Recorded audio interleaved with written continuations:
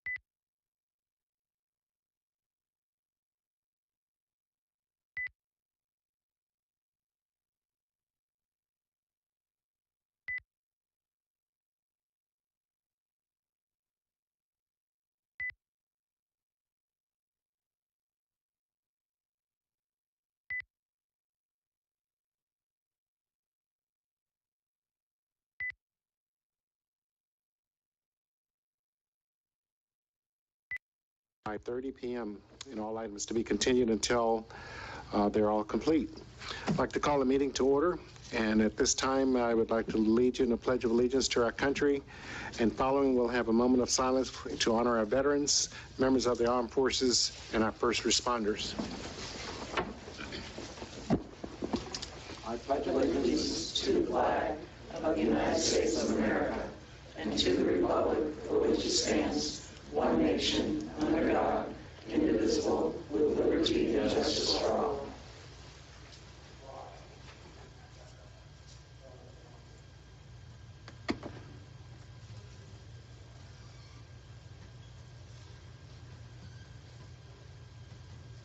Thank you.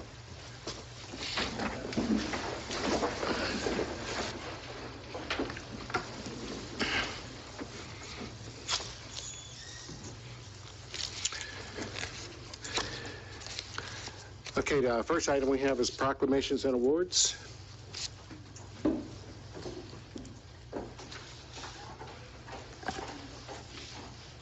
Tom? Yeah. Okay. Mr. Gillen, would you come forward, sir? Promise you're not in trouble. Head out the back door. Tom's father recently passed away, and he also had quite a bit of service in the military. And Chairman, this was kind of your idea, so you want to step up and tell him about it. I think a bunch of us rallied and purchased one of the last remaining plaques that go in Veterans Park for you in honor of your father and his service. Tom is an incredible person and an incredible employee.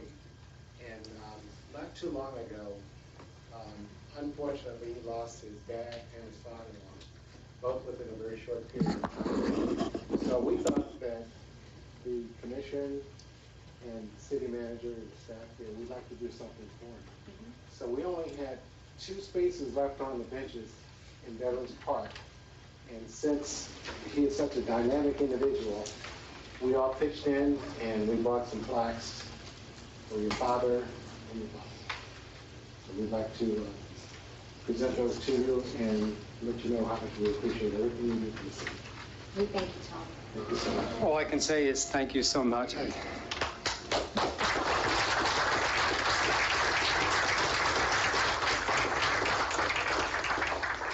had offered to buy you a Superman shirt, but I thought when I talked about him and the other committees of the commission, we thought this was better. No, this is great. I'd say more, but I don't think I can get the words out. And it was, actually Commissioner Sherman had brought it up some time ago, and it just kind of, we all just kind of got together and said, you know what, we can do this.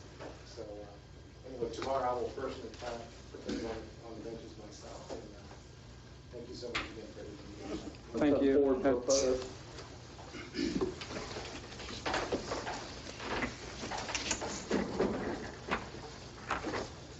Oh, I didn't know if you were staying down there.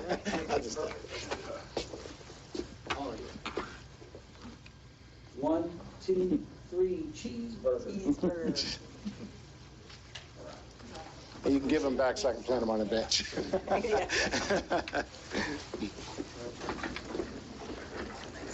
Why don't you let him take it home and show his wife? Hey, Tom, why don't you take those home? You can show them to your wife and you bring them up tomorrow or something. Love to do that. Okay? I have a box over there. You can put them in if you like. That was nice. Yeah. Thank you, Mr. City Manager and Commissioners, Mayor, and everyone for doing that. It's great, great honor to do that.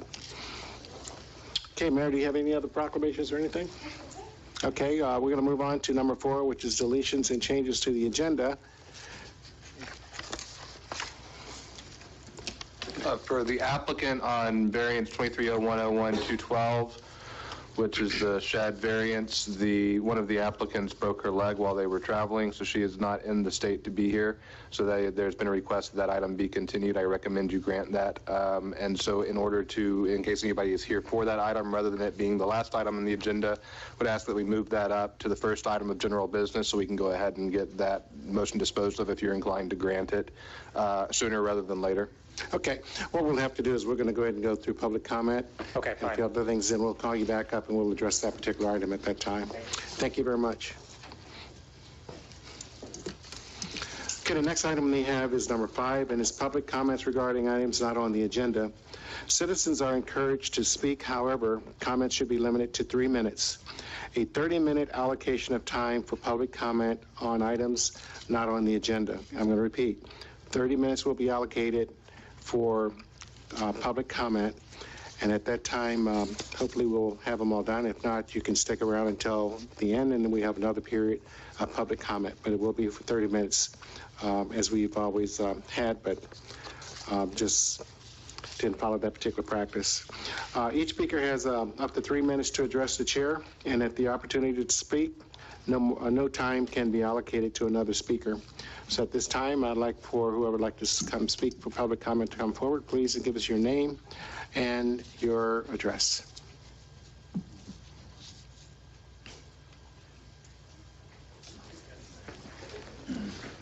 Bob, excuse me, Bob Cunningham, North 10th Street.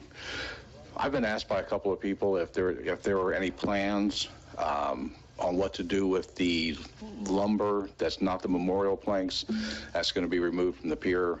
Will that be available to the community for them to do any type of projects that they so desire? Will it be sold or will it just be thrown away? So I'm just kind of asking a question to see what's going on with what the thought or plan is for that, for those people that have been asking. Thank you. Okay, sir, thank you very much. Anyone else?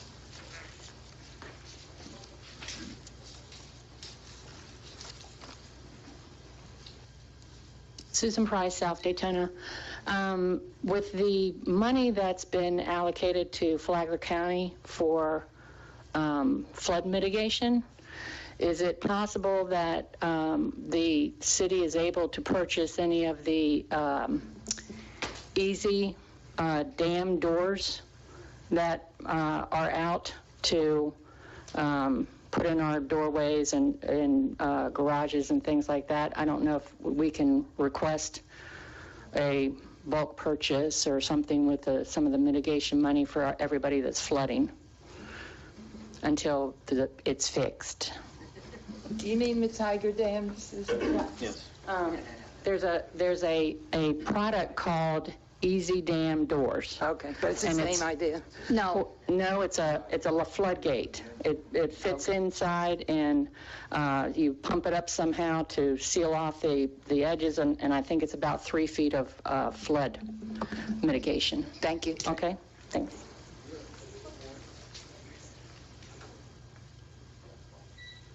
Anyone else? Okay, seeing that we have any other speakers, we'll bring it back to the commission. Excuse me. Okay, we're going to move on to the consent agenda. Approve the regular meeting of the minutes, January 12, 2023. I'll make a motion. We approve the minutes of the January 12th meeting. Second. Okay, I got a motion and a second. I'd like to open this up for public comment. If anyone have any comments regarding the consent agenda? Seeing none, I'll bring it back to the commission for a vote, please.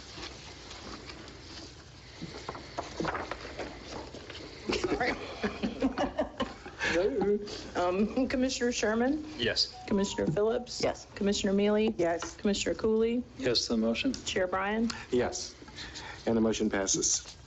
The next item we have is to move on to general business, and at that time, we're going to take on number 14. And this is the variance request 230101-212.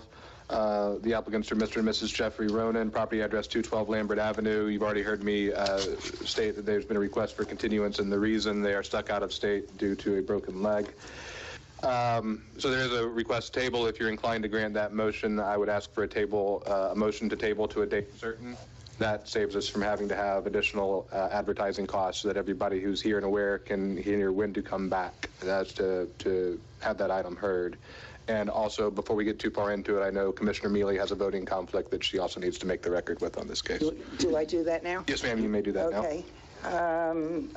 I'm filing a memorandum of voting conflict because I live across the street and it could affect my property values, so. And so depending on where it goes, I have his motion to table. There probably won't be much discussion, but Commissioner Mealy is welcome to participate in the conversation. She just can't vote on the final resolution.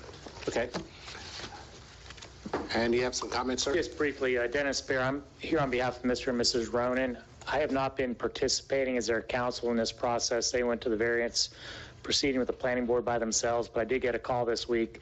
Unfortunately, Mrs. Ronan did have a severe break in her leg, and they're not able to travel back. She has to have additional surgery next week out in Colorado. So it's a pretty serious situation, and I'm not sure if just postponing it for 2 weeks is going to be sufficient. I would request 30 days. There's kind of a companion case that goes along with code enforcement that we had a hearing on yesterday, and that got pushed out 60 days. So that will give us hopefully sufficient time to get this issue resolved. So what's the date of the second meeting in January? Or March, February. Or February? 25th? Question for Drew. Yes. Wouldn't we just make it for next meeting and then at that time We then could, push if it? we know she's not going to be back, we might as well set it for a later date so that we don't have to do the same thing over again, because she's having surgery next week.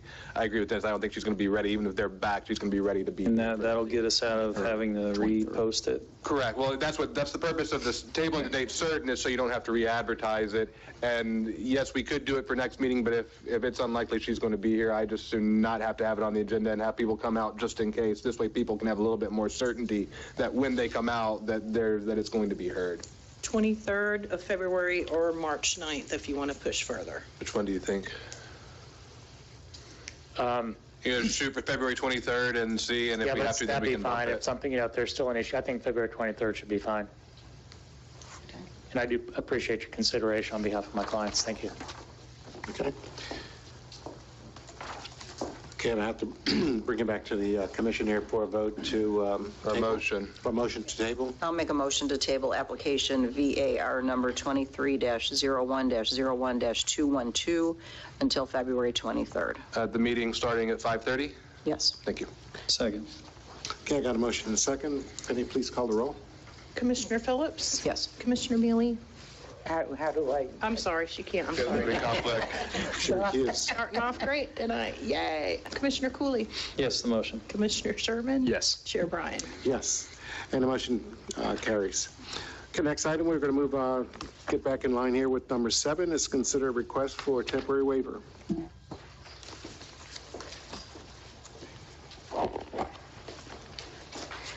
I know the applicant's not here yet. She's trying to make it here.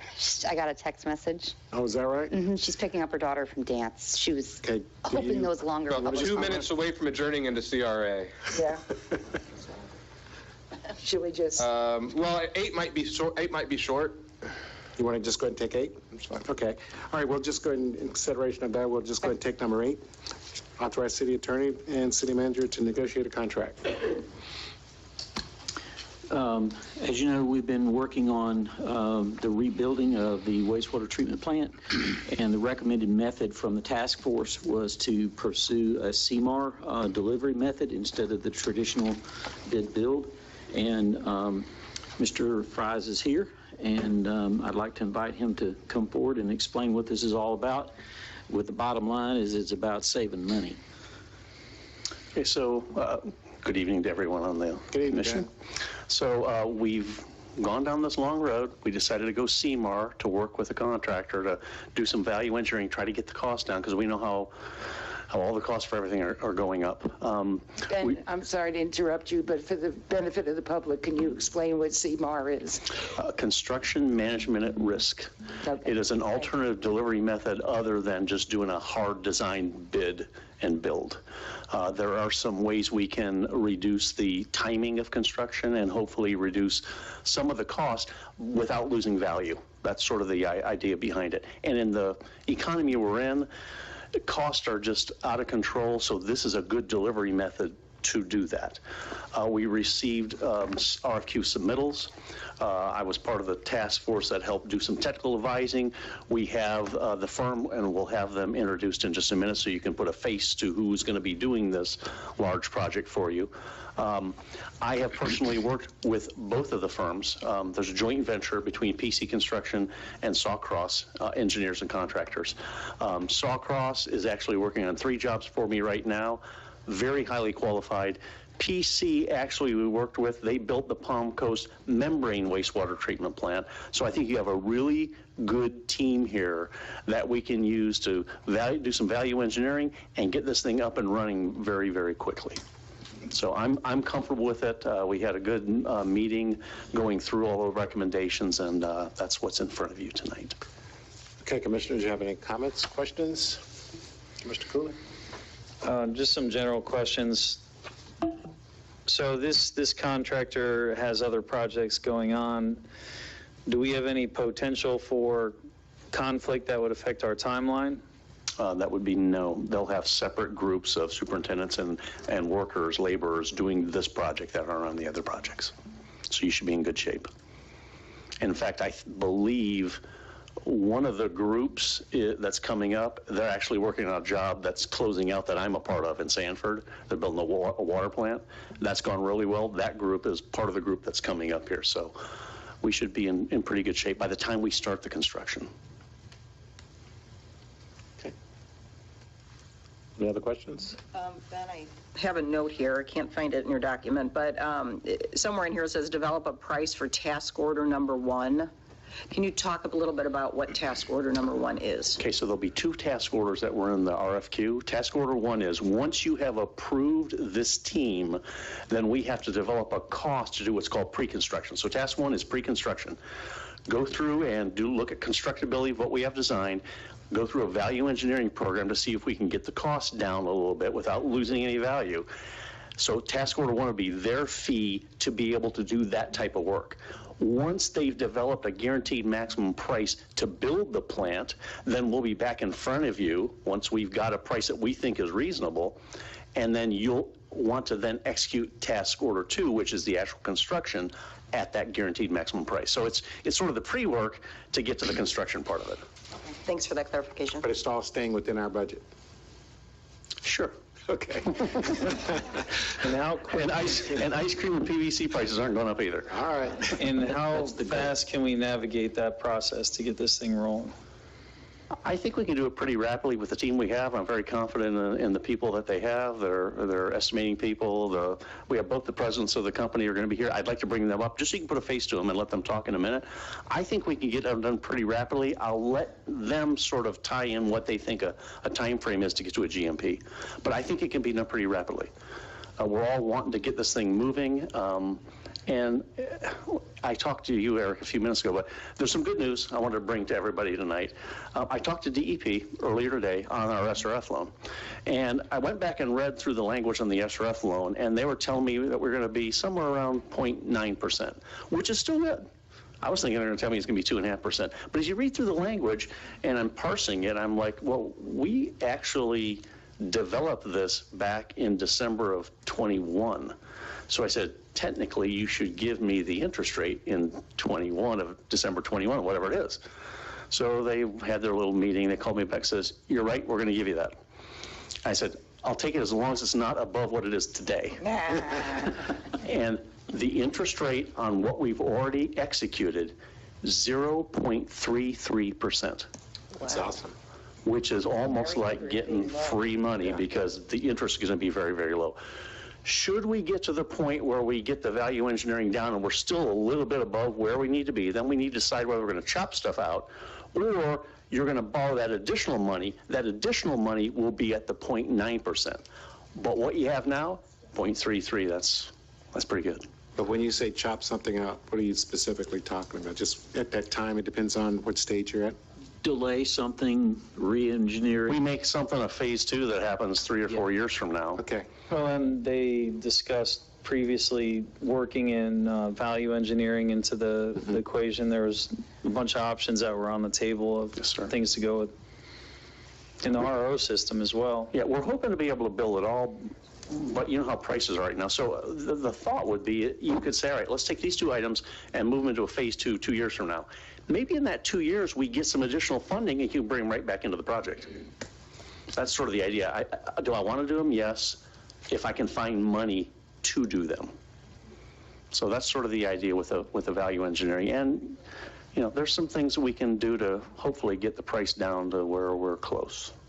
I can tell you, you know, this has been a long process, but you've been awesome, you know, as far as being transparent, finding money, and helping us through this whole thing here. So we're going to try to get you some money from the Water Management District next week. Sure.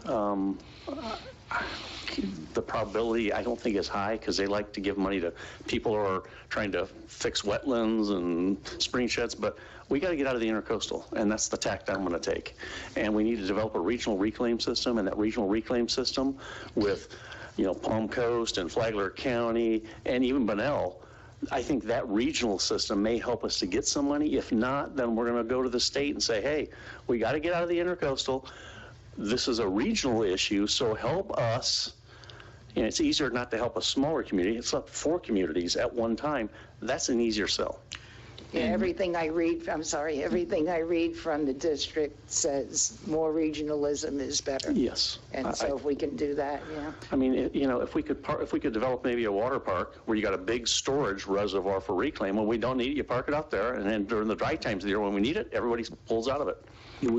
We worked with Flagler County. They hosted a meeting a couple of days ago. City of Flagler Beach was there, Bunnell was there, Palm Coast was there, and we all agreed that that was a good approach. And guess who also I invited to the meeting? St. Johns River Water Management District was sitting there. So the ball is already rolling. How quickly can we make it happen? I don't know, but the concept is there, and we are trying to take that approach to gather extra resources. You can apply every year. They have money available. We'll try now. As we're in construction, I think, and maybe some more development is done with the other partners, that'll open up a little bit more, but you don't get money if you don't try for it. Mr. Cooley? So Ben, originally we had just wastewater treatment plant, and then as we went through the process, RO got kind of lumped into it when it originally wasn't part of it. Is it smart to keep RO as kind of a phase 2? Because it's not, even though we got to get out, it's a different sense of urgency on that? That is correct. Right now, the treatment plant that we're about to construct does not have the RO. And even if I could get it built tomorrow and turn it on, you can't use the water because there's too many chlorides in it, which is why we either have to figure out how to get the chlorides out, which is slip line everything and maybe replace laterals, and that could take 10, 12 years to do that, or let's put a little small RO skid in and get some of it out, enough to be able, we can get the chlorides down enough so we can use it and not kill everybody's ornamentals or grass. And RO is what? Reverse osmosis. I know, I just want to make sure. We're throwing a lot of acronyms around. Okay.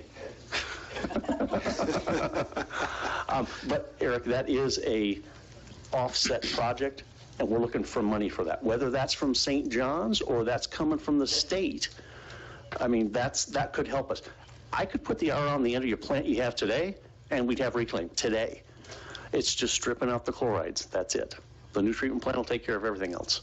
Well, and that would give us time to get the funding, Yes, you know, sir. via grants and all, versus tying it to a strict timeline, like what we're going to do with wastewater treatment plant. Yes, sir. Yes, sir. Because not only do you have to take the chlorides out, now we have to put a pump station in to pump it away, and then you got to put lines in the ground to get it to wherever it's going to go. So that's a whole another pool that we got to work through, and I think William's been working with the state to help us get some funding for that. But if St. John's tells me they'll give me money for an RO and a pump station, we'll put it in. Free money is free money. Okay, any other comments? If I could just a minute, I'd like to introduce the group, because it's one thing to say we're going to spend all this money to build this plant. I like putting faces to things, and if you don't mind, I'm going to have them come on up. Again, this couldn't be a greater group that we've got available to build this plant. I've worked with both sets of teams. I just want to have you put a face, let them say something for a minute, and at least you'll know who's going to be building your new plant. Good afternoon. I'm going to try to keep it within 3 minutes. No. I'm Wayman Pardue, the Vice President of PC Construction. I've got 46 years' experience building nothing but water and wastewater treatment facilities. And I've been a Florida resident for 19 years. I currently live in Ponte Vedra Beach. To answer Mr. Cooley's question, PC does not pursue a project unless we've got the resources to do the project on time, safely, and within budget. I commit to you that the people that we have submitted on our proposal are ready to get started as soon as we can get a contract. And if that could happen tomorrow, they'd be there tomorrow. That is my commitment. You know, the construction industry is very challenged right now with supply chain issues. A lot of people are overcommitted.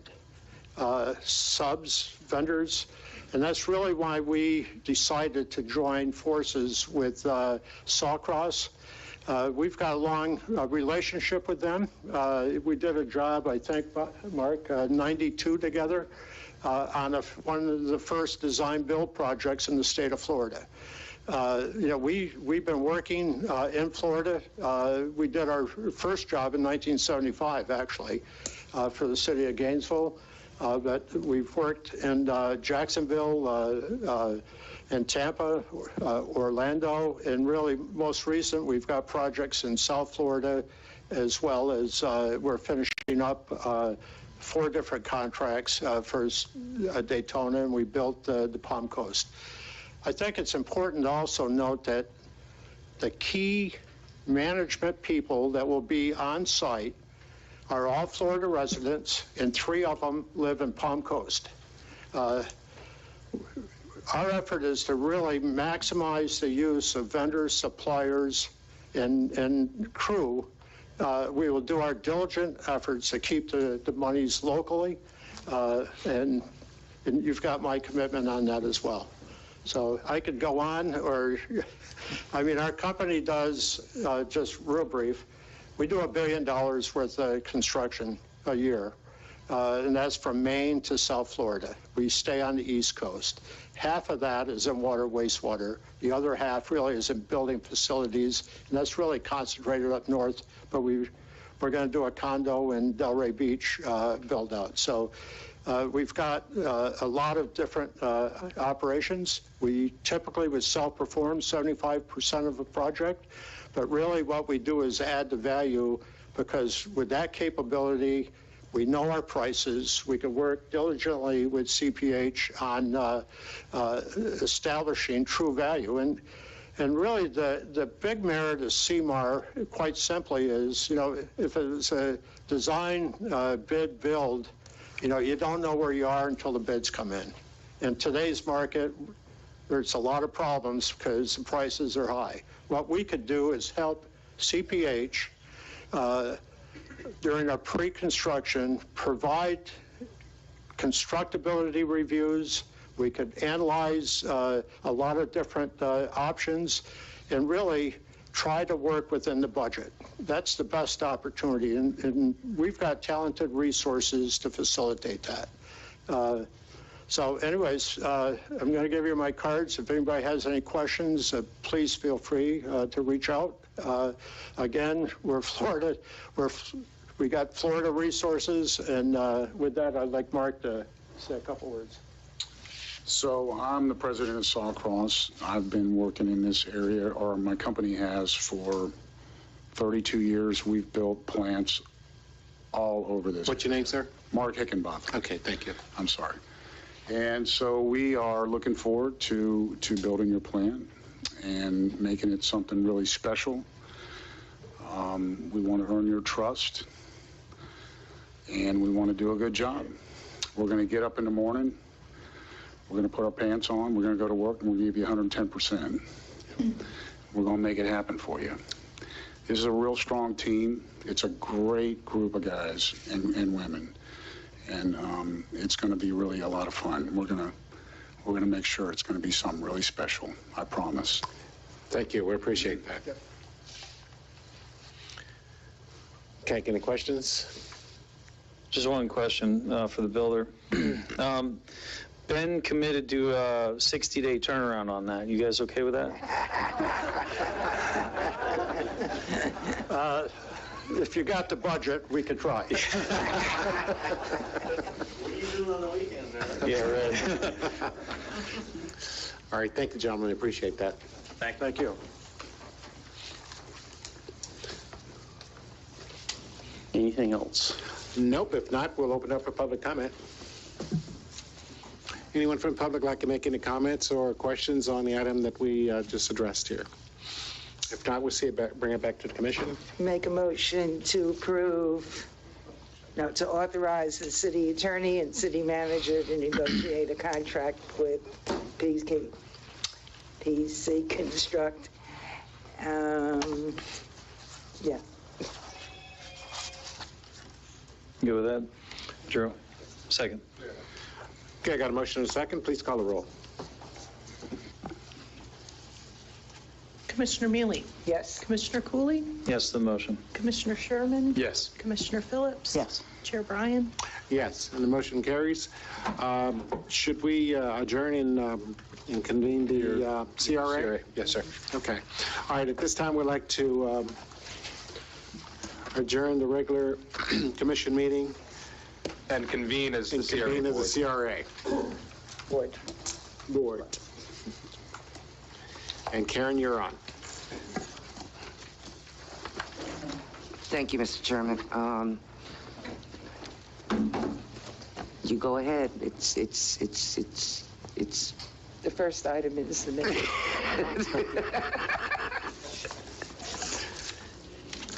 There it is. Okay, the first item is call the meeting to order.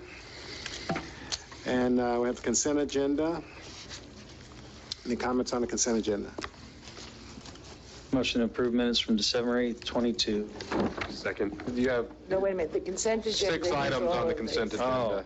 Oh. So this, for the benefit of the public, I'll go ahead and read these. The 6 items, or the 5 items, excuse me, on the consent agenda are approval of the minutes from December 8th meeting, approval of a small redevelopment grant application for 602 South Central Avenue, approval of a small redevelopment grant application for 709 North Ocean Shore Boulevard, approval of small redevelopment grant for 306 310 South Ocean Shore Boulevard, and approval of change order number 1 for the downtown decorative lights replacement project, allowing additional time for completion due to materials delay. Okay, any comments on the consent? We'll pull 4. We're going to pull number 4. Any other items? Okay, seeing none. We open it up. Motion to approve. Public Sorry. comment. Sorry. Okay, we open this up for public comment. Anyone having any comments on the consent agenda, please come forward, give us your name and address. Seeing none, we'll bring it back to the commission. I make a motion that we approve the consent agenda items 2, 3, 5, and 6. Okay, I got a motion and a second. Second. Okay, please call the roll. Commissioner Cooley? Yes, the motion. Commissioner Sherman? Yes. Commissioner Phillips? Yes. Commissioner Mealy? Yes. Chair Bryan? Yes. The motion carries, and we'll move on to number 4. Okay, so the reason why I pulled 4, just had some concerns, and I wanted to pass it by y'all. So this particular property is a newer property. It's a recent build, functions as an Airbnb, large 3-story. So my concern with this is the goals and spirit of what we should be using these funds for. You know, we should be addressing blight. We should be making properties that are dilapidated in nicer condition or improve homes and businesses. To add decorative landscape lights that will, in all reality, probably have a very short lifespan, being beachside. I speak from firsthand experience on that. To this particular, I mean, this is a brand new property. I think it can be debated if that's going to add value to the CRA. Will it be a little bit nicer? Probably, but is it going to add value to the CRA?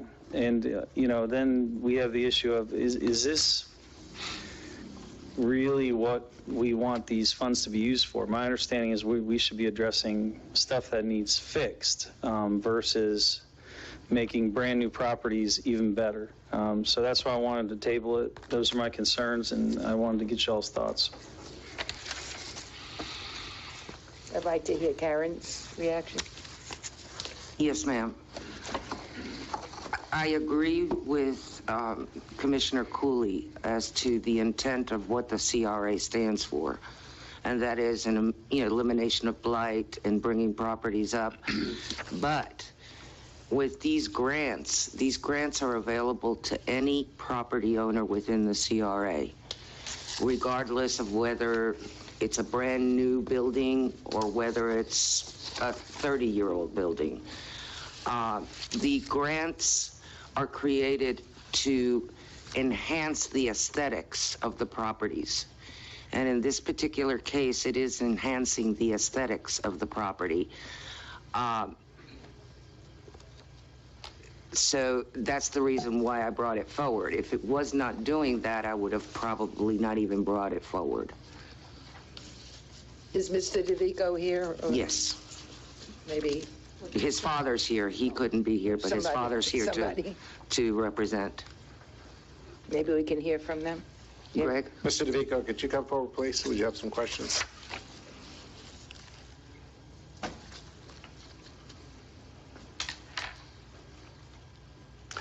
Okay, I think you give us your name and address, please. Greg DeVico. And I'm a city resident and a business owner in town. We own the Villa Apartments. And this is our son and daughter-in-law's home. In regard to the lighting, there were some questions about the aesthetics.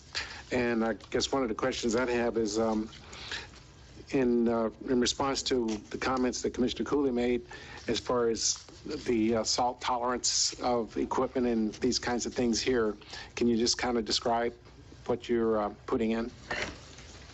There are pictures of where it's going to go. It's being done by a licensed and insured contractor.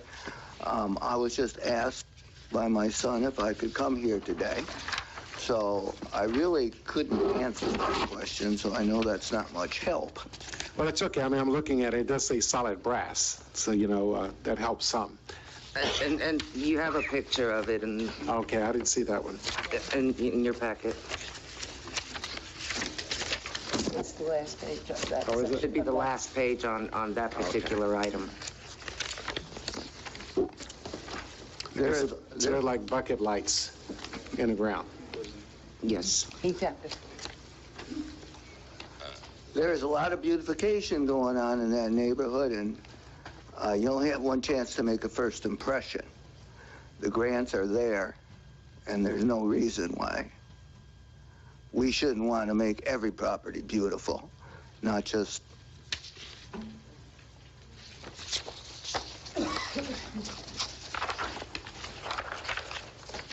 Okay, any other questions, commissioners? Yeah, I don't think we've ever considered the age of a property or how long ago it was fixed up. I don't think we've ever considered that before. We just look at the overall, is it better for the CRA in general? Well, I think, it was a valid question if you're looking at dollars and all, but, based on the CRA director's explanation and the interpretation of what it's intended for, I mean, I don't see a problem with it, but I think the gentleman had a very valid point, especially when we're talking about fixing up places around the city, new or old. We certainly have a lot of them that need to be fixed up, so. So, can I ask a question? Sure. Karen, so are we looking at a front yard, backyard, or just front yard? Only. Any other discussion? Nope. Okay, we're going to have a motion. Public comment. I'm sorry, public comment. Any public comment on this particular item? If not, we'll bring it back to the commission for a motion. Motion to approve item 4 on the consent agenda. Second. I got a motion and a second. Commissioner Cooley, No. Commissioner Sherman, Yes. Commissioner Phillips. Yes. Commissioner Mealy. Yes. Chair Bryan. Yes. And the motion carries with 1 no. Okay, move on to general business. Number 7, resolution 2023-0. Resolution 2023-01, a resolution by the City Commission sitting as the Community Redevelopment Agency, CRA, of the City of Flagler Beach, Florida, approving the application to the Land and Water Conservation Fund program for the Wickline Park Playground, setting aside the required local matching funds, providing for conflicting provisions, and providing an effective date. Okay, any discussion, commissioners? I'd just like to note that the public advertisement that's required as a part of the grant application was placed in the paper. Karen, can you talk a little bit about why we were not awarded the FERDAP grant? Yes, It's very ma'am. disappointing. I know, I was very disappointed too. We just didn't have enough points. We did not reach whatever threshold they have where they actually consider them. And I actually sat down and went through the application with the state, and they gave me a couple of pointers. The biggest one was we only were going to replace the playground. If we had added maybe a couple of picnic tables, we would have gotten a heck of a lot more points, you know, which I'm planning to do on this one. And the other one was there was, I missed it. It was my fault. They requested for a narrative as to explaining how we're going to maintain it, not just our organizational chart. And I missed that one. So that's what brought our points below. I mean, we were close, but we just did not have enough points.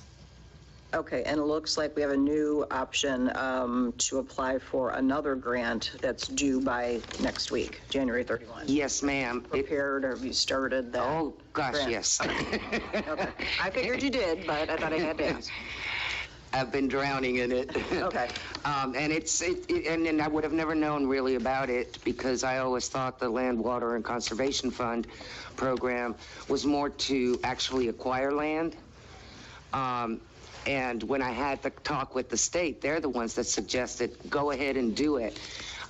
It's a little bit harder than the FERDAP grant because you have to follow certain federal guidelines and provide certain maps, flood maps and all that kind of stuff.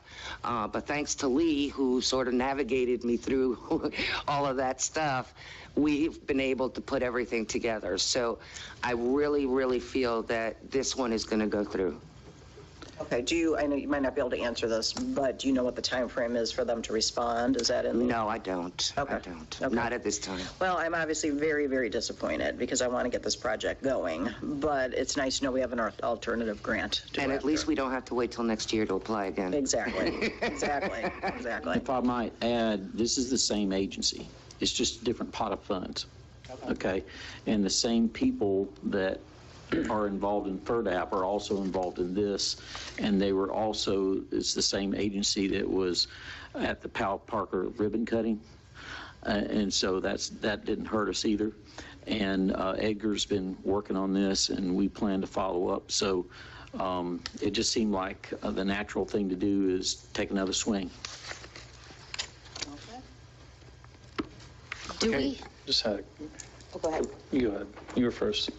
Do we have a plan if we do not get this grant? This park has been in disrepair for many years, and we've had lots of town halls, and the kids have come forward, and they've really talked about improving this park, adding shade to it. The slides have been requiring tetanus shots to go down them. And I'd like to just know that we can almost start planning ahead for in case we don't receive this grant. And we don't know how long it's going to be. Maybe we can find out that window. I will find out that window. Okay. And, you know, usually it's probably going to be at the beginning of their fiscal year, which is July. Okay. So I'm not sure. I don't want to give you the wrong information, Okay. but I will find out, and I will go ahead and email everybody and let you know. Okay, thank you. I think we also budgeted money for parks and maintaining them as well. I don't remember the number off the top of my head, but I know that has probably been underutilized this It year. was 50,000. It was a substantial amount. And I think the only thing we've done is just some general repairs and a little bit of mulch. And so there are things that I think we could do. Right, and during commission comments, I'm going to talk about some things that we can do, starting with Silver Lake Park. And the comment I had was, if I remember this conversation correctly, we didn't get too deep into the weeds on the design of this park because there was a lot of questions about it, but this $340,000 is basically a placeholder to get through the process, and then we can button up the design and eliminate because there was some concerns about the design and changes and small things, but we kind of let that go because you don't want to talk about something if you can't afford it. It's kind of how it went. But I just want to make sure we were all on the same page with that. Yes, Commissioner, that's correct. Okay, any other comments?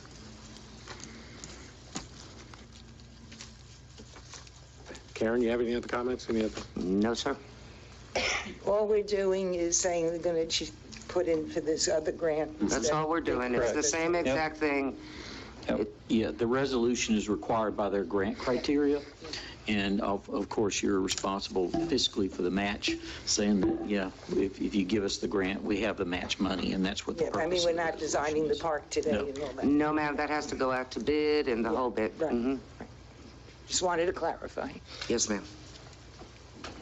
Okay. Is this resolution number correct? 2023-0? That is the... 01? 01. 01. Okay, so our agenda's wrong, okay. Yeah, That's right. 01 allowing. Okay, if we don't have any other business, do we have a motion? I'm sorry, I do have. You're fine. Okay, I talked to Karen briefly before this meeting. During the last commission meeting, when you were not here, there was a discussion about the state of the bathrooms over at Wickline. No toilet paper, no hand sanitizer. A resident had to go in and fix on their own dime the actual doors. And so I just want to make sure that somebody's going in there and cleaning it and making sure that the supplies are there and everything is functioning. I will make sure that gets taken care of. I was not aware. And it was the one of the pickleballers, because they use it quite often, mentioned it to me. Okay. The second thing is 8th Street and Central. We talked about, there's one of our parking lots, there's a trash can. It's just a tippy cart. Had a resident ask if we could put a nice garbage can. I'm looking into garbage cans for the CRA right now. Okay. I just have not come down to the exact nitty gritty. And before I even purchase them, I'm going to have to bring it before you guys anyway. Okay. Okay. And then my last thing is I'd had 2 residents talk about just kind of the general state of the CRA. They feel it's dirty, that there's, nobody's going around the CRA and, cleaning up. Are there maintenance people? There's garbage on the ground, et cetera, sand on the streets. So it's just something I wanted to mention and have you. I'll look into it. Address. Okay. Thanks. We were actually On the resolution. on the resolution. Okay, this is a public comment on this particular resolution. If you have any comments, please come forward, give your name and address. Okay, seeing none, we bring it back to the commission. A motion. Motion to approve resolution 2023-01. Second. Okay, I got a motion and a second. Please call the roll, Penny. Commissioner Sherman? Yes. Commissioner Phillips? Yes. Commissioner Mealy? Yes. Commissioner Cooley? Yes, the motion. Chair Bryan? Yes, and the motion carries. We don't have any other business. If I may, just briefly, I'm going to request another special meeting for the second meeting in February. There are some financial and budgetary issues that we need to do some cleanup on. And handle it the same way that we did. You want to handle it the same way, or do you want to have it right before the... I think handling it this way is fine, Commissioners. Okay, we have a consensus. We'll do it the same. Have it scheduled for 5:45. And this time I'll look. Yes. I was here at 4:30 because my calendar said 4:30. Would it be helpful, and I think what we can do on that is we can maybe merge the two agendas, Penny. We can actually fit CRA into commission. That way it's a little bit more clear. You have one agenda, one time to show up, and maybe it's a little bit clearer for everybody. Sure. Less confusing. Just get with me, Penny, on the next agenda, and I'll walk you through that. Okay. Commissioner Cooley. Just before we close, comments about CRA. So for the park, two questions. Are the lights finally fixed? Are those done, all of them? And then the second comment is, did we get all the electrical issues worked out for the farmer's market? I cannot answer that question because Tom Gillen's handling it, so I have no idea. Mr. Whitsitt. Yeah, the answer on number one is yes. I wasn't aware that there were additional questions or issues with the farmer's market. I know there had been in the past, but I haven't heard any concerns in a long time. So I'll get with Tom and Bill and see what's the deal there. But on the first one, the answer is yes. Is this on the outlets? On the tennis, on the all those overhead park lights. I know about those, So but they're not blinking anymore? To my knowledge, I was told by the staff that they are not. Okay. Okay. I saw breakers in front of the fire department today, so I was wondering if they had done anything further down the street. That was a different project, but. Well, I'm sure it was, but. But yes, we actually got the lift, the electrician, and the parts all in the same place. Oh, my.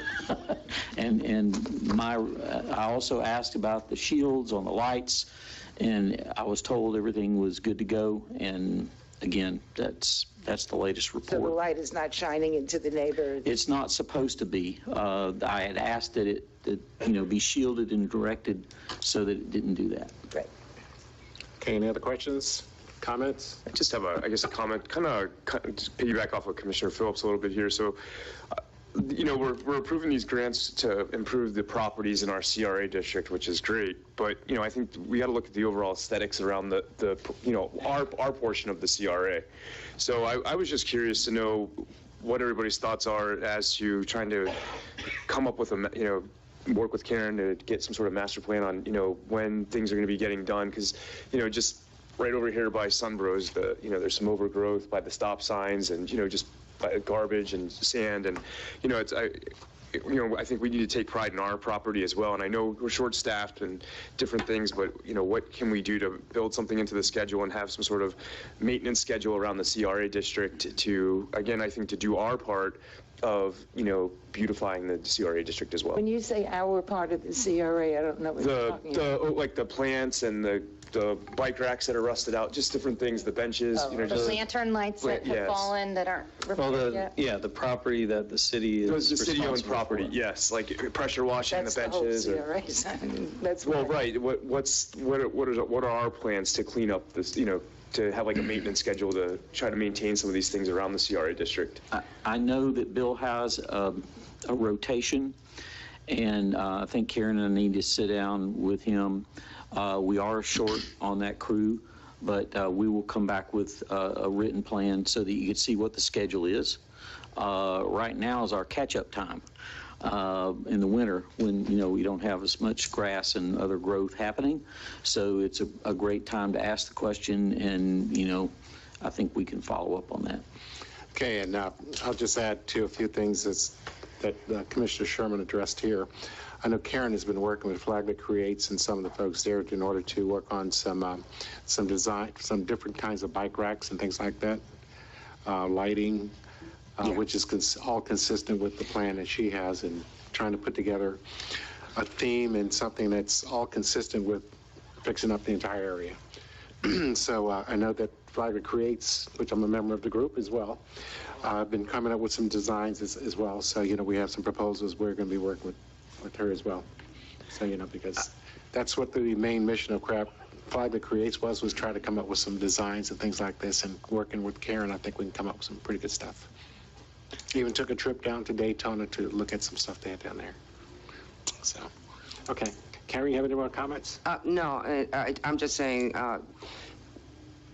it's been a long time since anything's been done in the CRA, so it's going to take quite a little bit for us to get back to where it should be. We are working on it. The light poles are going to go up, and those that are down will be replaced, and little by little you start seeing a transformation, and I promise you that. Could you do this? I mean, I'm not directing you, I'm going through the city manager back. Okay, so make it clear. But I think it would be helpful at the next CRA meeting that we have sort of a list of things that you're doing, because a lot of folks don't know what you're doing. You know, just like in the city itself, we see some blight, we see a lot of things that need repairing, and like, you know, we talked about before, there's a lot of stuff that's just been neglected for years, and it's taken a while to dig ourselves out of this hole. But there are things going on. If you could just list some of the things that you're working on, it would be nice. No problem. Be happy to do it. I think that'd be helpful to everyone. Mm-hmm. Okay, we have any more discussion? We got a motion to adjourn? Oh, you got something? No, I can wait till next. I saw your hand moving. Yeah. Motion to adjourn the CRA meeting. Okay. I'll second. Okay, I got a motion and a second. We are now adjourned, and we're reconvening as a regular commission meeting. And She's here. 7. Item number 7. Yep. She made it. Yep.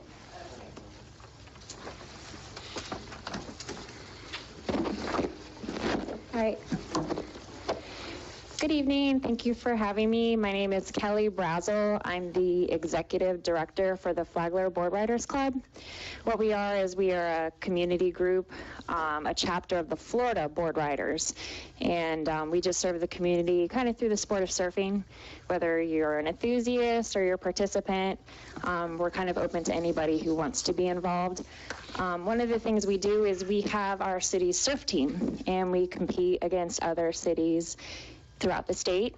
And fortunately, we've hosted 2 events, and the clubs love us. They love Flagler Beach, and they want to hold the state championship here. So Florida Board Riders has submitted an application to hold the state championship here on March 25th.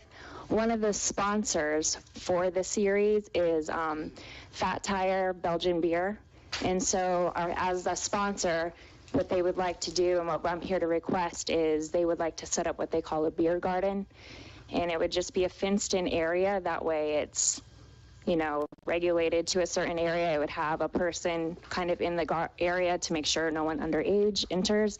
And it's just for sampling their product. You know, they're obviously a sponsor, and so they're looking to reach, you know, more people interested in their beer. So that is why I'm here, requesting that we could have Fat Tire there to serve samples. I have a question. How many people do you draw out of state that spend the night? Not out of, so we won't have anybody out of state because it's a state championship. I'm sorry, not necessarily out of the state, but out of the area that may spend the night. So it will be 5 teams. Mm-hmm. It hasn't been determined who the teams are yet, but right now, Jacksonville Board Riders, it would be very difficult for them to not make it. Another team is Space Coast Board Riders, so that they're all down in Brevard County. So those are probably your 2 furthest teams that right now are in contention to be in the state championship. Currently, Flagler Beach, we're in 2nd place, but we still have one more tournament. The other teams are probably St. Augustine, Daytona Beach, or New Smyrna. Okay, I'll tell you why I asked that question. And Commissioner Cooley and some of the others are familiar with the tourist development dollars? Yes, I'm familiar with it too. Okay. So, you know, on your application, if you could include something that shows how many people actually, you know, just doing a survey to see how many people you're actually having spending the night, you know, this would help with your grant application if you're going to apply for some TDC funding in order to help sponsor what you're doing. It's just a suggestion because, I mean, it seems like this thing is growing and it's bringing tourists and bringing people into the area. And if they're spending the night, that's called heads to beds, which helps, you know, with the tourist development dollars.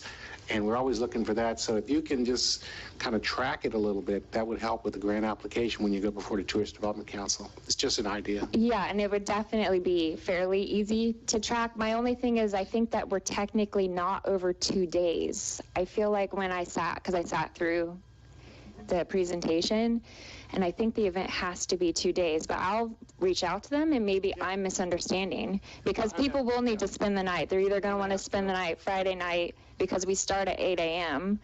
or they're going to want to stay here afterwards and hang out. They love Flagler Beach. I mean, there's no other beach where you... The reason I ask is Yeah. because, you know, until this past year, the Corvette Club always had vets at the beach. Mhm. You know, because I always participated in the last 20 years, whatever it was. And they had one night, I believe, because they would come in on Friday. They'd have a function out at the Hilton.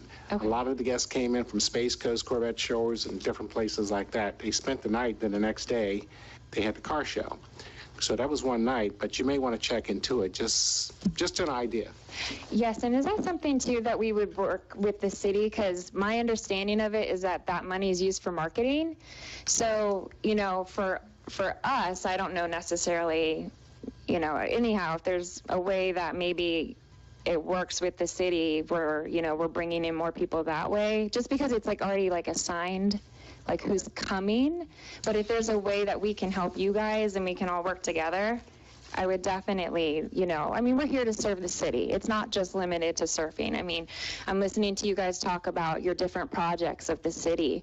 Please reach out to us. I mean, we have 100 members. If you had a project that you guys were working on, hey, we need someone to come paint benches. We need someone to come pick up something. You better be careful what you ask for. This guy will see that. Beach cleanup, Kelly. You just have to make sure that there's no contest already happening that Saturday. So, but We can work that. yeah, no, that's what we're here That's good to for. know. So, but anyhow, that's why I'm here today. We're hoping to bring this event March 25th, and they're hoping to have us again. They want to come back in October. So, awesome. No, you guys are a great city. Thank you for supporting us. So, Just to piggyback off what you were talking about, this particular event is of good importance from a TDC aspect, because not only do you have the teams that are competing in the state championship, but you also have all the enthusiasts that are spread all around the state who are also fellow Florida board riders, and it's a big deal, you know, to go to the state championship. So you get a lot of non-competitors coming into town too. So there's a good potential for a lot of, you know, room night stays. Great. Okay. I'm glad we said all that, but we're here to discuss whether we'll allow the alcohol. Like we got to work on whatever we can work on. I try to get dollars for that. So my question, you're Kelly, right? Yes, ma'am. Kelly, I know you said it, but the beer will be confined to the beer garden. Correct, and that was in take our their little sample and go.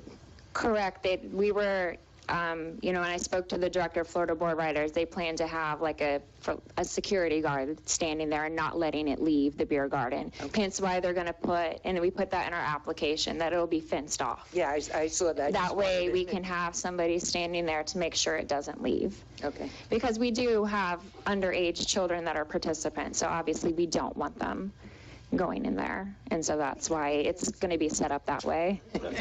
We'll have Red Bull on the other side for them.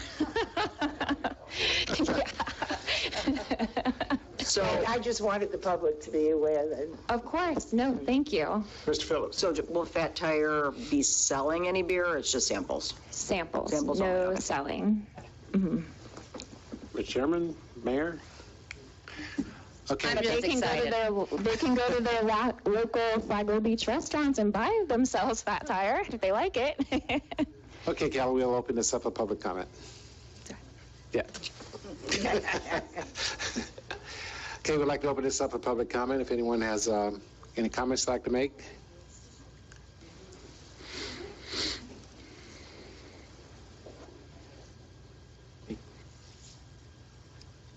Name and address. Robbie Roberts, 600 Cumberland. Hey, I lived in Ackworth, Georgia for many years, and they started an event like that a long time ago, and it's been nothing but good. It's done probably 4 or 5 times a year now, where different local brewers come out and have a beer garden event. Never knew of any kind of issue with it ever. Just my 2 cents. Thank you, sir. Appreciate that. Any other comments? Seeing none, we bring it back to the board for Motion to approve a request for a temporary waiver for a special event for the Flagler Beach members of the Florida Board Riders. Second. Okay, I got a motion and a second. Please call the roll. Penny? Commissioner Phillips? Yes. Commissioner Mealy? Yes. Commissioner Cooley? Yes, the motion. Commissioner Sherman? Yes. Chair Bryan? Yes, and the motion carries, and we look forward to your volunteerism. Oh, yeah, sure. Thank you very much. Eric will have it all over Facebook, I know. Yeah. And hopefully Sydney will be a participant. Just some random facts about the our local chapter of the Board Riders. They participate in multiple beach cleanups, and they had a heavy presence in every one of the heavy beach cleanups, the ones where we were hauling the wood off the beach. Yeah. And they were critical members for those ones. Nice. Awesome. Good folks. Thank you. Okay, we move on to the next item. And that'd be number 8. No, we already did that. Number 9. Number 9.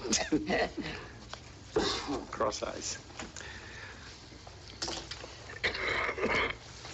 Who is that? City manager? And Yes, Lee. Oh, there's Lee coming up. Come on up, Lee. Kind of walk them through this.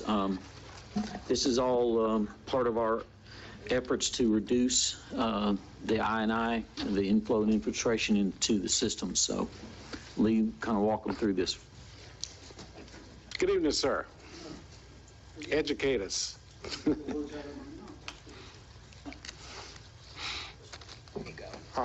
There we go. Number 9.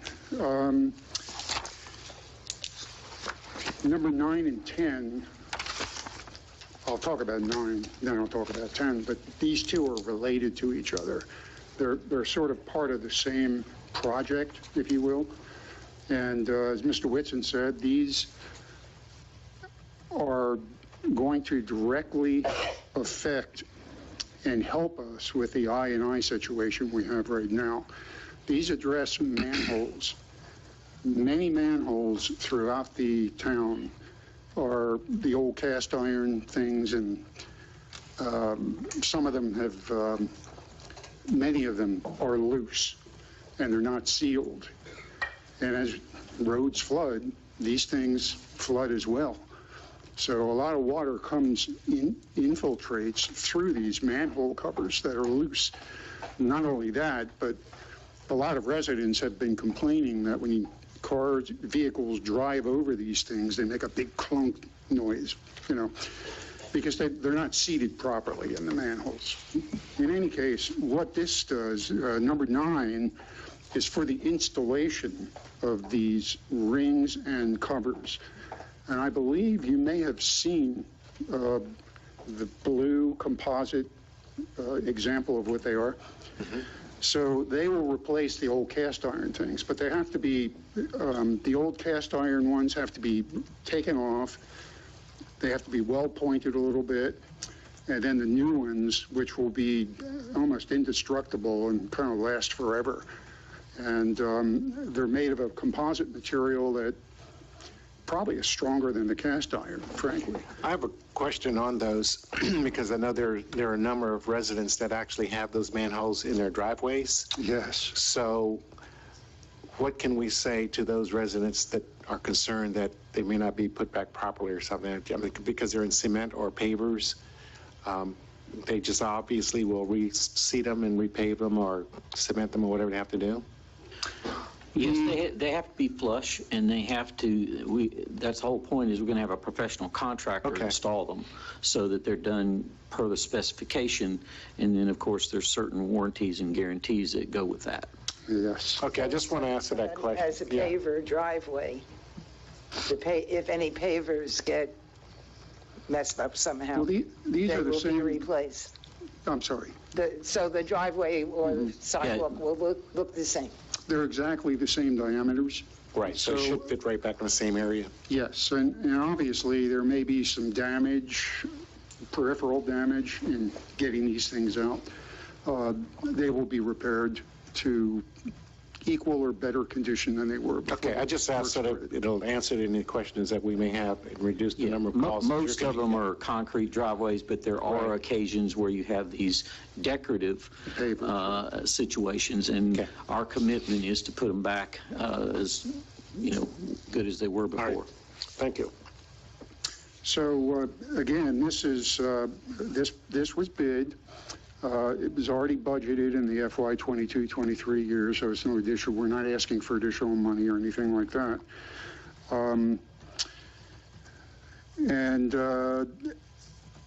The low bidder on this was engineered. Well, actually, what we decided to do to speed the process up was to piggyback it onto St. Augustine contract with engineering, Engineered Spray Solutions, ESS, and they've been doing a lot of the lining work for us in town. They're doing a very good job. If you recall, they lined some emergency issues we had with wet wells, and they performed very good. And if I may, just briefly, down below the manholes, a lot of times because the city is older, they're all bricked in, right, instead of cement. So they seep, they leak from groundwater that comes up and goes down. And this is a better method to keep from having that inflow and that infiltration, but we start with the top. Commissioner. When you and I met with Jennifer Cruz and some people from Lambert, and Jennifer and Vinny was there, they brought, that's what we're getting? Yes, ma'am. Okay, they brought sample manhole covers to the meeting. I thought we were going to have one here tonight, but I think... I thought we were too, actually. Vinny must have taken it out. He's probably waiting for the word to go. He's probably got him loaded up in his truck. He's in the back, but I don't think he has a manhole cover. He didn't bring it with him. You would have seen it. It's quite heavy. It's a two-part product, actually. And the actual covers fit watertight into the rings themselves, as opposed to having to put an O-ring or something like that in there. Yeah, since Vinny's here, come on up and just kind of explain this. I mean, I think that's important. Oh, poor Vinny. Come on up, Vinny. Come on down.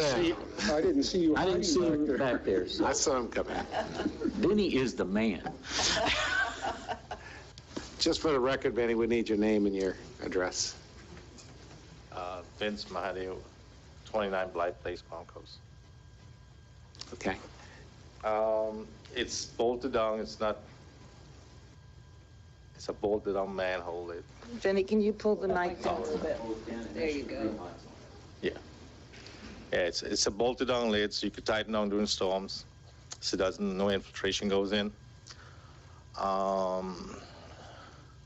The traffic bearings, you could ride on it. What else? And they don't, with the gases in the well, the metals stick together and you can't open it. It wouldn't happen with this. With the metal ones, you have to buy a catch pan to catch that water so it doesn't go in. You don't need this. You don't need it with this one. So it's like a seal. Yes. Okay. And you're going to target, I mean, we don't... Target all the low area. Yeah, we're going to target, we know he's been out there, he knows where the bad problems are, and we don't have enough. Survey. But this is a good running start on what we need to do. You kind of comment on that a little bit? Target all the flood low-laying areas, North 12th Street, Flagler Avenue, Palm Drive, Lambert Avenue.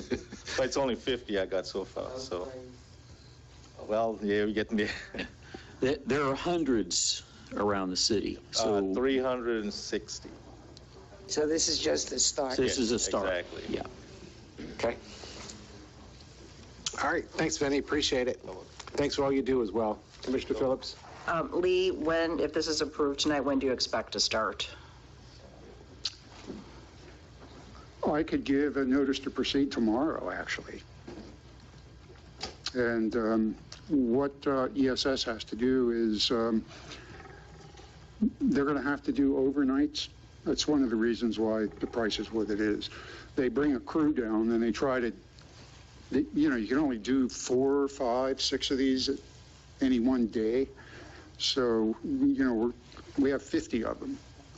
So it's going to take a while, but they have to schedule it. But they would be ready to start almost immediately.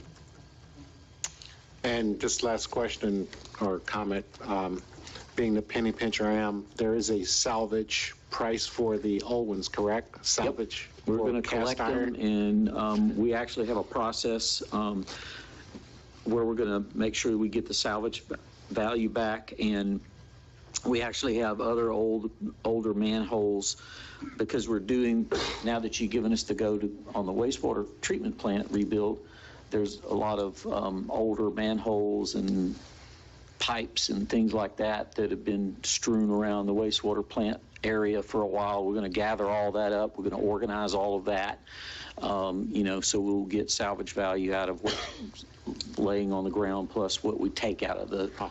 Awesome. Okay, I'm confused because 9 and 10 are different in the packet than they're reversed. So first we have to approve the piggybacking, and then which are we doing first? You're on the contract. You're on the piggyback contract okay. right now. That's number 9. That's this number 9, but it's number 10 on here. That's why I'm confused. My number 10 is number 10. We have another question, and Mr. Whitson, can we put out on our website somewhere where these manhole covers are going to be replaced so residents know, especially if we're coming into their driveway? Yes, I can prepare a map that will show, and once I get a schedule together, I can kind of add that as a graphic on the map. That'd be great. I think that'd be helpful. If yours is the same as mine, there's overlap, but my 9 matches my agenda 9. Mine too. Number 9 is the award the bid for the manhole covers. Well, that's in the amount of on here it says award the bid. That's why I say if yours looks the same as mine, because I'm just looking at mine. My item number 9 is award bid for installing 50 sets of manhole covers and rings. To On the agenda that I have, which is the amended agenda, number 9 is to approve the piggyback with St. Augustine, and number 10 is to buy 50 manhole covers. Number 10, and I understand. But what am I reading wrong? Because my number 9 in the agenda packet is award bid to ESS. You're looking at the same thing, Commissioner Miller. Yeah, ESS is the contractor for St. Augustine, and that's the piggyback. What you say, you're awarding the bid and then you're procuring the manhole covers. So there is some disconnect there, but it is the bid. The bid is first, and my agenda item matches my agenda. Okay. So I don't have another question until we get to number 10. I have a question. Sure. We're doing 50 now. I believe didn't we do 35 last year of this project? Manhole covers? Yes. And my question is how do we have a time frame for all 360 of the city, or just a scope of how long this project's going to last? What we have done is we budget a chunk of money, and each year, and it's in maintenance and repair, I believe, and utilities. And we do what we can with that amount of money, and then we move on to the next year. So it's kind of a carry through for future years until we get them all done. So it's basically simple math, 50 a year. Yeah. Till the prices go down. What's that? Let's see, 4 years, I think, 51, 52, something like that. Thank you. Okay, any other questions, comments? Okay, we open this item up for public comment. Denise Stride, Oak Place. So is there a dedicated list of who gets these 50 this year? I mean, how is that determined? How is that determined? And the second question before you answer this first one, what do they look like? Too bad we don't have a picture of them. In California, they were beautiful. They were decorative. I mean, they even put the address of the street numbers, like the 100 block or the 19th Street or whatever in each one. They were actually really attractive in California. Their manhole covers are great. But anyway, I don't know if they look like. So what do they look like? These are nice also. They're blue, first of all. And I think on the cover itself, is, there's embossing on Does it say there. Flagler Beach on it, or? Yes, it does say, I believe, Vinny, you're going to have to. So is it like our seal? Is it like the city seal? It says sanitation? We could pay the extra money and get the logo. We could. We bought the basic model, okay? Yeah. So, We didn't get the But Cadillac. is it like Flagler Beach city seal on it? Is it like the seal? No. Okay, all right. I thought the same thing. Tampa has a beautiful pelican on all of theirs. and I mean, thought they're they were so nice. Like really pretty, like, yeah, they had waves in California and flowers. We're trying to conserve money. All right, let's, So the list, though, how that's determined, that was my first. we'll put the list out, and we are targeting the areas that have the low flooding where we can slow down the I&I. That's the objective. Commissioner Cooley, please. Well, it sounds like there's a little bit of misinformation about what the caps look like. If you look at the last page of this packet on 10, there's a one-time setup fee for the nameplate City of Flagler Beach with a customized city logo. It's $1,350. So I would assume that unless that drops, they'll have the city logo with the name on there. That's what's in our packet that we're approving. Is there something different that I need to know? No, Next item. No, that is not part of it. We did not accept that. That was to make the mold for the stamp. So we didn't do that. Well, then why is it in here? Because this is what's on our thing to approve. I mean, we're on 9, but this is part of it. Was that an extra charge, Lee, to do Yeah, that? if you look at that, that's the total on the first page of that is 41,750 is on this page. The amount we're requesting you to approve, and the additional, for what you're speaking of, was another $1,350 for 20 of them only. Which we did not What get. you're looking at, though, is item 10 on the agenda. Right, but we're talking about the covers, and this is for the covers. So it doesn't matter the item number, we're talking about covers. Well, If you look I at, said at first that this is a two-part, they both go together. One's for installation and one's for purchasing them. If you look at the invoice, you have the front page of that invoice is for $41,750. That's what your staff has recommended approval of. And then the back side of that is the extra $1,350. But what your staff has asked for approval for is the $41,750 for the basic. And they've given you the option and the information there if you want to go above that, so you have that information in front of you. But what their request is the $41,750, which would be for the basic. But you have both sets of the invoices there. Does that help? A little bit. So it seems like a very small price to pay if it's only $1,300 added onto this project to have customized covers. It's not open yet. it's not open yet. But that's just for the one-time setup, it's just a setup fee, though. The $1,350, I don't think that's the actual, that's not the actual cost of embossing it on there, I don't think. We don't know. It's not in here. There are two proposals, I think. Now, it's at 13,000, will that be No, it's hours for the next, 1,300 for the for the setup. next 350 we have to do? Can we do one item at a time, please? But we're talking about the manhole covers. But it's not open for public comment yet. Well, you didn't end it. She spoke. We did have public comment, but that's with That's on item number number 9. 10. And number That's on 10 item is 10 then, with, but yeah. let's do one at a time.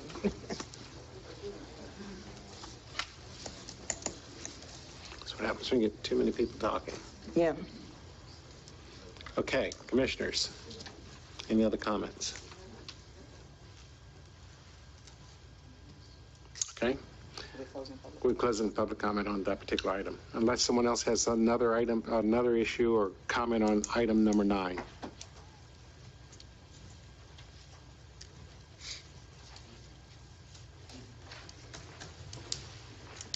So I guess I got 3 things to say. When I hear the word composite, it scares me to death. What is that? I know your name, but I just put a record. Oh, Robbie Robert, Okay, 600 Cumberland, All right. Flagler Beach, Florida, Thanks. 32136. $182,000 to put them in, 50 of them? Is that what I'm understanding? 182,700. So about $3,640 per each to install them? and 41,000 to buy the 50 of them, or about $800 to over $4,000 per manhole cover. And the life expectancy of that composite material, do you guys have that? It is composite, that's what we said. The life expectancy of that composite material? You might have owned a 73 Corvette. Remember what happened to the bumpers? Composites. I kept it in the garage. But anyway, go ahead.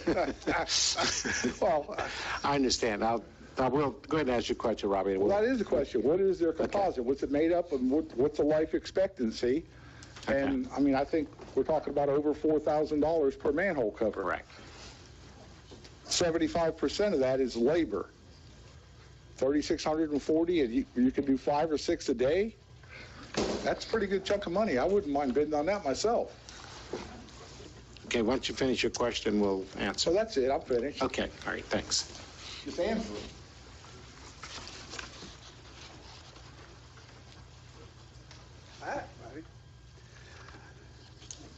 Paul Ike, 308 North Flagler Avenue.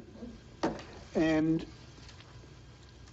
I have to admit that I've been listening to Commissioner Mealy because I'm getting quite confused as to which particular agenda item you are addressing right now.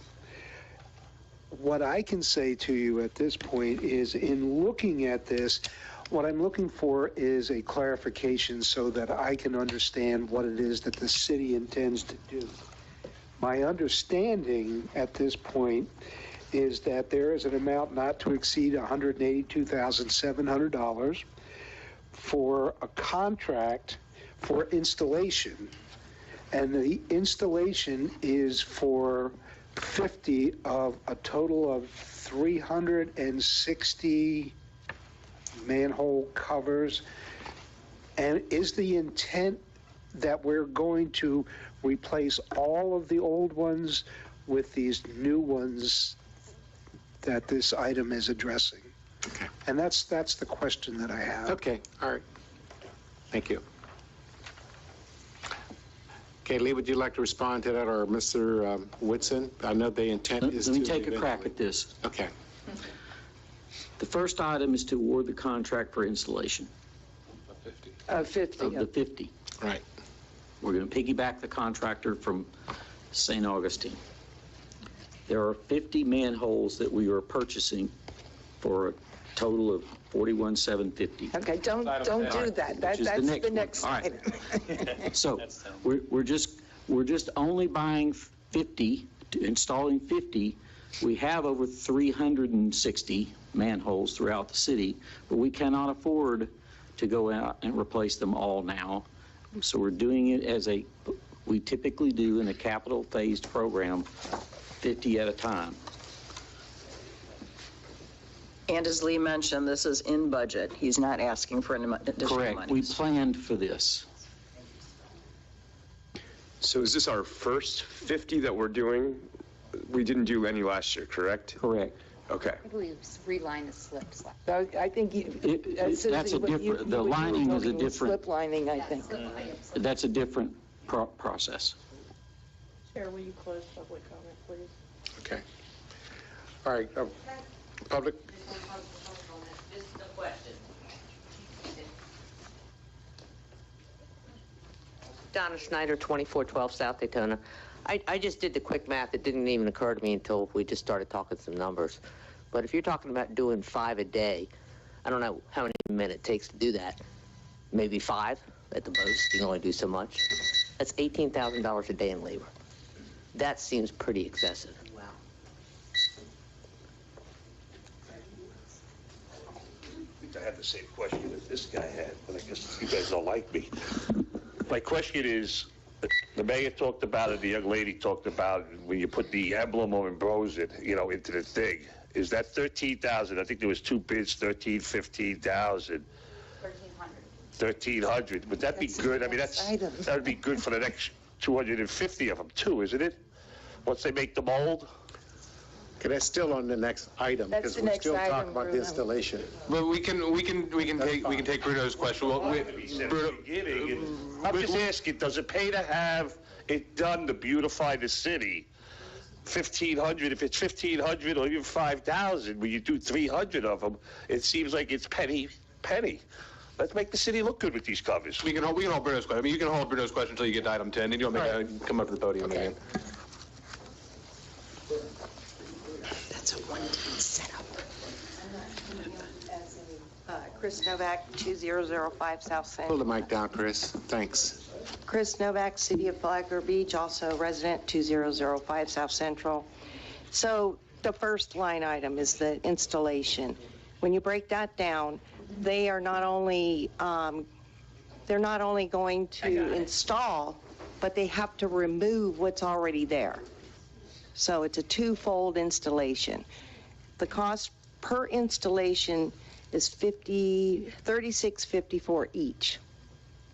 So when you break it down per location, that doesn't seem absorbent to me at all. The other thing is, I went over and looked at the product, and given the problems that we have in our city, the product is exceptional in my opinion. Number one, it does seal to the point where we won't have that. The other thing that it's gonna alleviate is when you drive down our roadways, you drive your car down, you've got manhole covers that are jiggling, wiggling, ready to come off. This would not be a problem with this because it locks in. It also has a sensor option that you can put inside the top of the manhole so that if the water levels come up, the sensors go off and alerts. So that's something that if we needed to look later down the line to do that with this product, you could. So I just brought over all of the specifications for those covers to Lee. And I think on the front page, what does it say about the lifetime? Right in the corner. 135 years of how long they've been in business. Yes. So as far as the adding of the city's logo and all of that on there, when we looked at it, we looked at that we have a lot to do in the city, and I understand that you want to go out, you might want to do that, but we got to make our money spread as far as we can. So I hope that clarifies some things. Chris? And the 1,300 was for what? Setup? It's for like a print setup. That's for the setup. For only. the setup only. Okay. Yes. All right. Exactly. Okay. I have a question. I'm still in public comment, I think. I'm not sure where I am. Any other comments from the public? If not, we'll bring it back to the commission for further discussion and a motion. My question was, if the setup for the mold is $13.50, what's the cost? That's item 10. Oh, okay, never mind. We keep it's difficult. We're talking about, we're going to put them in. All right, moving on. Okay, we're going to I just want to make a comment. We already budgeted for this. All we're doing with this is saying we're going to get 50 sets of them, and we're piggybacking on this contract. We already agreed we need to do this. We already budgeted $750,000 to do this. So why are we spending all this time? Because that's what you do when you're fiscally responsible, is you look at this stuff. We already budgeted. We already had this argument back. We didn't cover this detail. It was covered under a capital improvement spreadsheet. It had no detail. You're going to have an answer no matter what I say. So anyway, I am going to make a motion that we award the bid for 50 sets of sanitary manhole covers and rings to Engineered Spray Solutions. For the installation of. For the I said that, didn't I? You left out installations. They're the installer. We're not buying them from them. They're Installing. Drew, don't answer a question. Well, 182.7. I will second. Okay, I got a motion and a second. Commissioner Phillips? Yes. Commissioner Mealy? Yes. Commissioner Cooley? Yes, the motion. Commissioner Sherman? Yes. Chair Bryan? Yes, and the motion carries. We move on to item number 10. Yay. Finally.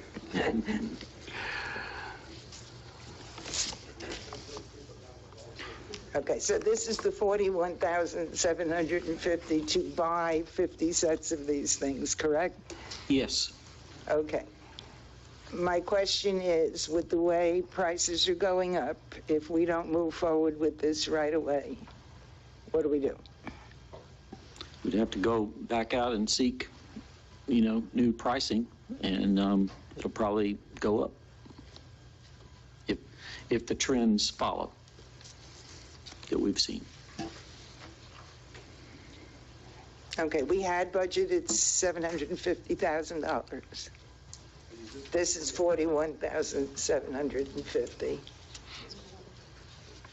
750 covers a lot more than just these.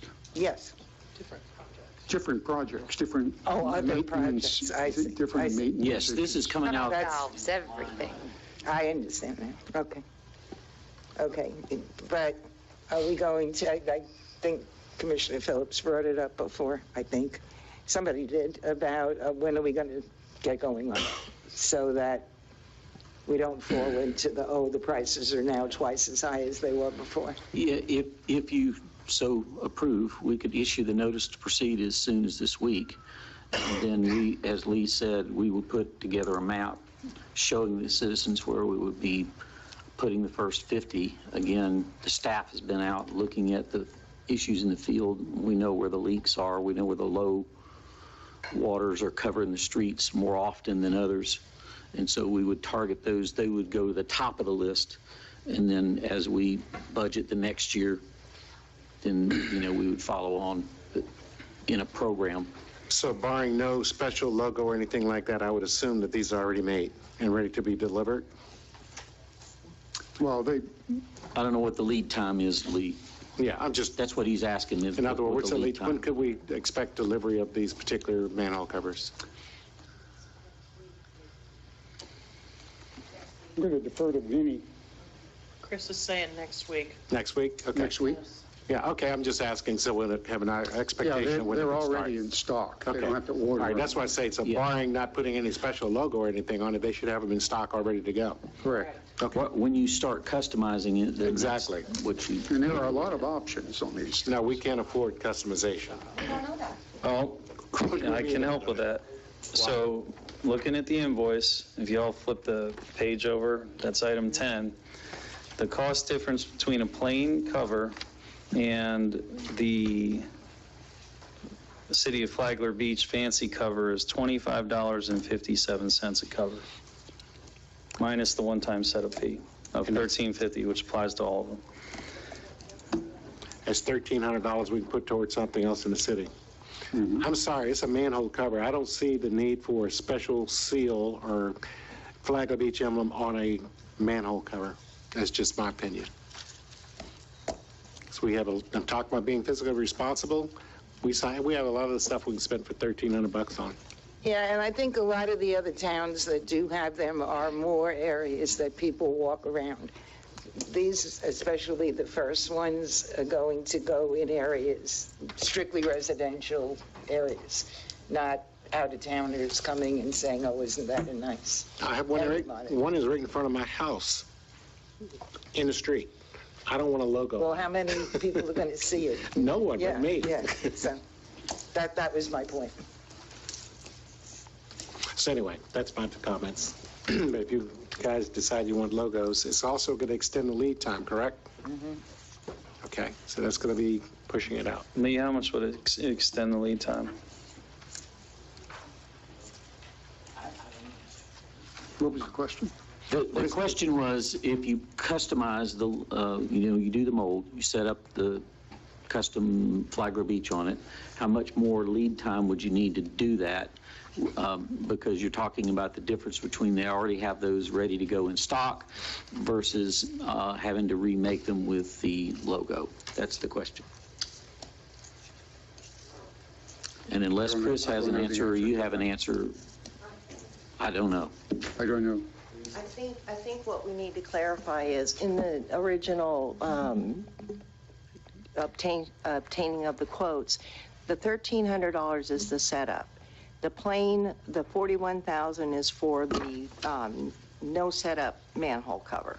The price for a manhole with our city logo on it, if I'm not mistaken, and I'd have to go back and look, I think it's an additional $250. The $1,300 is for the setup. For the setup. And then there's an additional cost on the manhole of about $250 to $300 additionally on top of the Per manhole cover. per manhole. Well, one of y'all needs to explain this invoice that's on the cover of 10, because Different company? That's the quote that they're not going with. That's Ferguson. Ferguson's doing it with the customized composite cover for $860 a cover. And it changes it from 41,000 to 44,000. It's right here. It's in the packet. Is Right, it's $44,000 for that's the cost if you put the logo on it. Correct. That's a $1,300 setup fee. That's including the $1,300 setup fee. It's actually $1,250 with the other company. You got to get the invoice in front of you if you're going to talk to us. Okay, we can go back and forth on logos all day, but, I think, we need to get a consensus as to whether or not we want to have a logo or not. And on that, I'd like to have a consensus or a vote because, we can be sitting here spinning our wheels all evening. I'm going to make did we have public comment on this one? I don't think we did. No, not on this one yet. So have public comment. Okay, public comment on this particular item, number 10. Please give us your name and your address. Steve Daly, 1764 Winthorne Circle. I just need to stretch my legs a minute, but real quick, I guess, one, no, you don't need to put names on it. It's a manhole cover. That's all they are. And I guess I'm trying to understand, I guess I just didn't understand what you were explaining. Is this manhole cover more functional than another manhole cover so we benefit, or is there a manhole cover that costs less that does the same thing? I mean, I have manhole covers for hundreds of years in the road, and I didn't know the new manhole cover made something better, is what I'm asking, versus what we cost. Okay. And Lee will explain. Go ahead. It's the pan underneath in the system. First off, you do not need a drip pan. That's out. Because these seal better. With the new one we're proposing, there's no drip pan. Secondly, and I'm going to read from the literature, they're ergonomically friendly. They are theft deterrent. They are non-conductive. They do not interfere with any signals. And most importantly, they're non-corrosive. So they last longer and all that. They last much longer. Okay, that's all I was wondering. There you are. Okay. Any other comments from the public on manhole covers?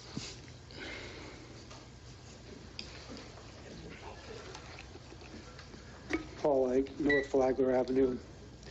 And again, just for clarification, I understand that part of this year's budget includes money for this project.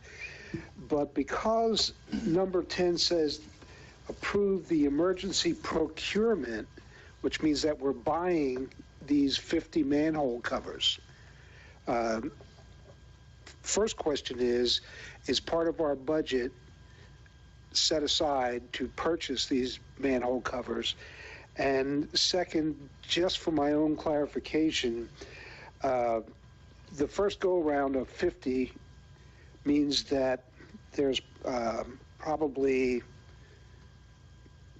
250 something left. About 300 that are still going to have to be scheduled in. And if there's no change in cost, looks like it's about $247,000 for manhole covers over the life of the project. And I just wanted to get clarification that I'm at least in the ballpark of what this is going to cost us. Yes, sir. Okay.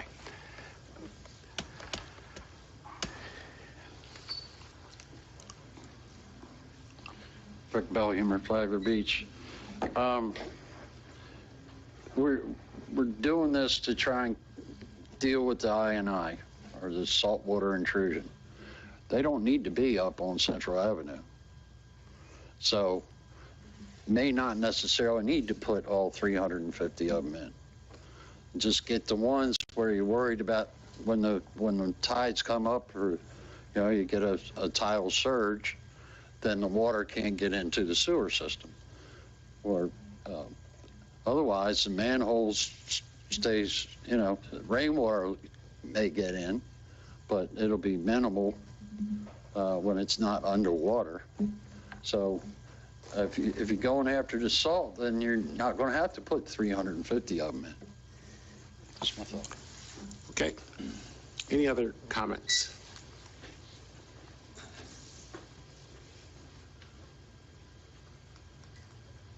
My name is David Thornton, and I don't hear too well. I was trying to figure out what's the price, what are we talking about? And kind of like a lot of people, I spent time in New York as a kid. When you play in a street, play street, and, play stickball, and you get two of your buddies, who are also 11 years old, and you could move the manhole covers so you could play basketball or whatever. And then you would put them back. And I'm shaking my head the little bit I could hear clearly. Whoever's going to charge to put manholes in, the holes are already there. New manholes, you get the old ones out. Like the other man said, I'm an old man, and I'd go for that job. And make a ton of money. So that's my only 2 cents on it, and good luck.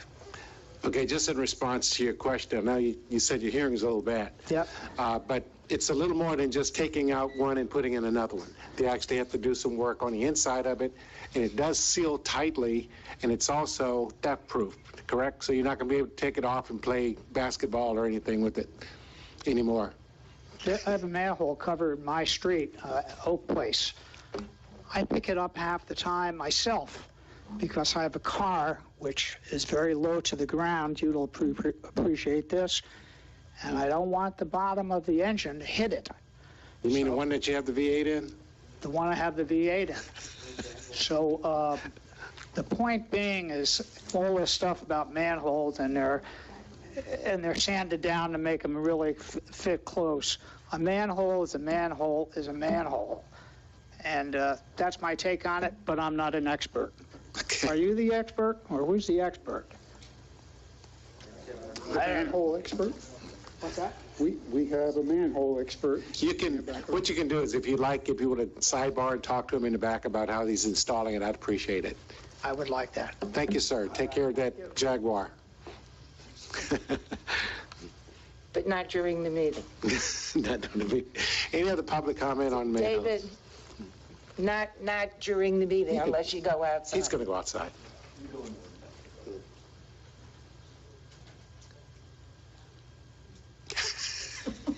See what you started.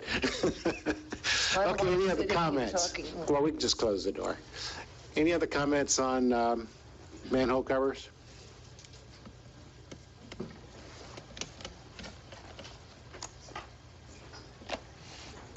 Robbie Robert, 600 Cumberland. So $750,000, is that like the starting bid on this project, or is that the cap on it, or what is that? What is 750? That's all, because I did the math real quick, and it looks like you guys just voted to spend over $1 million in labor to put those on. Maybe I'm wrong. But yeah, you are. And we'll explain what it is. We'll break it down. I'm pretty good at the math, so I'd like to hear the math. I think our staff is good, too, because we wouldn't have approved $1 million. Well, you just did. Do the math. Okay, well, go ahead and let us explain what it is. Public comment, please. Oh, okay. Any other comments from the public on the manhole covers? If not, we'll bring it back and let Mr. Woodson respond to the question on the cost. We have a maintenance budget in the capital plan, and this is a portion thereof. It is not $750,000. The maintenance budget. The maintenance budget overall is the total. Budget. But this is just one maintenance item that needs to be done. I will quote from here. The departmental budget included $750,000 to go towards sewer rehabilitation, of which this project is an integral part. Okay. Commissioners, any other comments? Well, to answer Ravi's question, Ravi, what we're approving tonight is $182,700 in labor and $41,750 for material, which is the covers. Okay. That's what we're approving tonight. Right. That's it. No $1 million or nothing like that. The only thing is those two items. So hopefully that helps. Okay, thanks. If no more discussion, motion, please. Motion to approve. I don't know why it says emergency procurement. Is that necessary? It's not really necessary. Well, is it under that? It because kind of wasn't- gives it a different. It's the process you use. You use the obtaining bids, and I think the reason you did that was because of the cost escalation and the need to start the project soon to keep your costs down. All right.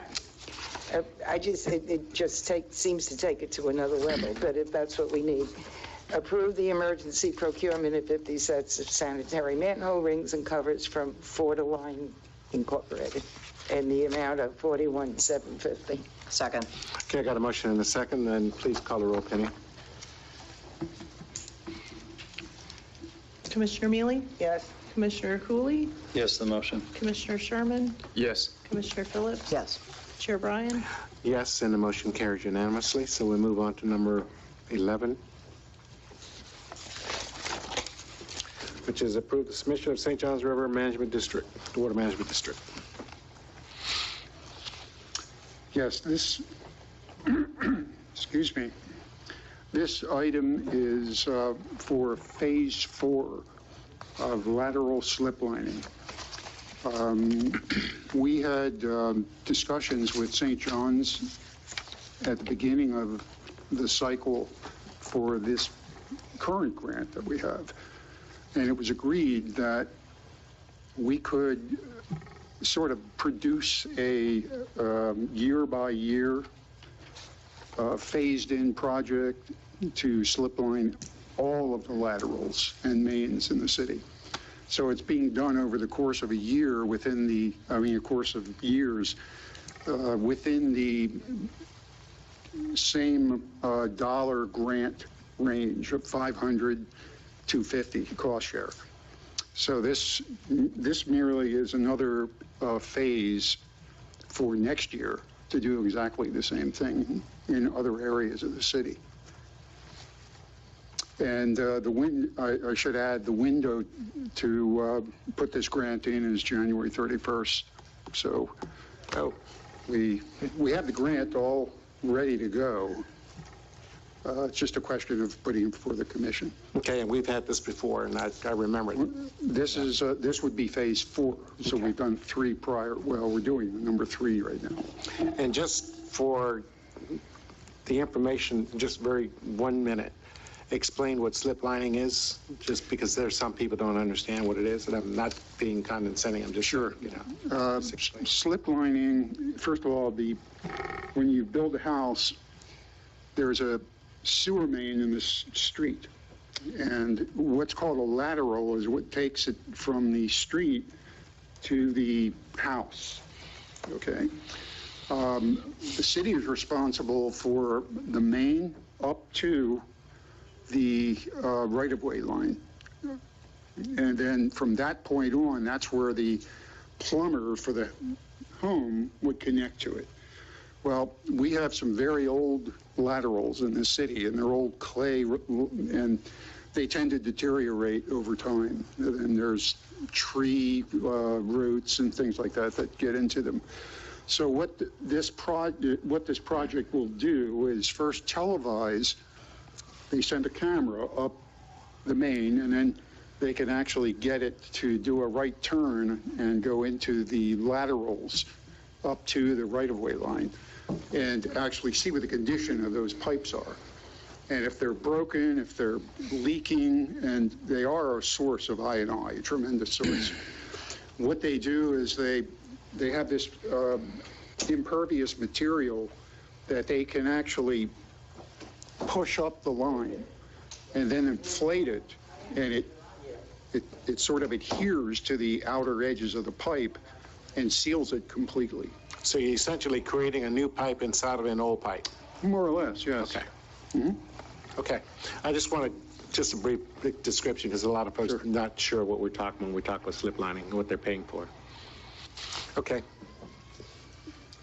Commissioner Cooley, you have any comments? Yes, it's partially about this. So when this was determined, the locations, I'm assuming this is from when these laterals were cameraed in 17, right? Because in order to do this, they all got cameraed, and that's how they originally came up with the greatest need. That's my understanding of how this started, and that's how, and then they put it in order. Is that following that? Not exactly, no. What they, first thing we need to do is try to locate the areas of worst I&I. And Vinny and his crew have gone around and actually opened up lift stations and opened up manholes. And if there's clear water running through those manholes, they can actually see that. And if it's clear, that's a good indication that there's some I&I coming through there, the seepage, water. So that's where all that salt water is coming from, the chlorides.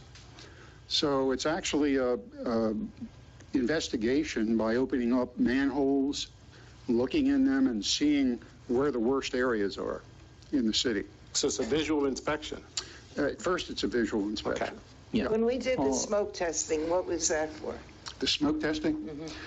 It's just a different method of doing the same thing. It is. That's why I thought. Yeah. So we did do that too. Yeah, you can actually see the smoke coming out of the I did, ground yeah. if the pipe is, But it was for the same purpose. same thing, yes. Commissioner Cooley? Question for Vinny, real quick. Vinny, can you come up?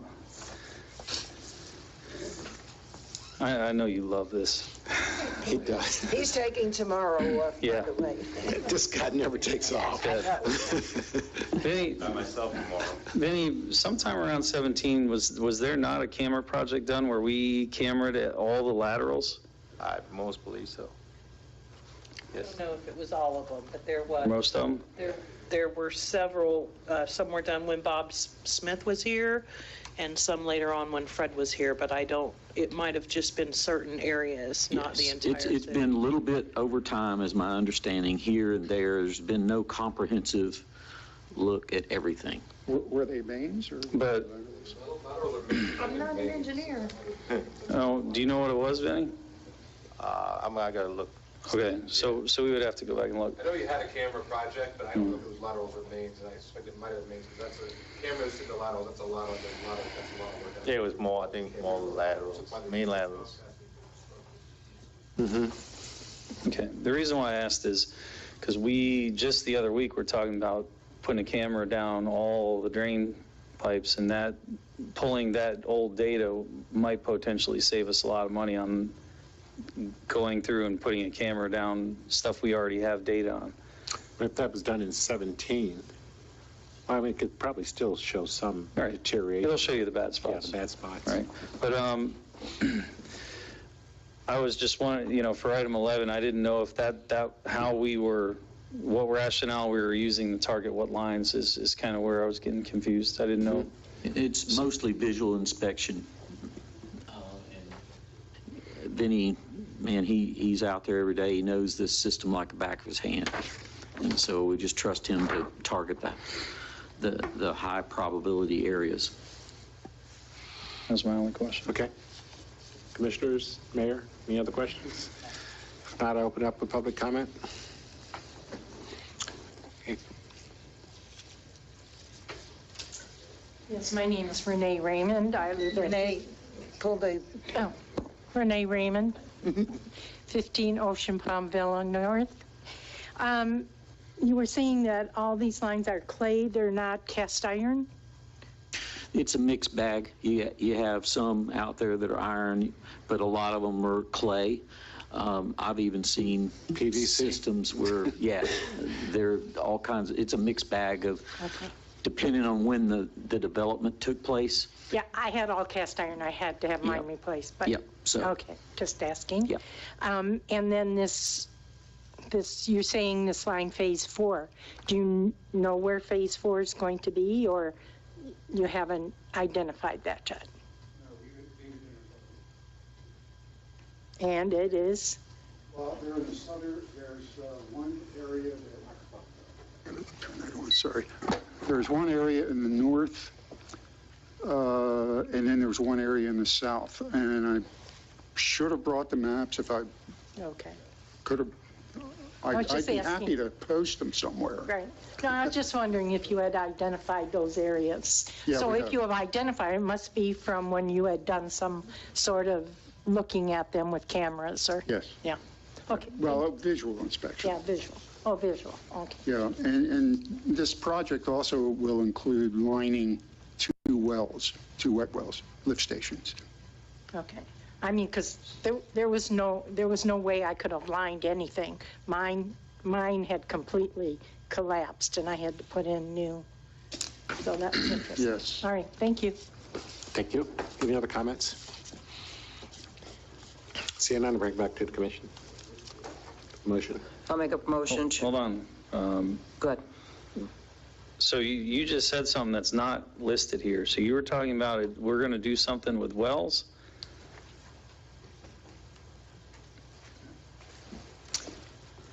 Yes, these grants have included lining a couple of lift stations for each one of these grants.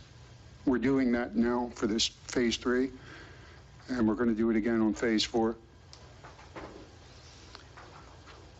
The insides of these things have brick. They're so old, and they seep, they leak, and the new techniques would seal off the water. Is that the material you just spray on and it becomes? It's that's right. You spray on and it becomes. And it adheres. Impervious? This is spray polyurethane. Right. Yes. Okay, I remember seeing it or something, seeing the product. Okay, any other comments?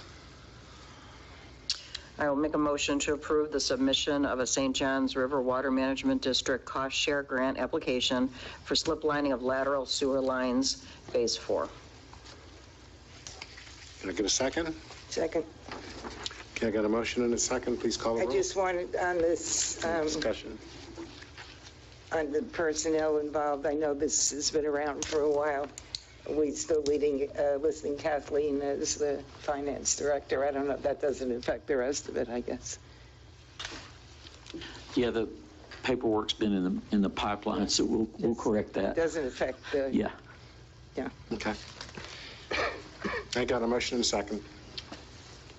Commissioner Cooley, Yes to the motion. Commissioner Sherman, Yes. Commissioner Phillips. Yes. Commissioner Mealy. Yes. Chair Bryan. Yes, and the motion carries, and we move on to item Can we take number a break? 12. Can we take a break? You need a break? Okay, we can take a 10-minute break. Okay, we're going to take a break for 10 minutes. Be back at Yeah, I got it. quarter I hour. remembered that time. So thank you, because I don't always remember. I'm sorry. That's okay. No problem.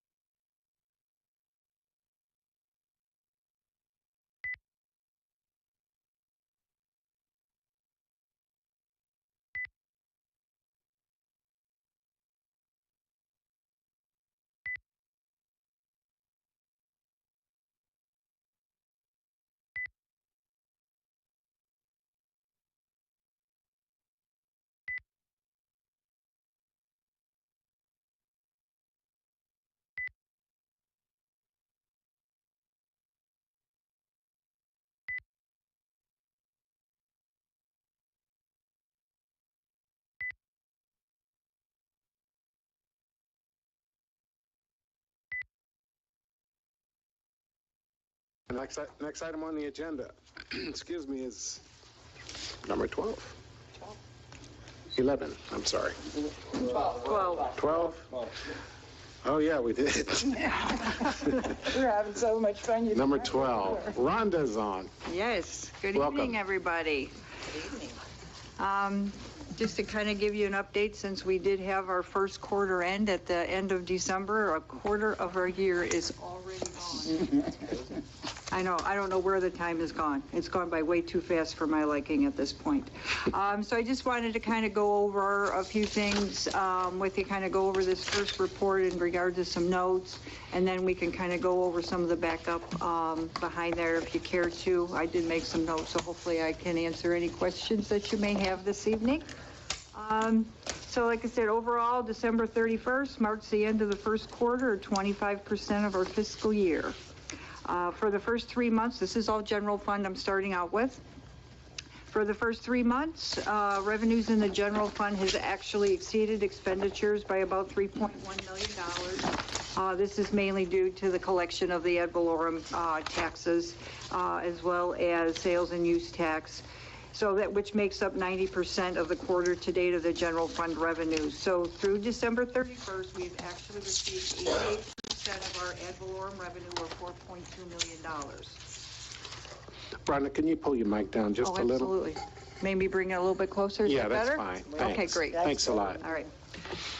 You think I talk louder from yelling at kids, but Just yell at us. I can't do that.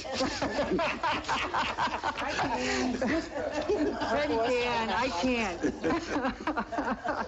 I think Betty's the only one that can do that. Other revenue streams in the general fund, we do have licenses and permits, which includes revenues such as LBTR's review on permits related to zoning, golf cart registrations, and that's currently at 28%. So we're pretty much in line with that first quarter percentage of 25%, actually a little bit over. So that's good. So we're on the right track there. Intergovernmental collections are at 14%. Then that includes state taxes, local option revenue sharing, the half-cent sales tax, motor fuel rebate. So that's all the items that we actually get from the state. And we are behind the trend, but you have to keep in mind those are usually 2 months in arrears. So we're only recognizing 1 month right now as of through the end of December. Charges for service, which it consists of special events, junior lifeguard program, and those two alone make up 78% of the total budgeted revenue stream. I mean, being it only through December, we'll see a lot of that revenue pick up over the summer months when all the special events are going on, the lifeguard program is going on. So I don't see an issue at this point in time. We'll definitely keep an eye on it as we progress through the second quarter. Kind of the same thing with fines and forfeitures. That's like parking tickets, court fines. We're only at 14.1%. So we're not up to that 25%, but like I said, we usually see an uptick over the spring and the summer months. And I know as far as parking tickets, the police department actually exceeded their budget last year. So I would expect about the same going forward. Miscellaneous revenue. So of the miscellaneous revenue that we have received, about $192,000 of that includes insurance proceeds that we have already received from Hurricane Ian claims. So that's definitely, a big chunk of that, as well as the other part, revenue that is included in that revenue is the interest on, our investments and that kind of stuff, which we actually see an actual positive return in the first quarter, which we have seen negative returns in the past. So this is, hopefully we are on the correct trend in that regard. So I was really happy to see that we did have actual making money on our investments for the first time in a while. Capital improvements, we've been doing a lot of work on hurricane repairs, so that's that's been a lot of the focus, but we do have in the plan a lot of the capital projects, so those are starting off. So we'll see an uptick in those as well as we progress. And then as far as expenditures overall, I kind of go over that when I get to the actual detail, but right now we're at realizing about 20.63% of our expenditures for this first quarter, or about $1.8 million overall. As far as the CRA fund goes, as you know, the revenues from the CRA are generated by the TIF, which is the tax incremental funding. The city, Flagler County, and East Coast Mosquito Control contribute a portion of the ad valorem they earn to the CRA district. We have received the money from the county. I know Karen has billed the mosquito district, and I actually just moved our portion over to the CRA for our portion of the general fund. So this calculation figured by the increase in property values since the inception of the CRA district to the current tax year 2022. So that amount is multiplied by each taxing authority's mill rate. So this year the CRA was budgeted to receive $468,462, which is a 23.6 increase over the amount of revenue received last year. And of course that has to do with the property values increasing.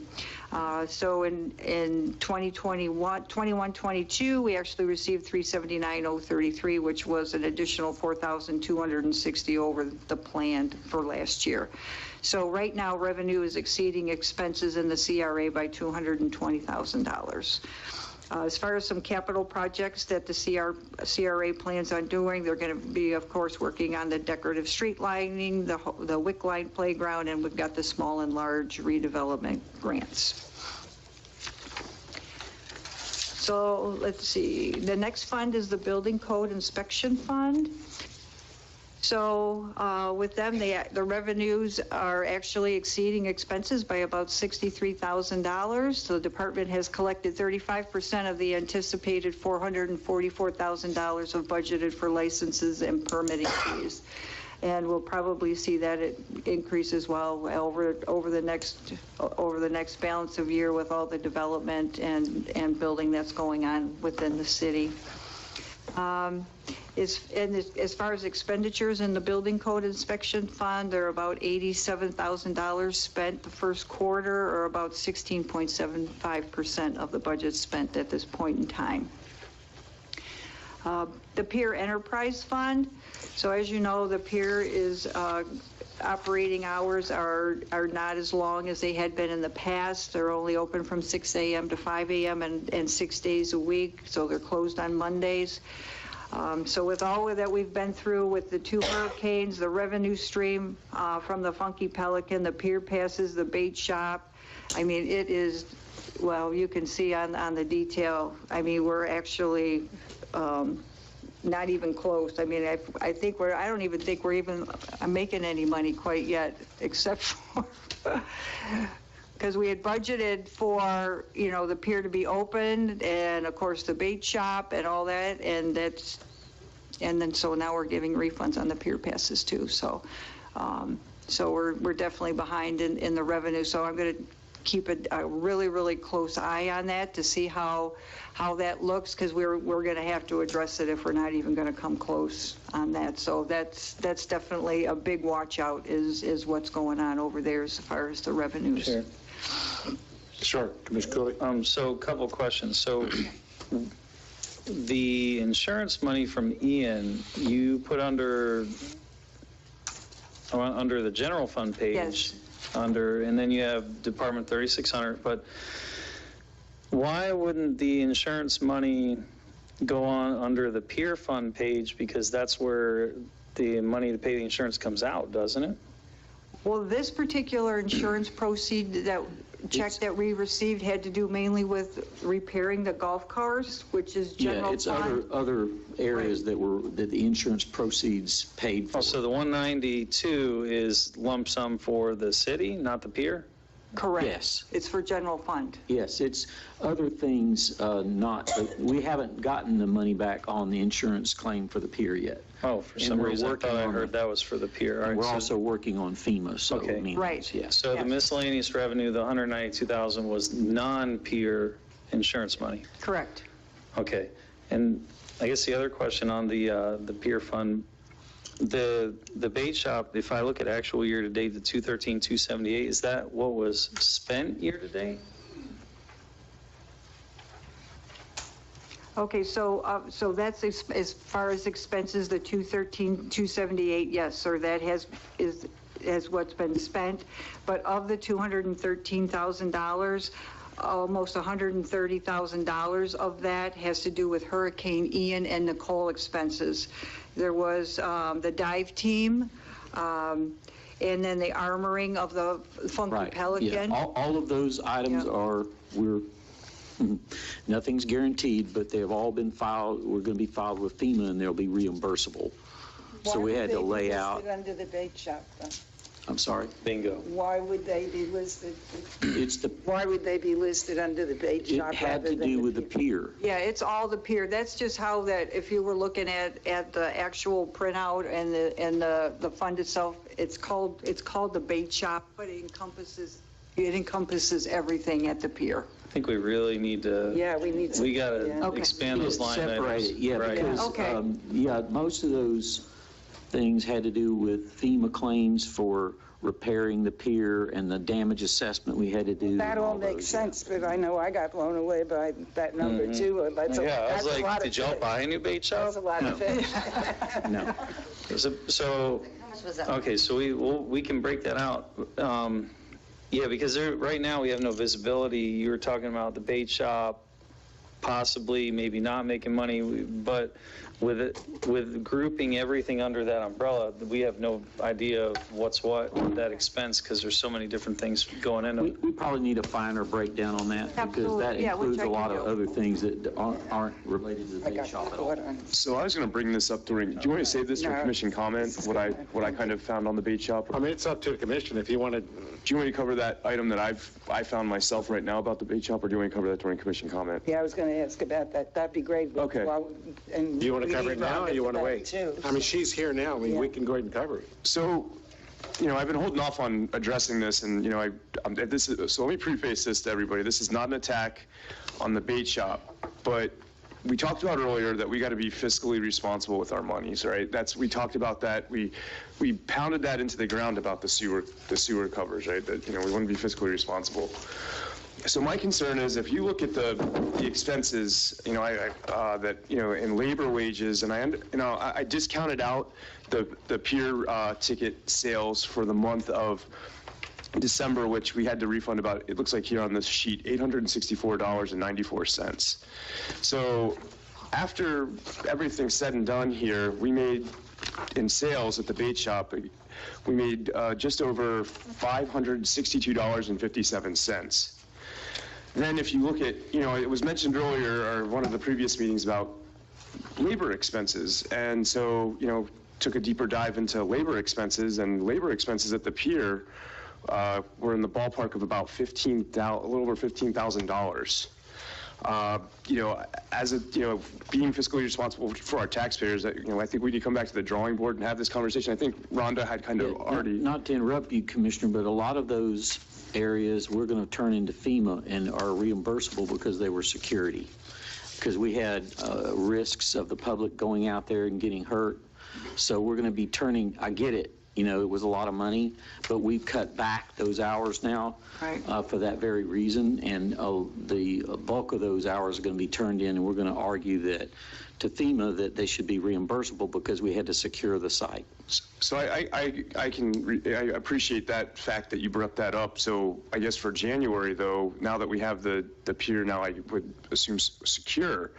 And I would assume at this point in time, we wouldn't be able to get FEMA. And I know that we're going to have live shrimp in the bait shop and different things. But I think each month, maybe we need to just get a report out to us so we can kind of keep an eye on this. It's just, I think it's an area that, even, again, we're going to hammer home the point that our finance director here had mentioned. We have to keep a really close eye on this. And again, I'm not trying to pick on the bait shop. It's just, I'm a little concerned about the amount of money that's going out and the money that's coming in. And, you know, I totally agree with you. But the report you have in front of you mixes up the storm stuff with the operation here, and we need to separate that and give you more information. So this document here, the apples and apples. Okay, so this revenue and expenditure document that Penny had given to me is not this. So there's not any line items obviously here that are factoring in what we're trying to get from FEMA, so then we could factor out that $15,000. Yeah, So, okay. I mean, we're going to get a large chunk of that back. Right, and so what will happen, and that's the case across all the departments, is that I'm going to be submitting a budget amendment next month, because right now, anything that's coded, so we've got it set up as two different projects. We've got a project for Hurricane Ian and a project for Hurricane Nicole. So I've got the detail by line item, how much is getting coded to that. So as part of a budget amendment, because there's no budget against that, it's always going to show unfavorable. Because we've got so much money tied up, I wanted to make sure I took the time to sit down with IEM, who's handling our FEMA claim, as well as Chris, to go line item by line item, so that I know, is this 100% reimbursable? Is this 90-10? Is it 75-25? To make sure that I've captured it correctly, because once I do that, then I'll have the revenue, I'll increase the revenue part of it, as well as the expense, so these line items won't be showing overspent. Yep. And just further information, I have asked IEM, who's our disaster consultant, to come in February, I think it's the 23rd, and give you guys a quick overview of how we're doing on what they're up to, what we're filing for FEMA reimbursement for, how's it going, all of like that, because like she said, we didn't plan on having back-to-back hurricanes when we built this budget. Right. So Mother Nature pulled an audible on us, but what we've been doing is really focusing hard on getting all of the FEMA reimbursements back we could. And I think we're going to, when you see the numbers come in, and it takes time to get FEMA to come around, but I think we're going to be in a lot better fiscal shape, because as Rhonda said, the revenues are going to go way up because we're going to get reimbursed. So that's the revenues in all areas then, because I look at the library and I see a loss there as well. Yep, we have claims that are going to go in against the library. I guess, if we're using that same scenario, you're talking about looking at the library and other areas, but I mean, I think it would be very helpful to break it, and I know you have to do that. Right. Because, I mean, I look at the bait shop as well, and, I know that we're talking about losing revenue and we're closing one day a week, but it's hard to make money if you're not open. And the other thing is, what is the salary of an employee in the bait shop per day or per hour, whatever it is? It's not very much. $11, $12? Yeah. So if they that sounds about right. So if they sell 3 dozen of shrimp, their salary is paid for. Well, so that's what I guess that's what I mean, they're not making a lot of money. Well, I see a line item on here in life and health insurance of $837.59, and some of these other salary items. That's and that's where some of my questions were coming in, is that I understand maybe their hourly wage, but I think what we have to look at too is the other outstanding charges that we have to pay, maybe not directly to the employee, but into the tax or life, different types of benefits that they have here that I see here outlined as these lined items. Well, I agree, and I look at it too, but by the same token, in defense of the bait shop, there's more than just bait that's being there. They're basically information center, and they sell about 50 different products. And I would just caution you that when you start looking at closing down these kinds of things, there's unintended consequences that could occur. Because one of the things I ask also is, and I went over there and I asked, what happens to the bathrooms when the bait shop is closed on Monday, because that's a public restroom. So who's opening it up and who's closing it down? So what do people do when they come there? Someone's got a little girl, a little boy there, and they got to go to the bathroom. Where did they go? In the restaurants? So I mean, just unintended consequences I think we need to look at, but I think it's all going to break out once we start looking at the money. But I know you're biting at the bit. No. So is it possible, I understand all the FEMA stuff, and is it possible to say these are the direct expenses of the bait shop, not the whole pier, the bait shop? These are the expenses, this is how much we've taken in. Yes. Yeah, because Yes. Rhonda's report, the way we've traditionally set everything up is by fund. And the Correct. fund includes a lot of pieces. Right, So what so- we need to do is break that piece out. Right, okay. So Buzz's salary, whoever else's salary, whatever expenses they have just for the bait shop. Correct. And what And I'm, then the sales of all the, I know they sell a lot more than bait. right, and I'll ask Rhonda to make sure that the report gives the timeline because we turned in a lot of those expenses to FEMA, a lot of those monies are going to be coming back. No, I don't So want you you to have to have look- that confusion. So I you just don't want to know, confuse those things, you have to look at it. Expenses and. no, I don't want the FEMA stuff thrown Okay. in there. I just want to know what is the place cost and what are we bringing in without the FEMA money or anything else. Mr. Cooley? Yeah. I can do that for you, that's not a problem. Yeah, and to piggyback on what Jane said, it's important that we have, an accurate picture of everything. And I noticed that something that's missing on here is cost of goods, because we don't get the shrimp for free. We don't get the T-shirts. No, well, that's why I said that. So- Anything that we buy Right. to sell them. And then the labor, so the folks, let's say hypothetically they're making 11, 12 an hour in true expense, that's probably closer to 20 once you bake in benefits, payroll taxes, and everything else when you deal with true employee costs. And that's why I said, we should look at that, because I'm looking at the library and same scenario. And that'll just help us, but especially even more so the bait shop, because we got things like funky and insurance and divers and crazy stuff in there. Right, so, yeah, I can understand. Yeah, I will definitely try to break it down, and I know Kathleen had put a P&L together for you, so I'll go back and I'll try to find that and try to put something together for that as well. I have a question. Thank you, Ken, for bringing up the library. The library has a lot of volunteers that come in and work. Is that something that we could open up and have for the pier? There's a lot of people out there that just want to be social and they want something to do, and they could come in and work the pier. And then we're cutting down that $20 an hour. Well, you have cash register and money and things. I mean, I don't know if we can all go all the way, but maybe we can think of something we could do. Well, one of the things that TDC has got on their radar is to enhance that whole area, which is almost going to be like a information center, because I know that they distribute a lot of information there as well. So, volunteers could very well be used as information type people that are just, because the A1A byways yesterday, one of the things that they're going to start doing is actually bringing in their brochures to leave them at the bait shop, which basically shows, their maps is what they are. But I think that's a valid point, and I commend Commissioner Sherman for looking at this too. And we're all deficit hawks, and that's why there are 5 of us, 6 of us up here to look at that. We've known this has been on your radar for years. Because I'm a fisherman, and I won the tournament Saturday. So. Bragging rights. That's right, bragging rights, that's all it is. Is that the largest sheephead? Is that what I heard? That's sheep's head. Okay. Yep. No, you can't have any. I'm stuck between a surfer and a fisherman. We work together. They smell funny. I don't like you anymore. Right.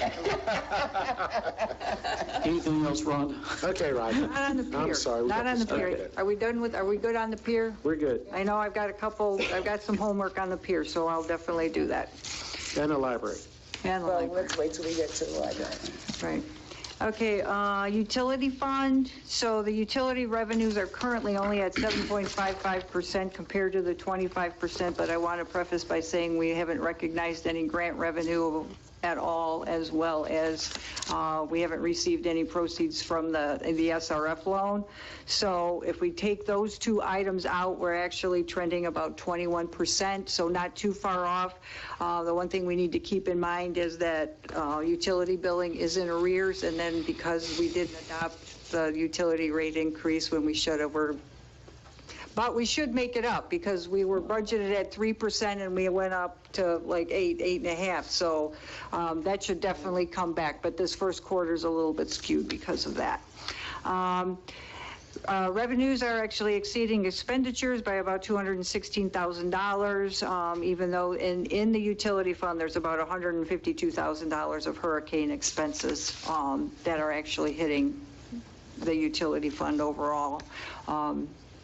I do have the detail on that if you'd like to know that. I just want to know what miscellaneous revenue is.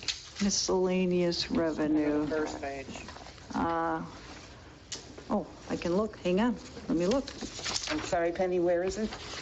You're talking about on the front page? No, I'm talking about here. Okay, so the miscellaneous Is it for the utility revenue, fund, miscellaneous, or? I've got it right here. Yeah, okay. So, yeah, so the miscellaneous revenues for utility fund is the interest on the utility fund investments that we have. So we're realizing some of that, which is good. We're not seeing a loss. And that was about $22,000 of the 27. So we're making money on our investments. So that's a majority of it. And then we've got some interest income, and that's mainly it there. I mean, that's So the it's biggest mostly interest. on our investments. Okay. Okay? Thank you. You're welcome. I may ask that question with each fund. I just don't know what a miscellaneous revenue means. So. Yeah, it's like a lump together of a bunch of stuff, but I do have the details, so. All right. Okay. Now, if you just tell me it's interest on investments, that's good. Okay. Thank you. You're welcome.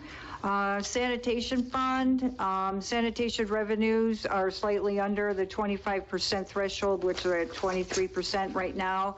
Like I said, once we get a full boat of that increase in, we'll definitely see that increase, as well as, and then the expenditure in the sanitation department, the expenditures are actually exceeding the revenue. And why that is because Rob's got like $86,000 worth of Hurricane Ian and Nicole expenses in there.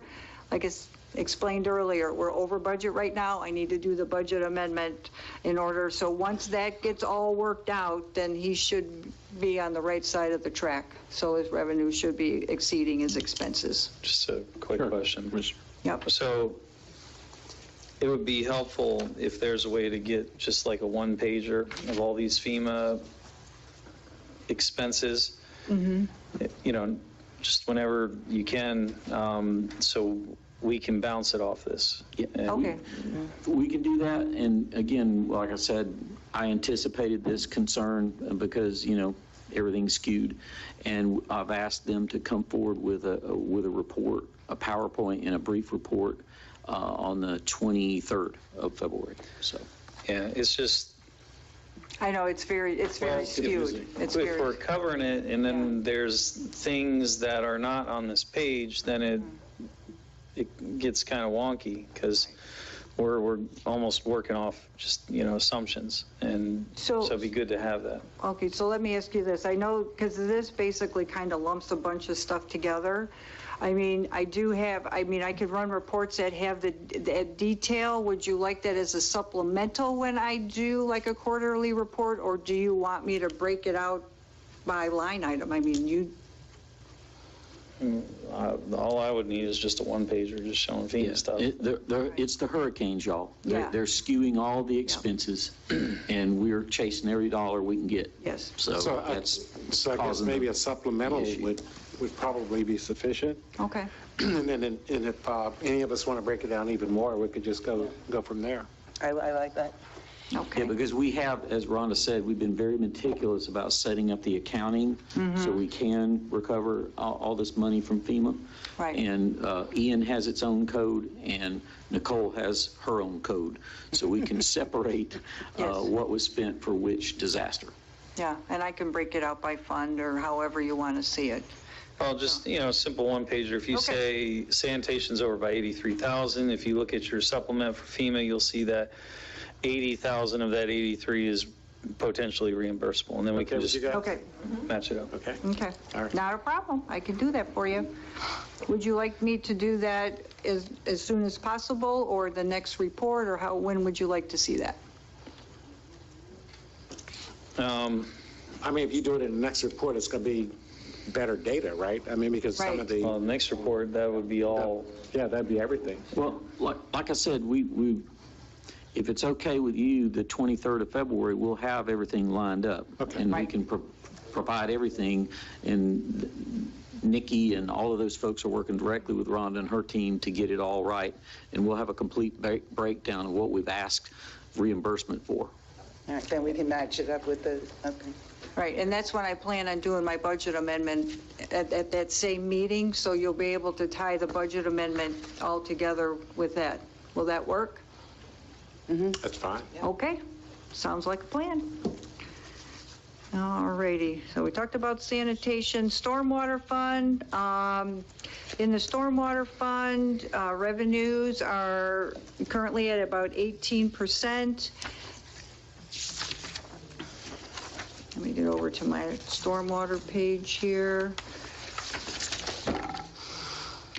So yeah, about 18%. The one thing, we do have $100,000 budgeted for that resiliency grant, and that revenue has not been recognized quite yet as well. Just so you know on that, I just received the contract yesterday. It's zero match from the state, and so with your permission, I'm going to go ahead and sign the grant, and she can begin to realize the revenue. Zero match. That's an $100,000. Go forward. Wait, I thought we were getting that. We did. We got the contract, and I'm just asking for permission to sign the contract. And then it's a reimbursable grant. It's $100,000, zero match. And they sent the grant contract down. We have to sign it and say we want it. Are we talking about the same grant that the other week? The resiliency. No, this is a different one. This is the resiliency grant for doing a comprehensive study on stormwater and infrastructure and sea level rise and all of that stuff. I've been talking about this many times. And that one's coming from where? State of Tallahassee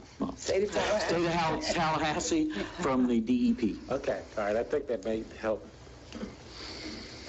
remind us where. Department of Environmental Protection. Right. Yep. Okay. Okay, Ron. So that way you can realize the revenue once I sign the contract. Yep. Okay. All righty. And then, I mean, as far as this final page on the quarter report, we'll go over the encumbered restricted available cash. I've got a separate handout for that, as well as the investment report. So that's coming in after all the detail. So I didn't know if you had any questions on these sheets here by fund, or anything in particular that I can hopefully answer.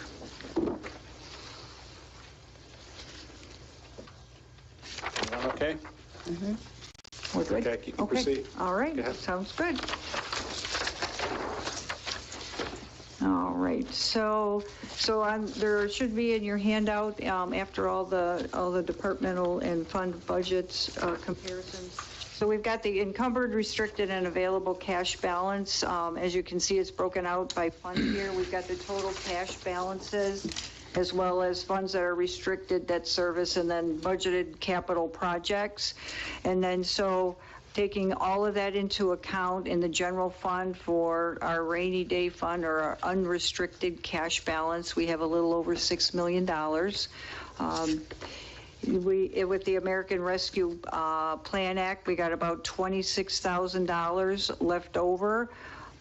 That's taking, like I said, taking into account the 2.58, the projects that we've already paid for, and then the plans for the balance of the money. So not too bad. So it looks like we're going to be spending a majority of that money.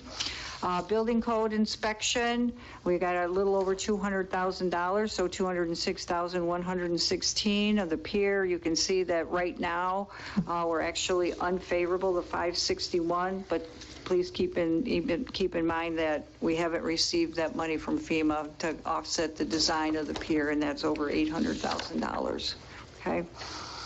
Utility fund, we're actually favorable, a little over $2 million, $2,056,120.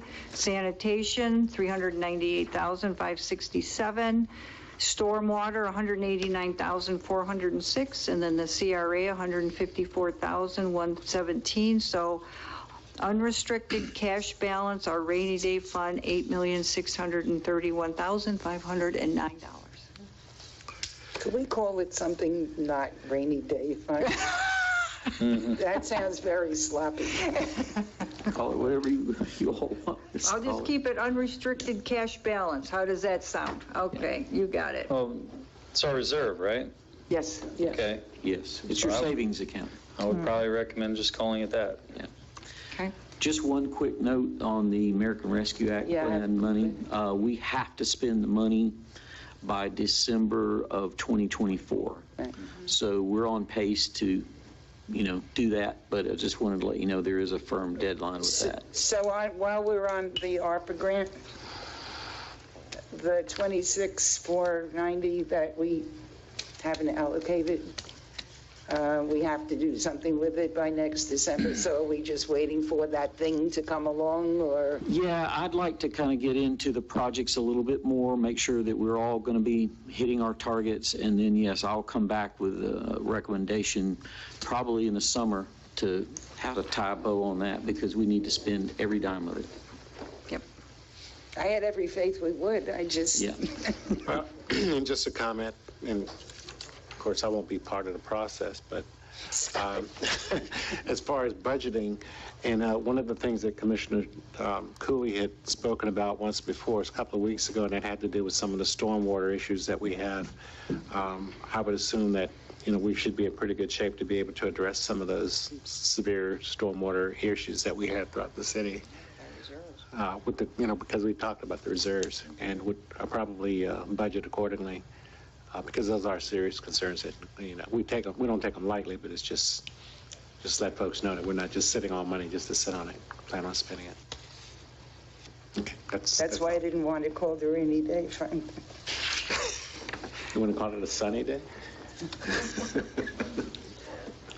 Well, when it comes to what you're talking about, it needs to be, we're going to spend it this year money. Yeah, absolutely. Okay. And as far as the ARPA funds on that next sheet, it'll kind of break down the projects and where those stand and how much money is actually assigned to those particular projects. So we've got the citywide fiber optic loop, we've got the premium pay, the new well planning and construction, which is going to be well 16. We've got the pump station rebuilds. We already purchased the aeroclave, and then the small business mini grants that we're working with Flagler Strong on.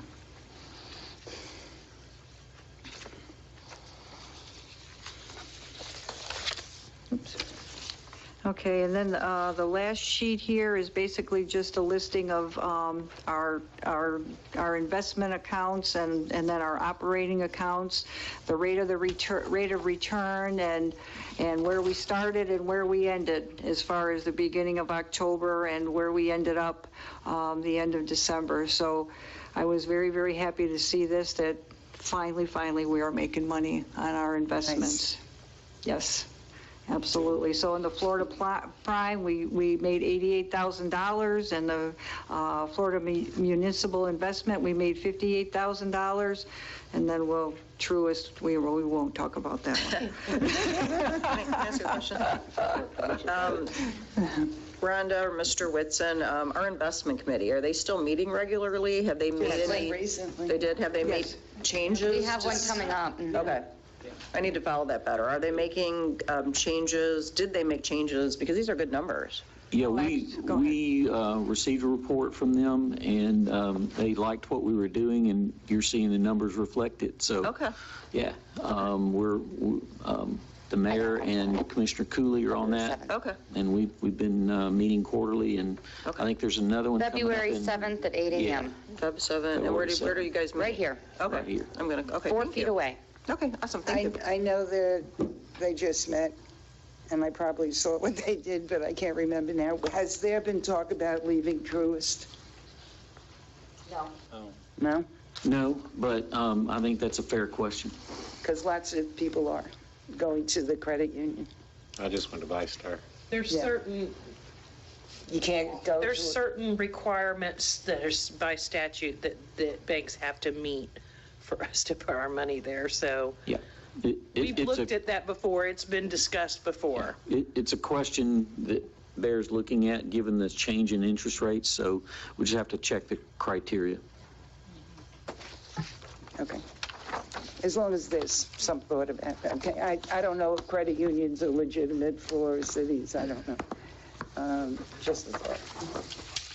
Because the interest rates and the charges are a lot less and the interest rates are a lot higher. Well, right. And the customer service And is the customer atrocious. service is much better. And I'll say that on the mic, because I bank there, and it's awful. So move it over to the credit union. Okay, Rhonda, you have anything else? That's all I have, unless you have any other additional questions for me. One more thing. I know Commissioner Cooley, you and I had talked previously about maybe putting together a new, budget amendment look as far as the different accounts, and I was hoping that we were still willing to work with me on that, because you wanted to make it a little bit more clear as far as whether the account was like a revenue versus expense, going up and down, brackets, that kind of a thing. Yeah. Oh, I remember that, yes. Then, in getting feedback from, these folks too, would be. Right. But yeah, absolutely, to Okay. just put a first draft together. Okay. And I did have a question before we wrap up. Sure, go ahead.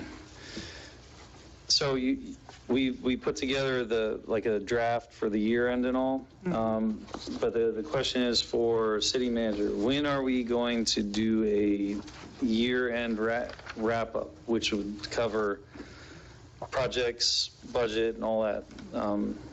That's a very big question that I get, and I also would like to know. I think we need to schedule that. I don't know how y'all feel about that. Well, the response that I know you have to hear from William, but the response we got was, we've never done that. It's always been when we get the audit, which is what's Yes, being and if worked on there's now, and a we'll get that in change, March. if there's a change in that direction, then I'd like to be clear about what it is that you want, because we've always done it as part of the audit. Well, we've never talked about projects during the audit, ever. The auditors come in, they've done their report, and... Yeah, because that's different than projects. I mean, projects are Exactly. projects, and money is money. That's why I don't know why we keep leaning on, when I ask about projects, we keep talking about an audit, and I don't know why we're doing that. And for well over a year, we've been asking to do a recap on projects that have they got done, have they not got done, are they rolling over, are they dropping off the radar? And since we just completed the fiscal year, it would be good to do a recap of all the projects that we've had and what's done, what's in the pipeline, what's not getting done, I all thought that. you were talking about money rather than... So are you talking, I mean, would they all have that, money attached to them, but... would that fall under the project management? Yes. Yes, I think that's what you're talking about. And we're redoing the tracker. So, I know the staff's working on it, and we'll probably have another draft soon. So, I'll share with it when it's ready. Commissioner, is that answer the question? That's what your question is. asking? Are you talking about the projects with the funds attached to it, so you know what's...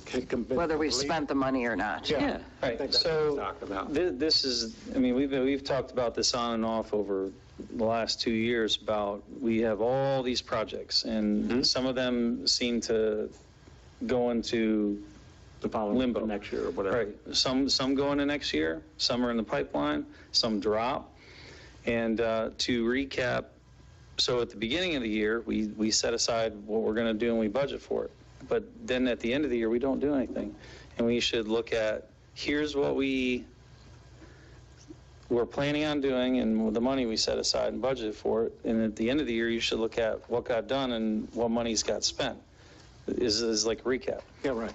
So would the project management tracking system do that as far as being able to say, this particular project was completed and this is how much was spent on it? If it was being done, Yes, it's being done, and it's more of a budget product than it is, the audit goes into GASB and accounting and all of that. So, yes, we are working on that report, and, we'll have another draft soon, and take a look at it and see if that's what you want, and if that's what you want, then we can have a project listed and say, okay, well, we spent 100% of the money and the project was done, or we spent 50% of the funds and the project is not yet done. I mean, we are trying to figure that out, but we as an organization, we have never done that. And we need to do that. I don't disagree. That's why we've been asking I don't disagree 2 years that it to needs get to it be done. done. But, okay. Yeah, I believe it's imperative that we get this done. So I think then when we can make informed decisions later on this year, when we go to start planning out our budget for, the upcoming year, so then we know, okay, this project was completed or we haven't completed that project, so there is that leftover funding. So I think that's really important that we do get that report so then we can talk those things out up here and figure out, again, when that time comes for budget, over the summer, we know, okay, well, let's not put any more money in there because we still need to complete A before we get to B. That on point? Correct. Okay. Yeah, I mean, we're more or less on the same page. think so. It's just got to happen. Right. Okay. I think we're done with that. Just want to make sure. Do we have public comment? You're welcome to open it up, but you don't have to. Okay. Should.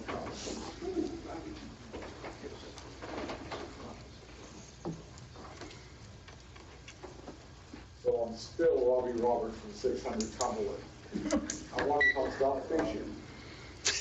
Chairman Bryan was buying a fishing boat, so I sold mine, so I don't have a dog in that fight. I don't know how to turn it on. There you go. So you want me to Start again? You want me to take you fishing? Okay. No, keep going. Keep going. So I sold my boat, so I don't have a dog in the fishing fight, but I understand, your concern about the cost of the fishing pier. I don't know if you guys know, but the fishing pier, whatever you want to call it, under the bridge has been closed down for just about a year. This past summer, I saw somebody with a Flagler County truck out there, and I'll talk to a tree, my wife says, so I pulled up and started talking to him, and he was in charge of the projects in Flagler County. Don't remember his name, but he was going to try to get something done on that. Well, now that's been 7 months plus, 8 months maybe ago, and nothing's been done. I think our fishing pier might stand a chance to make a little more money, sell a little bait, if we had a fishing pier opened underneath the, there would be 10 to 15 people out there on that sometime. And even more on the Betty Steflik. I walk the Betty Steflik now every morning. I just got sick and tired of trying to navigate the beach walk, so that's what I do. And there's always half dozen people fishing along the way or on the end of the Betty Steflik. So I don't know anybody in Fulton County government, not Fulton County, like my son, Flagler County government. We're not in Atlanta And I bet anymore. you guys do. You talk about going to those shows. You got to know somebody over there. Can we pull some strings maybe and get them to do a little something about fixing their pier? Because ours is 2 years out, 3 years out, 2.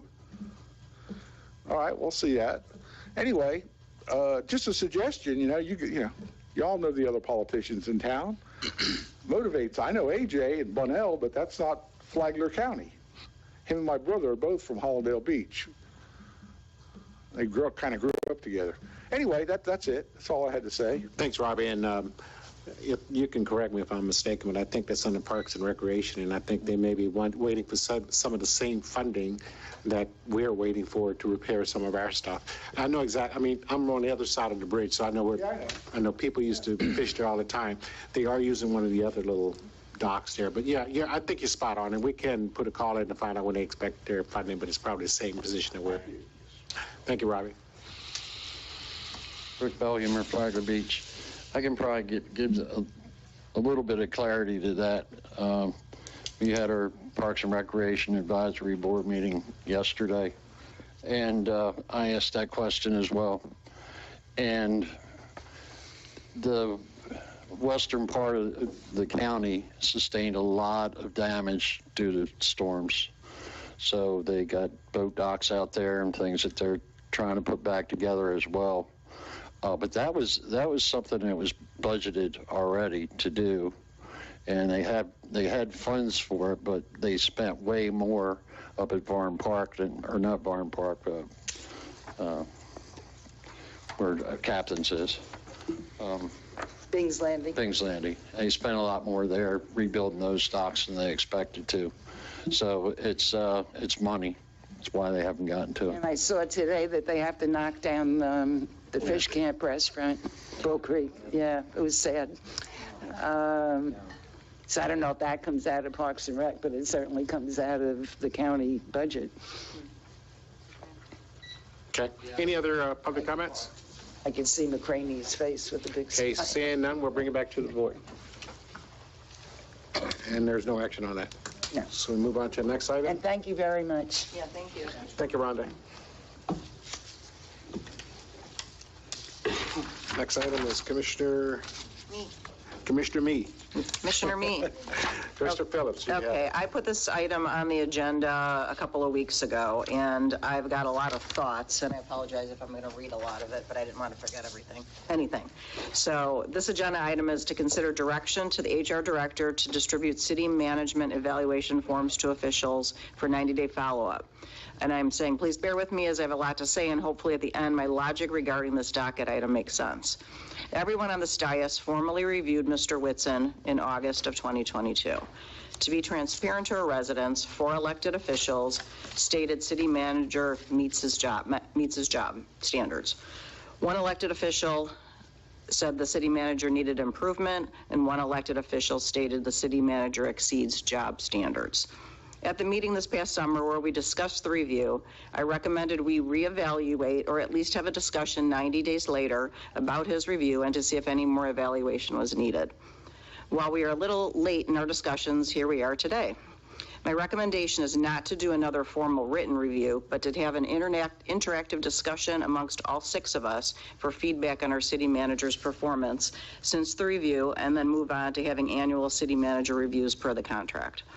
We all know missteps were made with missing the TDC grant and the fireworks opportunity, which some also discussed in their respective reviews.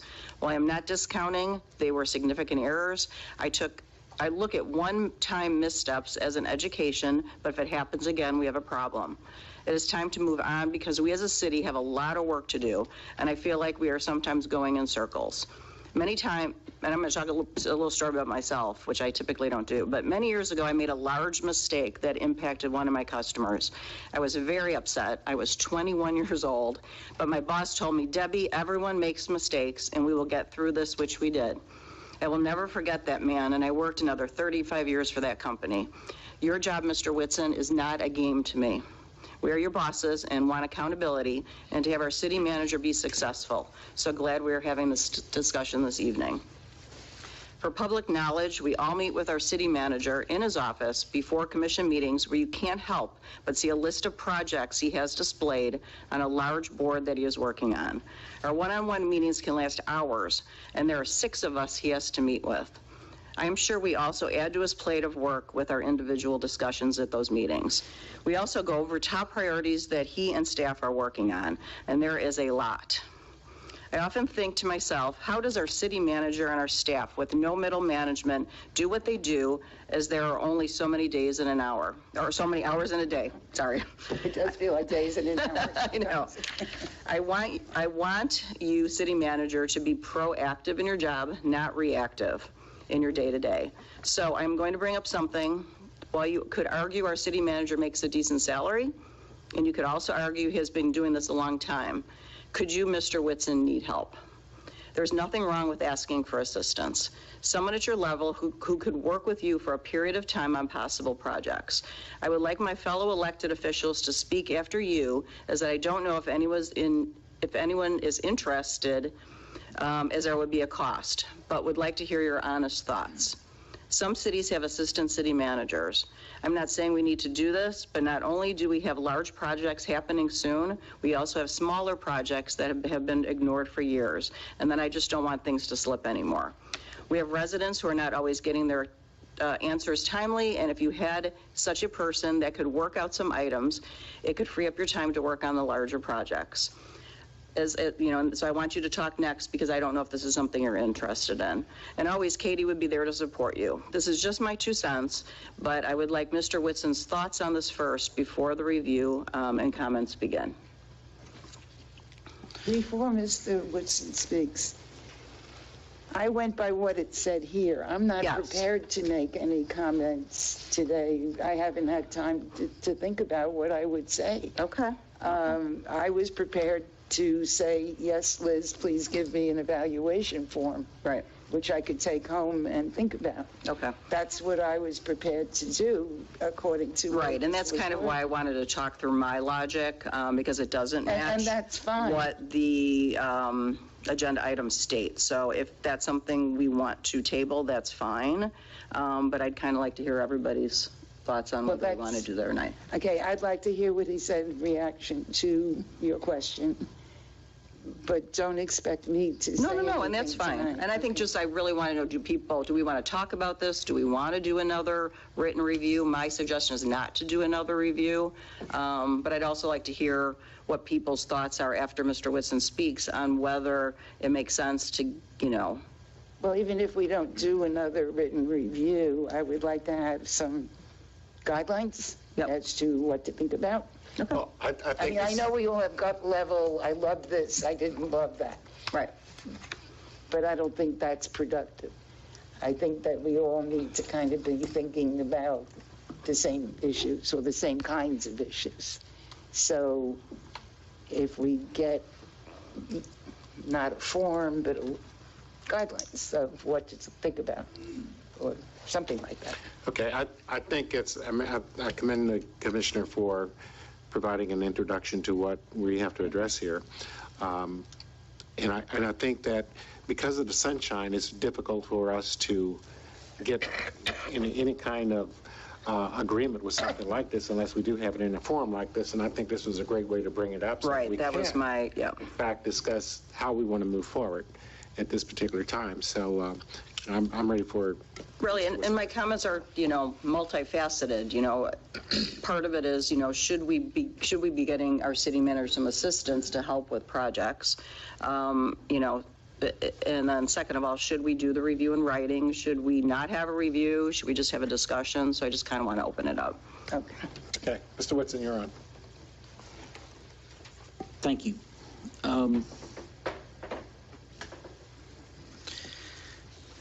The last time we talked about this a little bit, it came up that,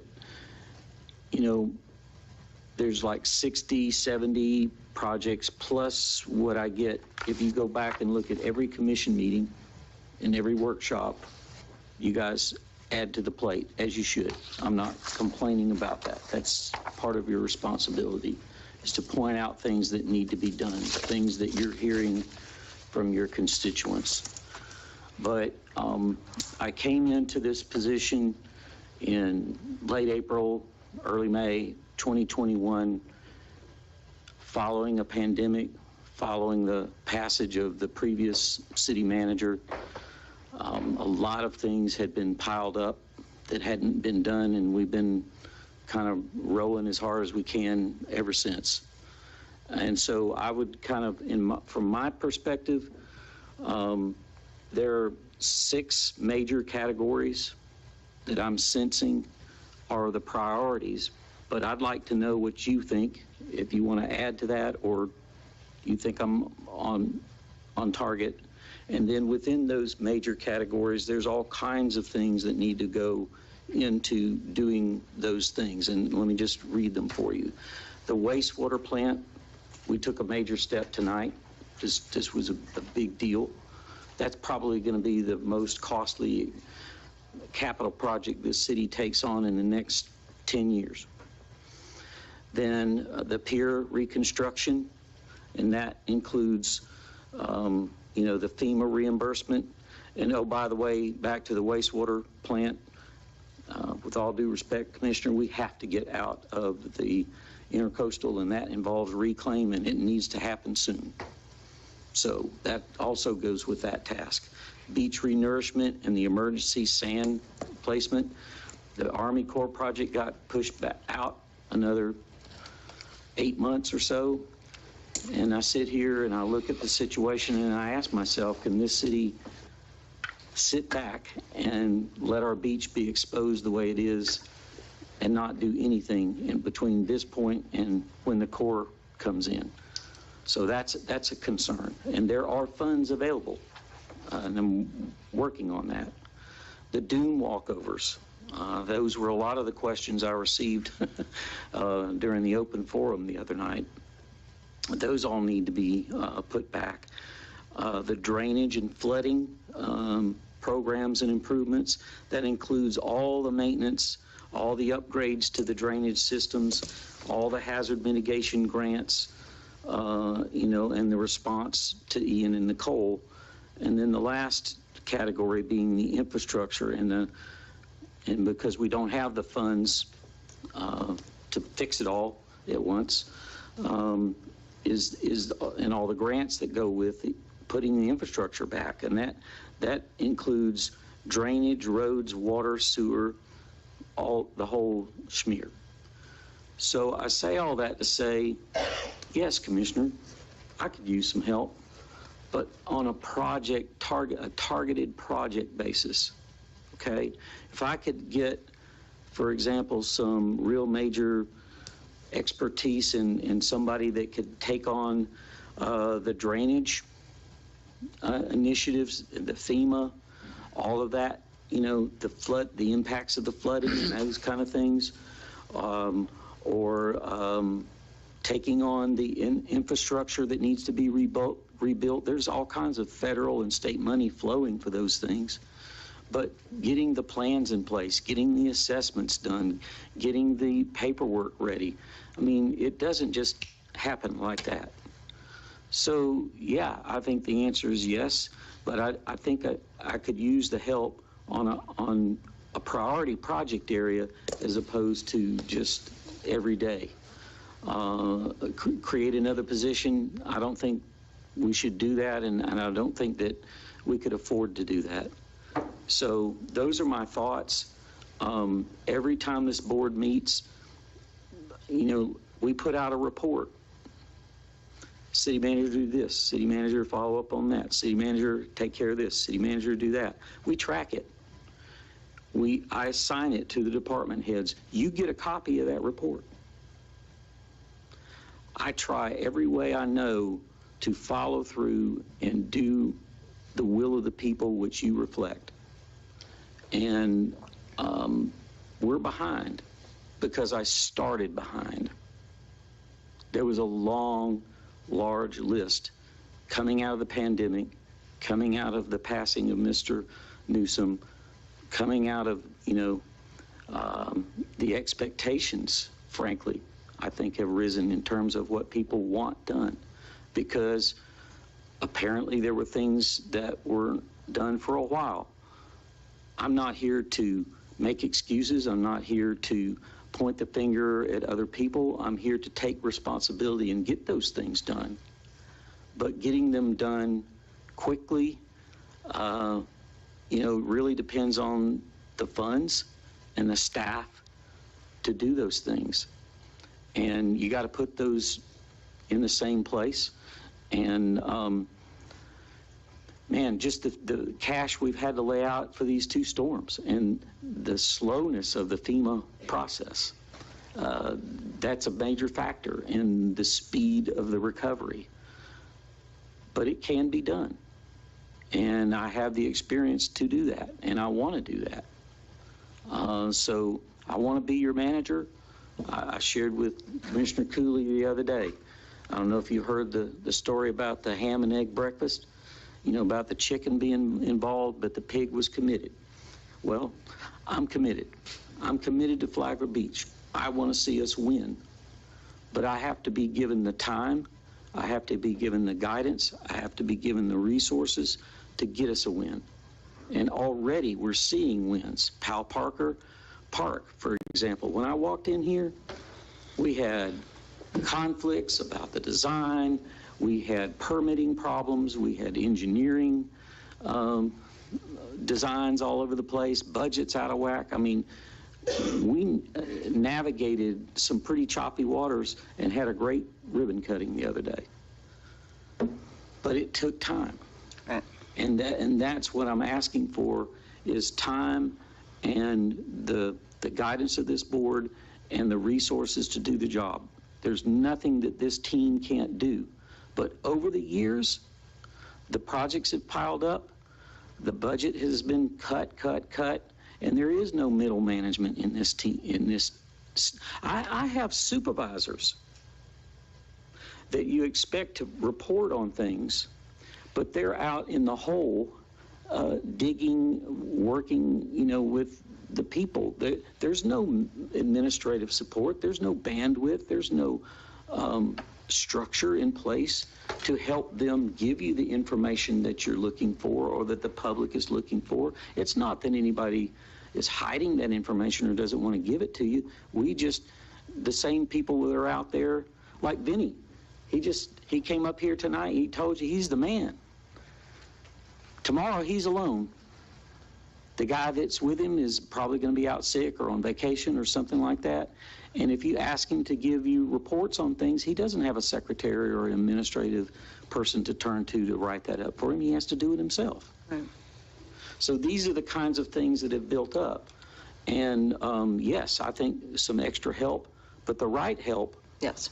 would be good. So. Right, and I appreciate that. I was not looking for a new position. I was looking for that help, help potentially at your level, for just project work. Like, we met with the folks on Oak Street and Pine Tree, I think it was, and we were there for a couple of hours, and you made that project work. I've gotten phone calls from those residents, but that took time away from, while they're very important projects, these critical projects. Yes. So, and I just don't know how one person can do it all in a day's work. So those are just my comments. I don't know if people agree with me. If you're open to getting project work assistance, there's got to be somebody out there that's at your level that can talk your talk at meetings. Okay, comments? Well, what I think William just said was, he doesn't need one person. Like, if we're doing talking about the wastewater treatment plant, there are people that could help him with that. Just as an example. Yeah, just to clarify, if I had one person at a senior level, like what the commissioner's saying, I could assign them a couple of these heavy lift projects that they could take on that project.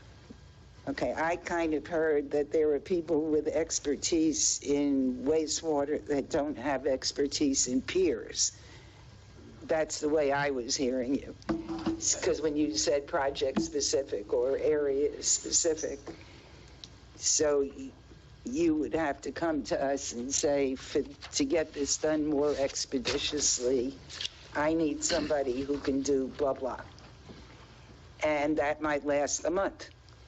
And then that person would be done, and then the next time you need some help. I don't know if I'm thinking this the way you said it. Yeah, that continuity of the information, these projects are complex, so somebody that has the ability, that knows multiple processes and systems and has ability to write and communicate and those kind of things, people who have been assistant city managers or who have been former city managers who have this bandwidth and level of knowledge, they could come in and take a few of these things off my plate, and I could delegate to them the responsibility to get back with me on these things so I can keep you informed, is kind of how I meant it. Okay, I'm going to ask you a kind of personal question. Would you delegate and not pay attention for some period of time? Because I don't see the William that I have seen in the past year and a half. That's part of the problem. You have all these department heads. Okay, you don't have what you in the business world, or people in the business world call middle management, but you have department heads. And I've not seen your ability to say, Jane, go forward and do something, and then report to me when it's done. I know you're ultimately responsible. I know the buck stops with you. We've had this discussion. So I want to know, if we bring somebody else in, are you going to be able to say, okay, these are yours? That's the idea. Okay. And I just don't want projects to slip. We've got 60 projects, small, medium, large, and we do keep adding. Commissioner Cooley. I'm having trouble understanding, Commissioner Phillips, what you're proposing. When you're saying getting help, that it's very general. I don't know what you're meaning by that. Are you talking about hiring somebody to help him? on a temporary basis, not on, if it makes sense, not on a, we wouldn't bring somebody in like an assistant city manager on a full-time basis. Somebody to whittle away at all these projects that we have going and run with them and report back to Mr. Whitson and ultimately report back to us. Project That manager. was my project-based. Well, one of the positions that we brought on was a project coordinator. We have one on staff. Sitting in the back. Yeah, that's what I'm lost to. We added that position. So I don't think it's going to help. Or Okay, maybe what is it that Chris does or doesn't do that you would want somebody else to do? Chris tracks money. She keeps up with the project and where we are against the budget and the delivery and the contract and things like that. She also oversees several projects herself, like the meter project. She also oversees a lot of some of the ARPA money. I mean, I could kind of go down the list, but it's the same problem. You have one person, and then they're wearing 5 and 6 hats because they're capable. And she is good, but she's covered up with a lot of other duties. And you know, it's what happens during the day here is I get one thing going and then 5 other things come in. And it's just the volume of work is pretty steady. And am I speaking out of turn? So I have somebody assigned, but they're drowning. Commissioner Cooley. Okay, so if that's what you're asking for, Commissioner Phillips, I wouldn't be okay with that. I would be, if we are going to, I'm not okay with just bringing in additional staff just to do that. If we bring somebody in, I would say then we need to figure out how we're going to balance that out. We're not just going to add positions or whatever, because we've done that. Like, we have more staff now. We have more positions now. The bodies aren't in them because we're running understaffed. But we have more positions now than we've had in a very long time. And so there's some things that I was not expecting for this to be a conversation because that wasn't how it was worded on the agenda. I asked for there to be a conversation and it never got put on the agenda. But and I think that we should, as a group, have a conversation and not write out a full eval, because that didn't, writing out the evals didn't really, I don't think the results got what versus the effort that was put into them. But there are other things going on outside of projects that have me very concerned, which was one of the reasons why I wanted to even have the conversation. And so we are continuing to run severely understaffed, and it's not getting any better. And I don't see effort being made to correct that. Just don't see it. I tried to Google and I searched for probably an hour today to try to find job postings for the city. I found 2, maybe 3, and that was it. And I only found them after digging through the city website. Didn't find them anywhere else. I did find 1 for a police person and 1 for a fire person on Glassdoor, but nowhere else. And so we have staffing that is going on that is causing a huge strain on our employees because we're asking way more for way less bodies, right? So we have that's causing issues. And then we have this whole thing that really didn't sit well with me is we're also not paying our employees what we're supposed to be paying them. In July, we approved the pay adjustments to be competitive. It was supposed to be implemented in October. Then we go and kick in a study late. And then there was a commitment made to have that done and complete by the end of the calendar year for tax purposes. And it still hasn't happened. And here we are getting towards the end of January. And we have an entire city filled with employees who are not making the money that they're supposed to make. How are you going to hire anybody when you aren't even paying your existing employees what you're supposed to pay them? Do you bring the new people on at the new rate? Well, if you do that, all your existing employees are going to quit. If you bring them on at the old rate, then you can't hire anybody. This is just one thing. And bringing on a project manager won't fix the staffing issues of the city. Right, but maybe a project manager is not the right term. I don't know. Just maybe you just brought up a point where something hasn't been done. Could that person come in and do that type of work to take it off of your plate? I don't know if that's makes sense. I don't know if it's.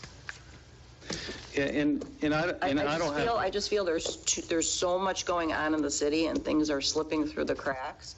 Now, I'm not saying that they're your fault, but there's just so much going on. I just think there's got to be a way to help. Drew? Just observation. I don't know if I'm interpreting it. It's more interpretation, I guess, than observation. I think if I'm understanding what Commissioner Phillips, what you're talking about, and I think what Mr. Whitson is kind of the type of what he's saying might be helpful.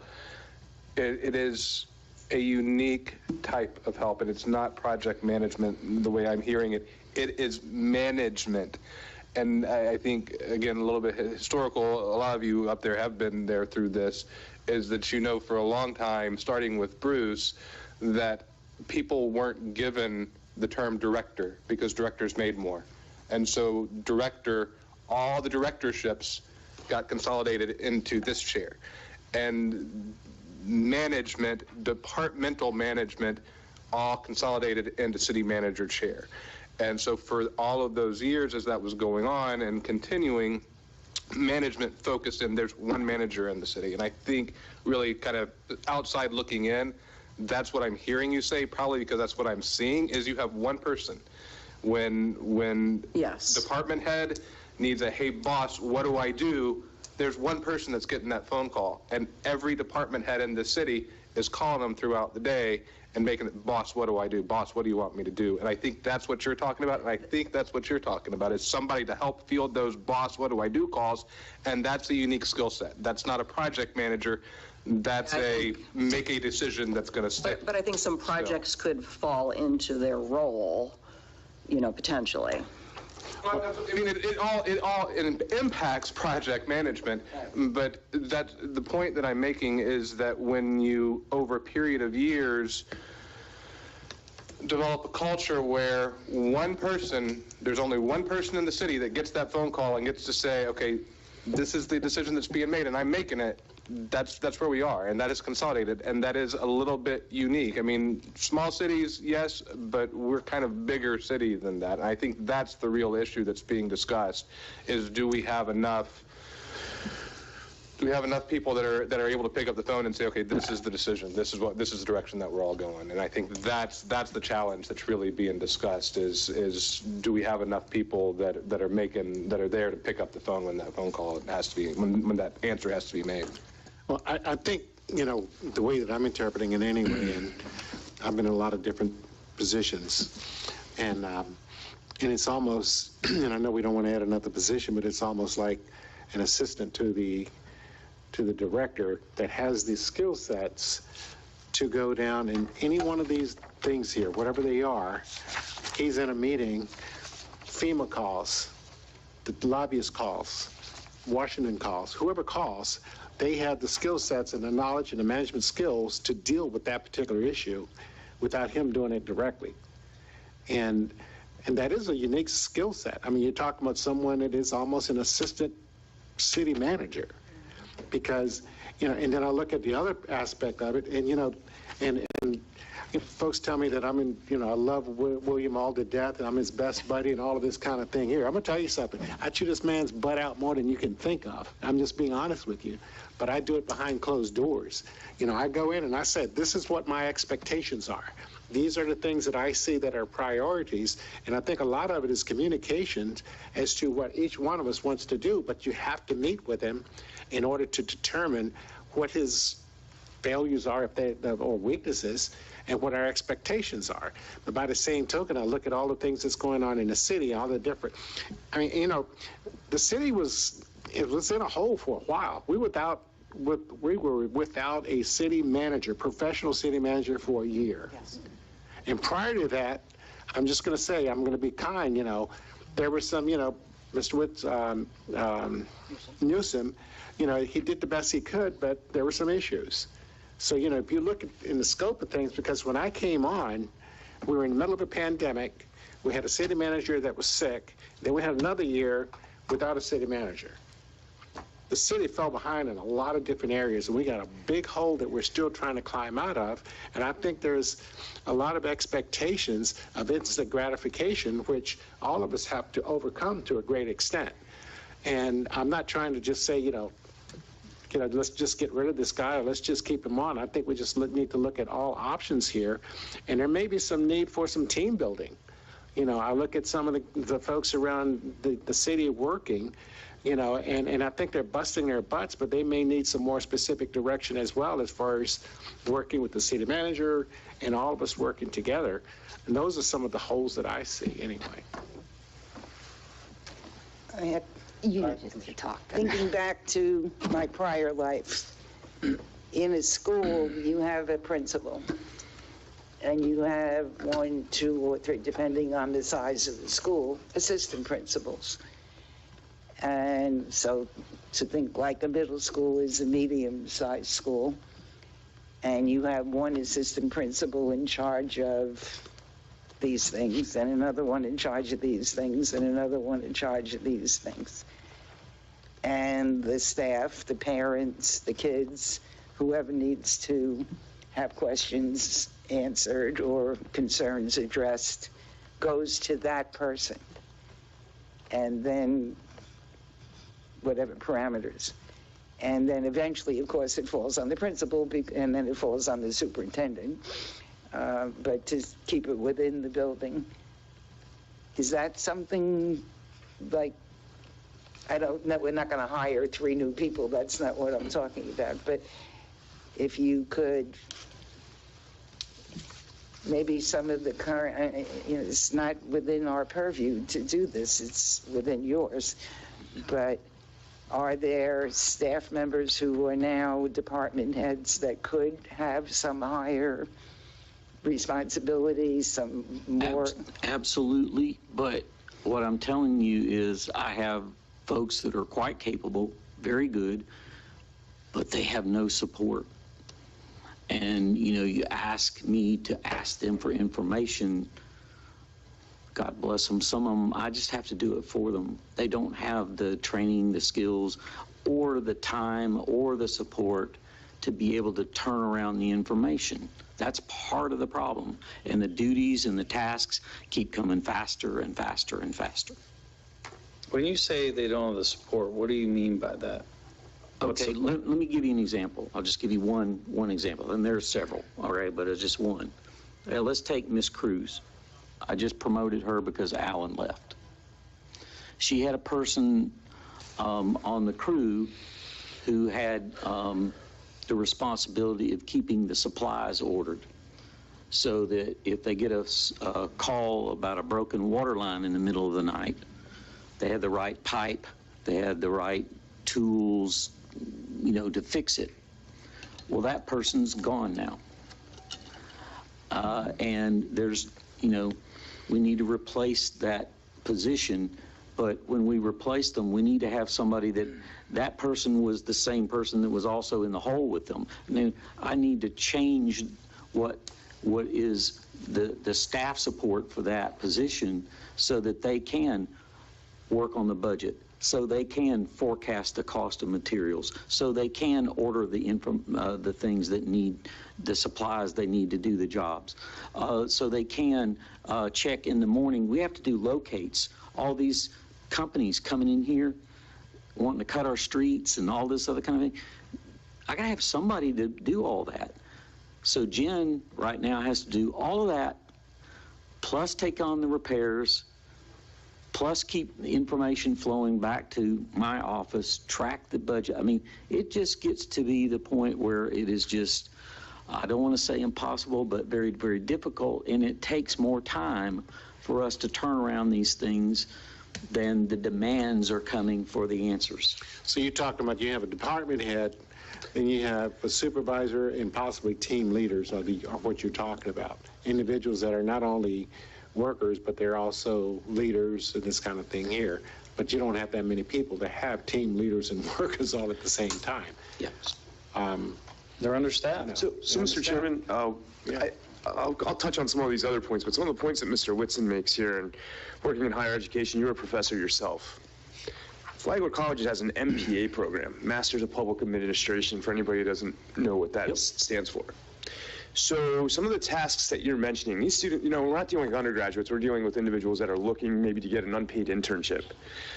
Some of these things, I think, I'm not trying to undermine what your staff's doing, but these are things that people will want to do for free to get that experience. I would love it because I have asked some of these colleges multiple times for that kind of help, and I'm getting crickets. Zero. Nothing. Because, you know, it's just another idea out there. You're on track. Yeah. You're on track. But you ask them. I've asked UCF, I've asked Embry-Riddle, I've asked other universities, and I get nothing. How about one of the things like we discussed today, William and I discussed positions and what's available.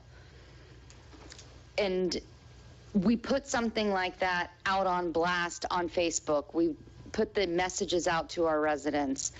Because like our jobs, we don't know what's hiring. We discussed today, Flagler County and Palm Coast, they put it out there on Facebook, every single job that they have. The city's growing, the county's growing, also going for some of these other positions, to the county and looking at their applications. When I'm hearing you speak, it sounds like if we added more to the bottom, it would allow our department heads who are experienced to then have the time.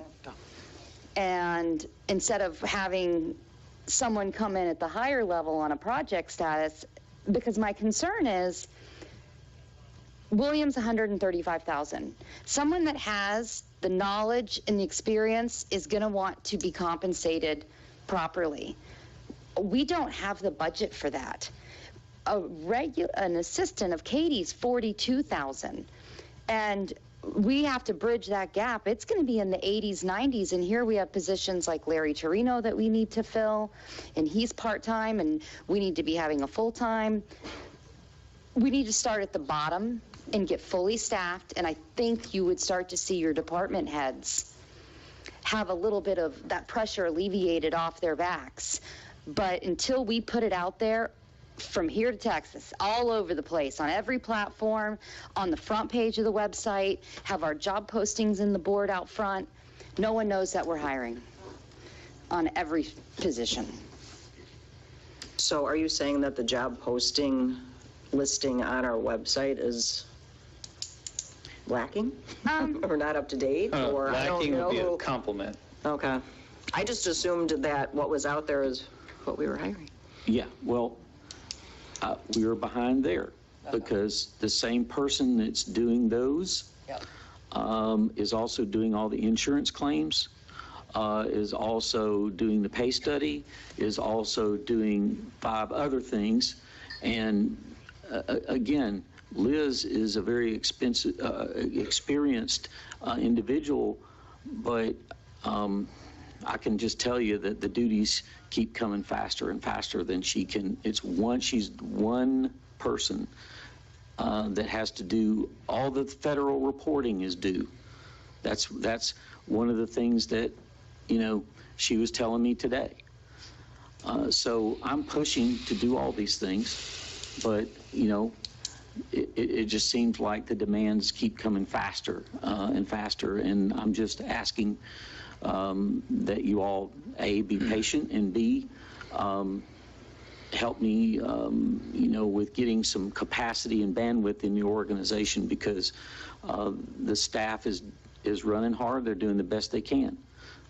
What I'd like to see, I think we're all talking about the same thing, is, I looked at the organizational chart. I got a copy of it last week and, looked at it. And I think what I would like to see, and I know this is something that you do, is looking at the organizational chart and then highlighting the areas that are really deficient, not necessarily in their skill set themselves, but deficient in the staff. And I think that's what we need, so that you can come to us and say, here, this is where I need help.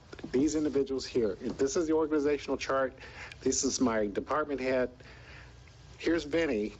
Vinny has one guy that's working for him. If something happens to Vinny, you got this guy here. What's going to happen to the lift stations and all the other things? You talk about single points of failure. We have a lot of single points of failure. Correct.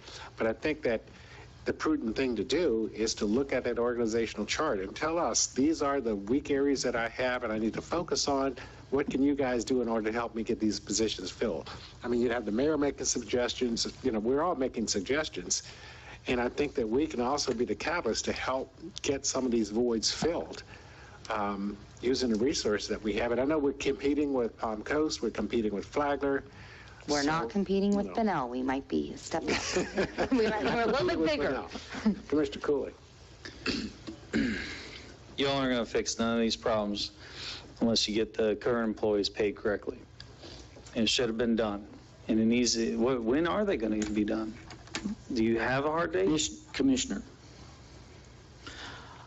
I have been on this as hard as I can, and I am very close. Liz tells me that the study is almost done and that the pay is going to go forward, and we're even going to, people aren't going to be losing pay. They're going to be back paid. Retroactive. It's going to be retroactive, okay?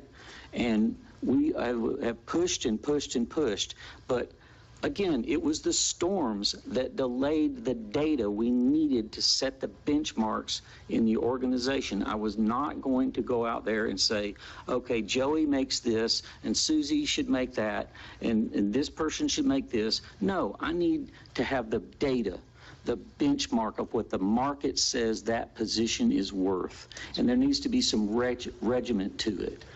That's almost done. Then we have to take that and put it within the pot of funds that we have available, okay, and tell you that we either are going to need more funding next fiscal year or not. We're almost there, and I know you're saying it needs to be done, and I sound like a broken record, and I'm trying my best not to be defensive, but you have to understand I have pushed very hard to do this, and we were depending on a consultant that didn't deliver the information. It's the same issue with the tennis lights. I was depending on an electrician to get out there and get the job done. They had delays, so therefore it didn't make us look too good. It's the same situation, and I'm trying my best to get it done, and I am hoping that we can get the pay study, tied a bow on it, and get the payroll done by the end of this month.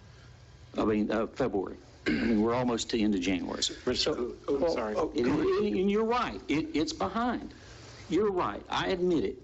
And I will take full responsibility for it. But I also don't want to be the one who picks and chooses winners and losers for pay based on no data. So I appreciate, I just want to finish. That was the beginning of the thought. So you can't hire people if we don't wrap the pay study up because we're not competitive pay-wise. When this pay study is done and our employees are being paid correctly and the positions are making what they're supposed to make, because that was the whole purpose of that decision module, was to be competitive, then you can hire for these positions. You hire, then that's probably going to free up these department heads to actually do the things that they're supposed to do. You know, and I'm oversimplifying it to a tremendous degree, but you can't do it top down. More management's not going to get that happening. You gotta fill your positions before you can do anything. You're going to try to get more productivity. I have managers that are drowning because they don't have staff. But my concern is why these things aren't getting done. You know, you're talking about the consultant and the storms and all that stuff. But here's the thing: when y'all brought us the decision module, you had the recommendation right there, and we approved. I believe it was 60% of what the request was. It could have just been you take 60% of the recommended amount that you put in front of us, because y'all went through line by line and did it by every single solitary employee. You had the recommendation that you gave to us. But then you're saying you can't do that, but that's what you presented. I was saying that we had targeted the positions that we need to look at, which basically are just about every one of them in the organization. And then we had to go out and do the market study, which we awarded that contract as soon as the fiscal year. We had the funds to do it in the new fiscal year, which is 1 October. And we went out and we tried to get that done, and then the storms hit, and the data to do the comparisons and to set the pay ranges got swept up into that situation. So yes, I'm taking full responsibility for not delivering the study, but I'm also telling you the data needed to do that study was totally dependent upon all the other jurisdictions around who were suffering with the same storm situation. They're not gonna answer information about a pay study when they are trying to respond to a storm. So that's why it got delayed. I appreciate your feedback on that, and I think the hard time I'm having here is that the amount of money I saw that was budgeted for this rate study was $15,000, and it's under your you have a blank check for that, and while it was my first time doing the budget, it was stressed home to us how important it was to get the staff paid. And I guess I came in with the expectation that maybe the rate study would have been done before. And I understand, you did get a left hook and then you got a hard right hook with the 2 hurricanes. But my assumption was that a rate study would have been done when, before we got to the point of, hey, this is what we need to do, go forth and get the staff paid. And unfortunately, I know they'll get retro pay. I appreciate that, but Well, let me walk you through the timeline. That workshop was in July. The budget starts 1 October. I couldn't turn on the consultant to do the study until 1 October when I had the money to do the consulting study. Sure you could have. You just ask. Right? What? You just ask. Say, hey, I want to pull the trigger on this right now. You want to do it early, okay? Well, I'll take responsibility for that. I'll take responsibility for the fact I didn't come to you and ask you to spend money that wasn't budgeted. But there was a gap between July discussion, August discussion, and 1 October, because that's when the funds were available to go out and hire the consultant to do the study. And then the storms compromised the benchmarking.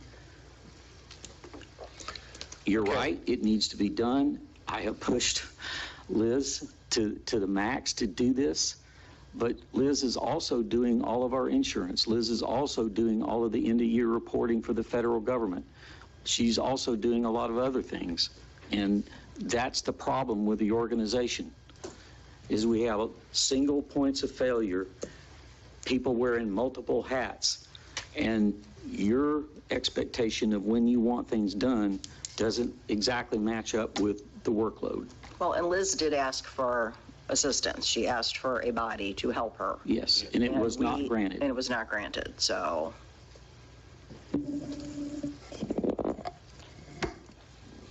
I would make the suggestion of, we've spent, if we did 60% of the 850,000, that was the, was it 850,000 was what the module was, and then we decided 60% of that. Isn't that correct? No, ma'am. What was the total? $300,000 was allocated for new raises. Okay, perfect. In addition to the 6.6% COLA. Okay?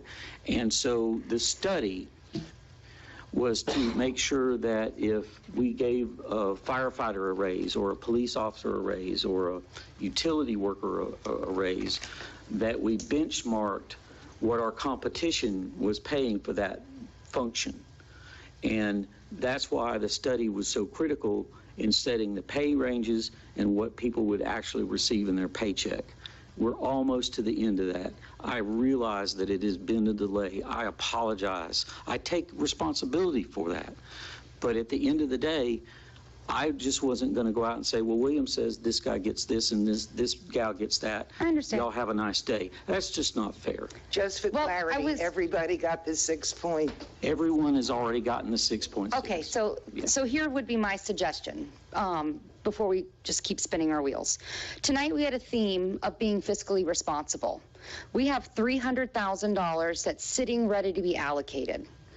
Let's fill the positions from the bottom. Let's get 100 that we have that's filled, our open positions, that's going to essentially hire from the bottom, and it's going to empower the people on top. Before we add in another position and spend more money, let's get 100% employment in the city, because we're going to continuously have a problem if we're still having open positions. We talked in one of our one-on-ones about all the caution tape that was uptown where the dune walkovers were, or excuse me, A1A where the sign is at 100. And the answer was, I have got 3 guys that do it, and they're doing everything in the town. Well, then that makes that department head have to work. Let's just implement the 300,000, hire the employees, then we can evaluate about adding someone. But I feel like we're jumping the gun when we're not even staffed. I respect that, but also too, hiring and empowering people, that's not always easy to do. But we have to start somewhere. We're also starting to tread, well, not starting. We're treading in an area that is not our job. If we're trying to help him do his job better, that's one thing. But to start with how many maintenance men we need and how many engineers we need, that's his job, not ours. I've been getting this feeling over the last several meetings, and I just can't hold it in anymore. We are micromanaging, and that is not our job. I've had staff members say it to me, and it's the way I feel too. We're just getting into areas I know the public wants us to fix everything. And I get comments from people too. I'm not, I get the same phone calls and the emails. But we have to be careful with what's our job and what's his job. And, And that kind of brings us like full circle back to the discussion of, Right.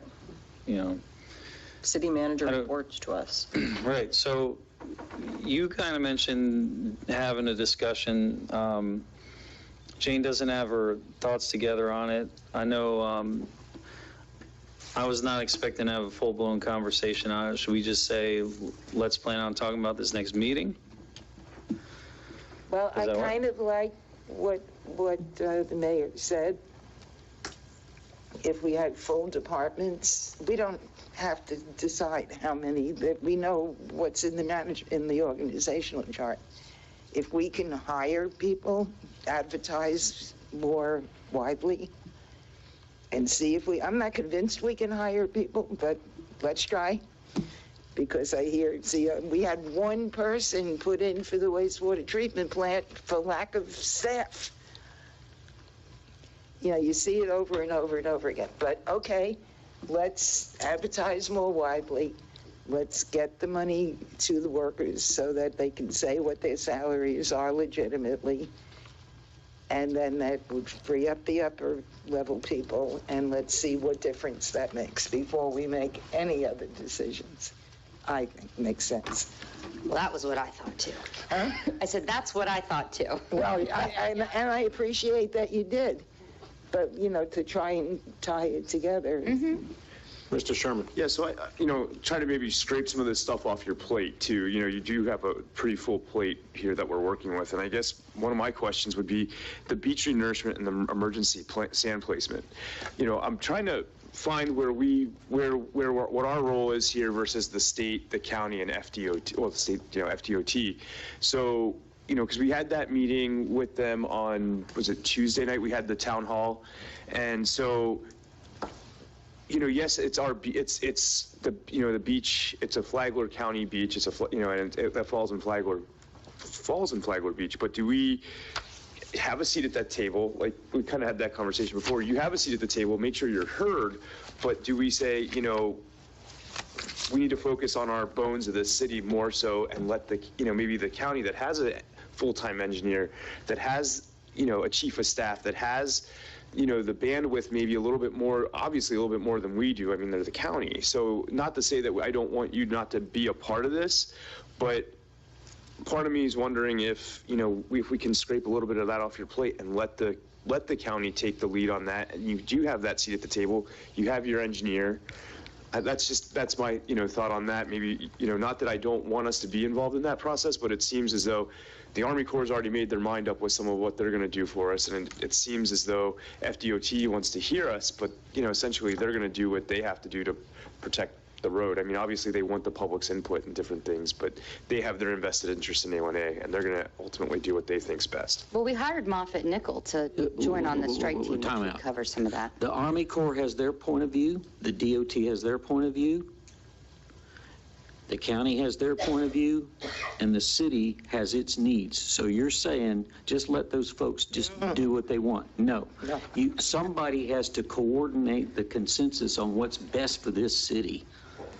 And that is falling on me with your support. And I think we come back to what Commissioner Phillips was talking about, and what we, again, addressed was, and I'm not all for hiring people, but I'm also trying to look at it from your perspective because, for example, the meeting that you directed our police chief to go to, Northeast Florida Regional Council meeting, it was important for you to be there, but you were in another meeting having to do with FEMA or something. So Matt attended that meeting. I was there. Mr. Bellingham was there, and a few other people there. That was a really important meeting. Very important. But we had some good note takers there. But I'm just wondering, how many of those kinds of meetings are you not making, which benefits us because it talks about grants, it talks about other kinds of things, resiliency, and the discussions that we had at that meeting, and Mr. Bellingham can attest to that as well. Flagler Beach consumed almost the entire meeting with the Northeast Florida Regional Council because they wanted to know what was going on, how can we help you, and these kinds of things here. Had we not had a seat at the table, we could have missed out on a lot of the information.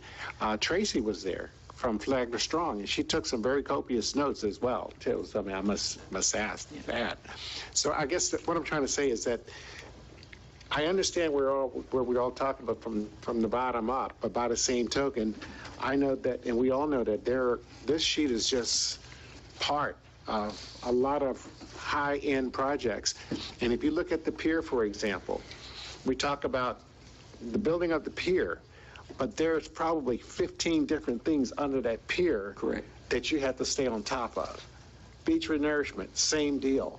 You know, and it just goes down the line. You know, I had calls today about, what are you guys doing about me possibly getting some of the funds in order to lift my house? And we have how many people on that list now? 26. 33 now. Okay. Oh, is it 30 now? And they're depending on you to write the letters, to transmit those to FEMA, to whomever it has to be, and we have to track those as well, because without our recommendations, they don't get that.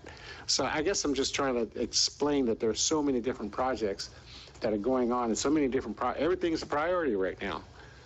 And how do we manage that? Right, and I just don't want things to slip. And I agree, and I don't think you're going to do it intentionally. No. But it's just there's a lot of stuff that's going on that we as commissioners need to help you figure out. Well, if we could, then,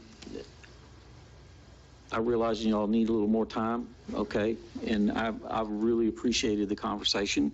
So is the 6 areas, am I close in terms of what's really important? I realize everything's important, and you don't want to see any balls drop. But are those 6 areas kind of, does that capture the core of where we are and where we need to go for the moment? And if I miss something big, let me know. And then under each one of those categories, as you say, Commissioner, there's all kinds of moving parts and things that have to go with that.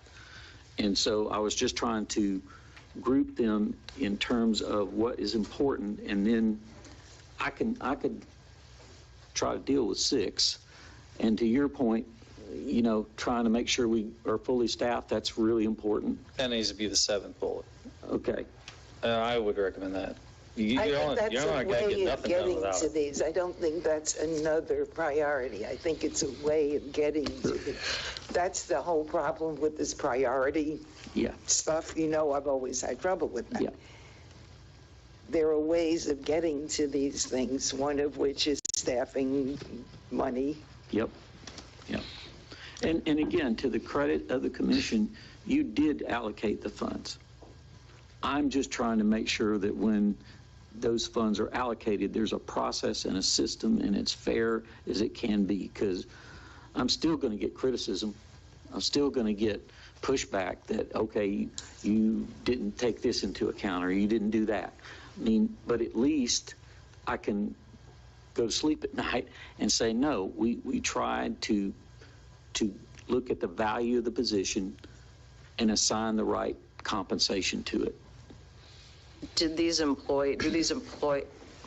employees kept up to date on why they have not gotten their money? Has Liz sent out notifications to them? Not in writing. Every department head meeting, we cover this. Okay.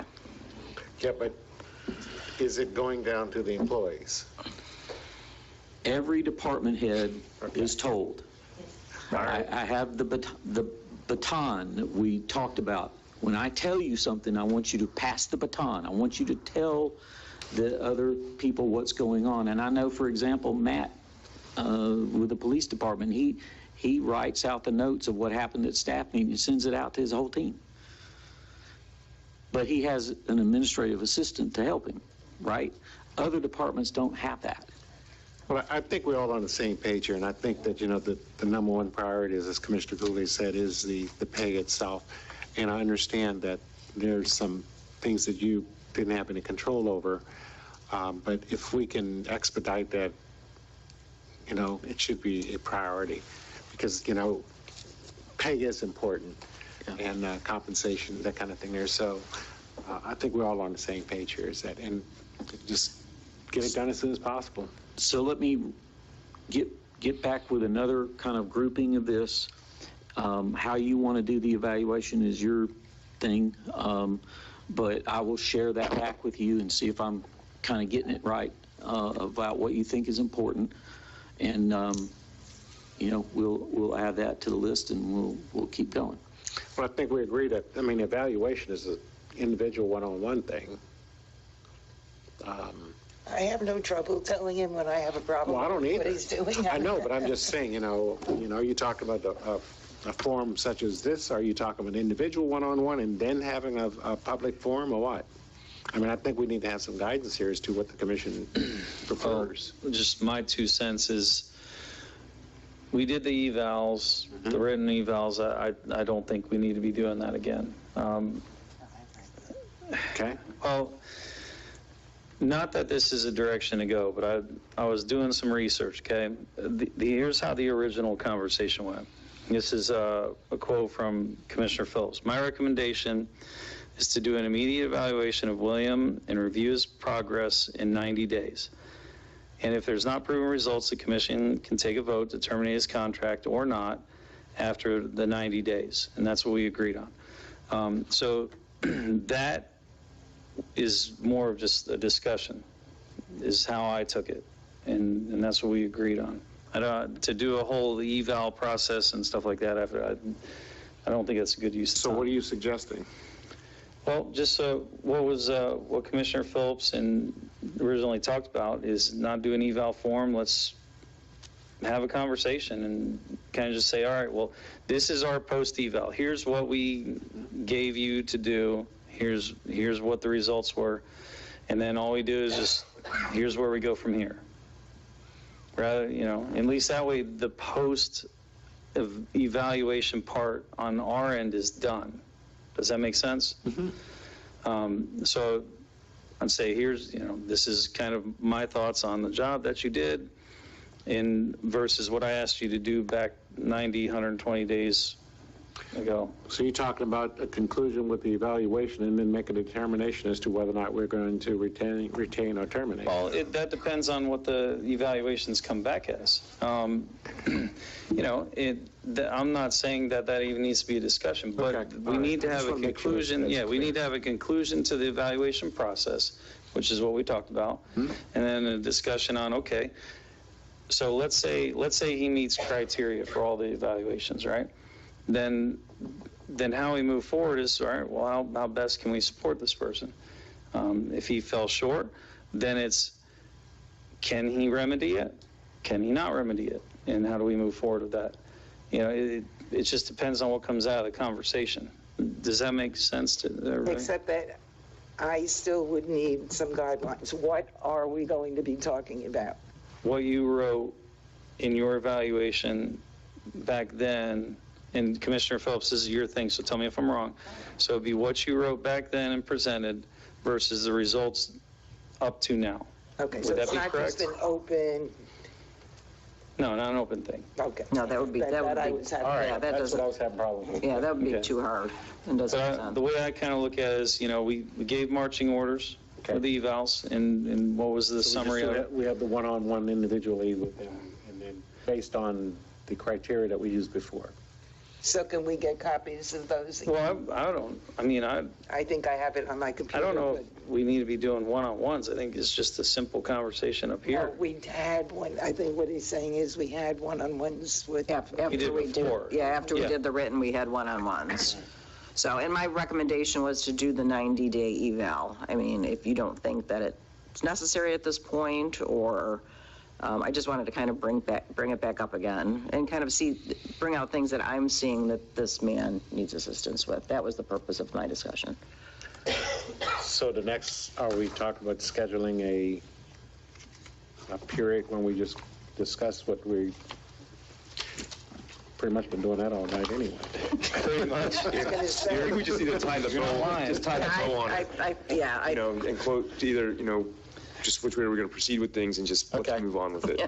All right. Because as I mentioned, going in circles. We like to Right. go in circles. Yeah, I want to make And sure. we're getting into areas that are none of our job. But I brought up, needing assistance because Mr. Witz, he does report to us. So as we are managers to you, and that's why I threw that out there. Yeah, and to your point, just real simply, I'm not going to turn down help as long as it's good help. Right. Okay? So from my point of view, am I going in the right direction or am I not going in the right direction? And do I have the football or I don't? And the team needs to know that. So those will be the Right. post Okay. conversations. Right. Okay. Okay, now, Drew, do we have to schedule a separate meeting for that? Separate meeting to do what? To, Just be an agenda. oh, okay, just an agenda item? Okay. Just want to make I sure. mean, is it just to have the discussion? Right. I don't see a reason to have a special meeting for it, no. Well, I know Commissioner Cooley likes to meet, so. It's going to be another late night, though. Yeah. And who's going to put the criteria together for this discussion? Well, we have Is the it based criteria. What I'm is it hearing all is based off of our each of you review? had your evaluation, each of you had your conversation, and I think that what I'm understanding that discussion to be is how well the city manager has addressed the issues that you might have discussed with him, either that you put in your individual performance evaluation, or that you discussed in the one-on-one. So yeah, the criteria is each of your Each of us. criteria. Okay. Correct. Yes, it's Okay. not a group criteria. Well, It's and each of your how criteria. William phrased it was, really good. Yeah. Do you remember how you said those two things? One was, do you have the football or do you not? Yeah, well, one is, am I going in the right direction here? I mean, because we had this discussion in 90 days, and the commissioner, yeah, we're a little behind the 90-day time frame, but you brought it up, and so the basic question is, am I headed in the right direction based on the discussion you had 90 days ago? Right. And then the last question is, do I have the football or not? Because the team wants to know that, okay? And like you said, they look to me for leadership, and I need to either be in the chair to lead or not. And if that was the question, and maybe my metaphor brain wasn't working, if the question was, if you're going to answer the question, does he have the football or not, does that need to be, yes, that, if you're going to say, no, he doesn't have the football anymore, that needs to be a specific agenda item. That's what you were asking me, yes, that's the answer. Okay. Right. Okay. And just to be more specific, you want this on the February 9 agenda? How long is the February 9 agenda? It's up to the city manager. Well, I have worked with the clerk to set the agenda, and we've already been talking about it, so you want to kind of summarize what we've said? I mean, you have notes, right? I have notes, I could go get it. Just, Yeah. Big, small? I'd say it's medium. And remember, for February 23rd, you have that variance that got bumped, at least potentially That's the likelihood. 23rd. That's what I'm saying. If they're looking at February 9th and 23rd, keep in mind that the 23rd, you're going to have a room full of people on that variance. And when will we have CRA, the special CRA? on the 23rd. 23rd as well, yeah. All right, so let's do it on Let's do it for the 9th, then that's, yeah. And put it near the beginning. That I know you have control over. Yep.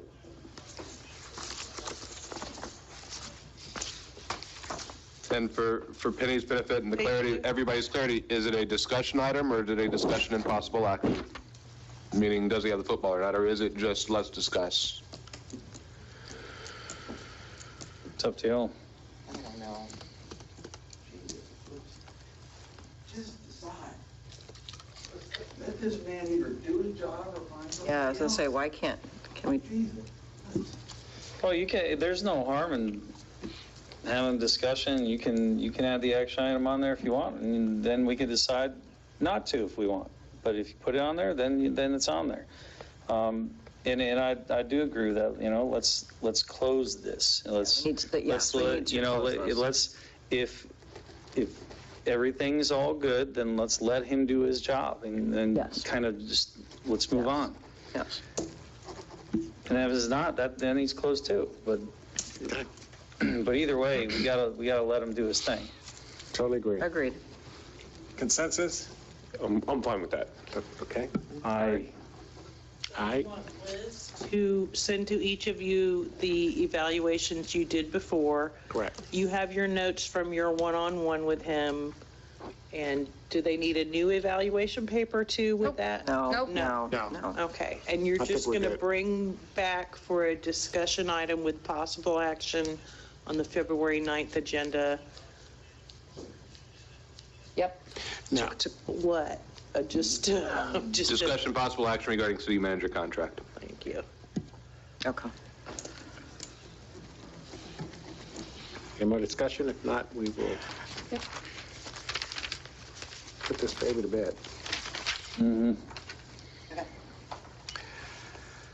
Okay, we're on staff reports. Two things from your last regular meeting. One, the issue had come up over, and the question had come up over staff out doing their jobs and potentially harassing type activity. And the best example I can use to kind of describe where this does happen from time to time, what I've told Mr. Whitson, and what I told him I tell all of you tonight, is you need to empower, he needs to empower staff to walk away. You need to empower him to empower staff to walk away. That's number one, is every member of the staff needs to know if you feel harassed, if you feel threatened, they have his permission, and he has your permission to tell them, you can turn, I don't care what your job is, I don't care what you have to drop. If you feel threatened and harassed, you walk away from that situation and you call for help. And that's number one that I think they all need to hear. And I think they have heard it. I think they heard it at the meeting, but I think that just needs to be continued, that nope, if you feel threatened or harassed, you're allowed to walk away from that situation. I think that's important. And part and parcel with that, now I'm going to get into the example that as I pondered over this, thought of, because the job still has to be done. And I know there was a question about the video recording.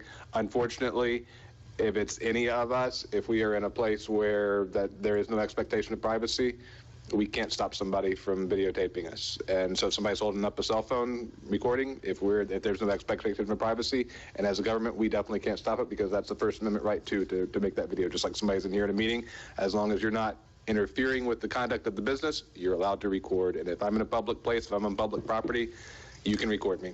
Vice versa. I'm sorry? Or vice versa. That's absolutely right. Okay. Which is kind of where I'm headed. Okay. Not exactly, but because we can't put a body cam on everybody, but that's one area where with police, that body cams have been very helpful, as it has told the other side of some stories. It's told for good and bad. It has told both sides of the story often now. But with code enforcement is probably where, before the current political climate got on us, we've always had this issue coming up with code enforcement, because code enforcement officers have to go into places where people are not happy to see them. And every once in a while, there will be that problem property where somebody is threatening outright threatening to a code enforcement officer. Well, what we do in those cases is we give them a police car. I mean, we give them police backup. Police don't often have to come in the house with them. I have had a couple of cases where a police officer had to accompany somebody, but usually just having the police car out on the side of the road while that code enforcement officer was doing their duty, then that calmed the situation right down. I know the type of issues we're talking about. It's not practical to do that time and time and time again. I don't have an answer to that, really, but to the extent, back to that, empower people to walk away, de-escalate, number one, and get help, number two. I think part of get help is, look, officer, send an officer along. We're going to send an officer along with you on your route this week, or on this part of your route this week or this month. If we have the manpower and ability to do it, I think that may be the only way that we can ensure that job gets done and employees are safe, because those are the two things we have an obligation to do: get the job done and make sure our employees are safe. But there is no easy answer to this. Okay, I think it's just important that Mr. Whitson and the employees know that we are supporting them. And, we're not going to tolerate the abuse to their staff. I mean, they work their butts off, and there's no reason for anyone on our staff, at any level, to be abused in any way whatsoever. And that's why I had a lot of concern about that, because, I wouldn't want to tolerate that if, you're out there killing yourself and you're, being prevented to some degree from doing your job. So, we certainly are empowering him to do what he needs to do in order to pass that word down to the employees. The second item I had, this had come up related to the site plan approval. It was on colors of buildings. There's nothing that allows us to regulate the colors of building. It comes up in Planning and Architectural Review Board because they are the Planning and Architectural Review Board, but even there, we get And I think it's really why you were asking the question. When you get a developer who says, yeah, I'm perfectly happy to paint it whatever colors you want. They sell the property, new developer comes in and says, I'm going to paint it whatever color I want to. There's nothing in the code that allows us to stop that. There's nothing in the code that says if you're going to repaint your building, you have to go through another site plan process. Even in the CRA? Even I think in the CRA. And that's, so if we want to regulate color schemes, we need to put that in the code. And you're all familiar, I'm sure, with some communities, particularly when you get out west, but some places in South Florida have gone to these neutral color schemes. Everybody has their own opinions of those. But even since those codes were adopted, state law has changed. It doesn't completely take us out of this realm, but when it comes to signage and trademarks, because I know the specific question, I think, was what if Goodyear buys the building?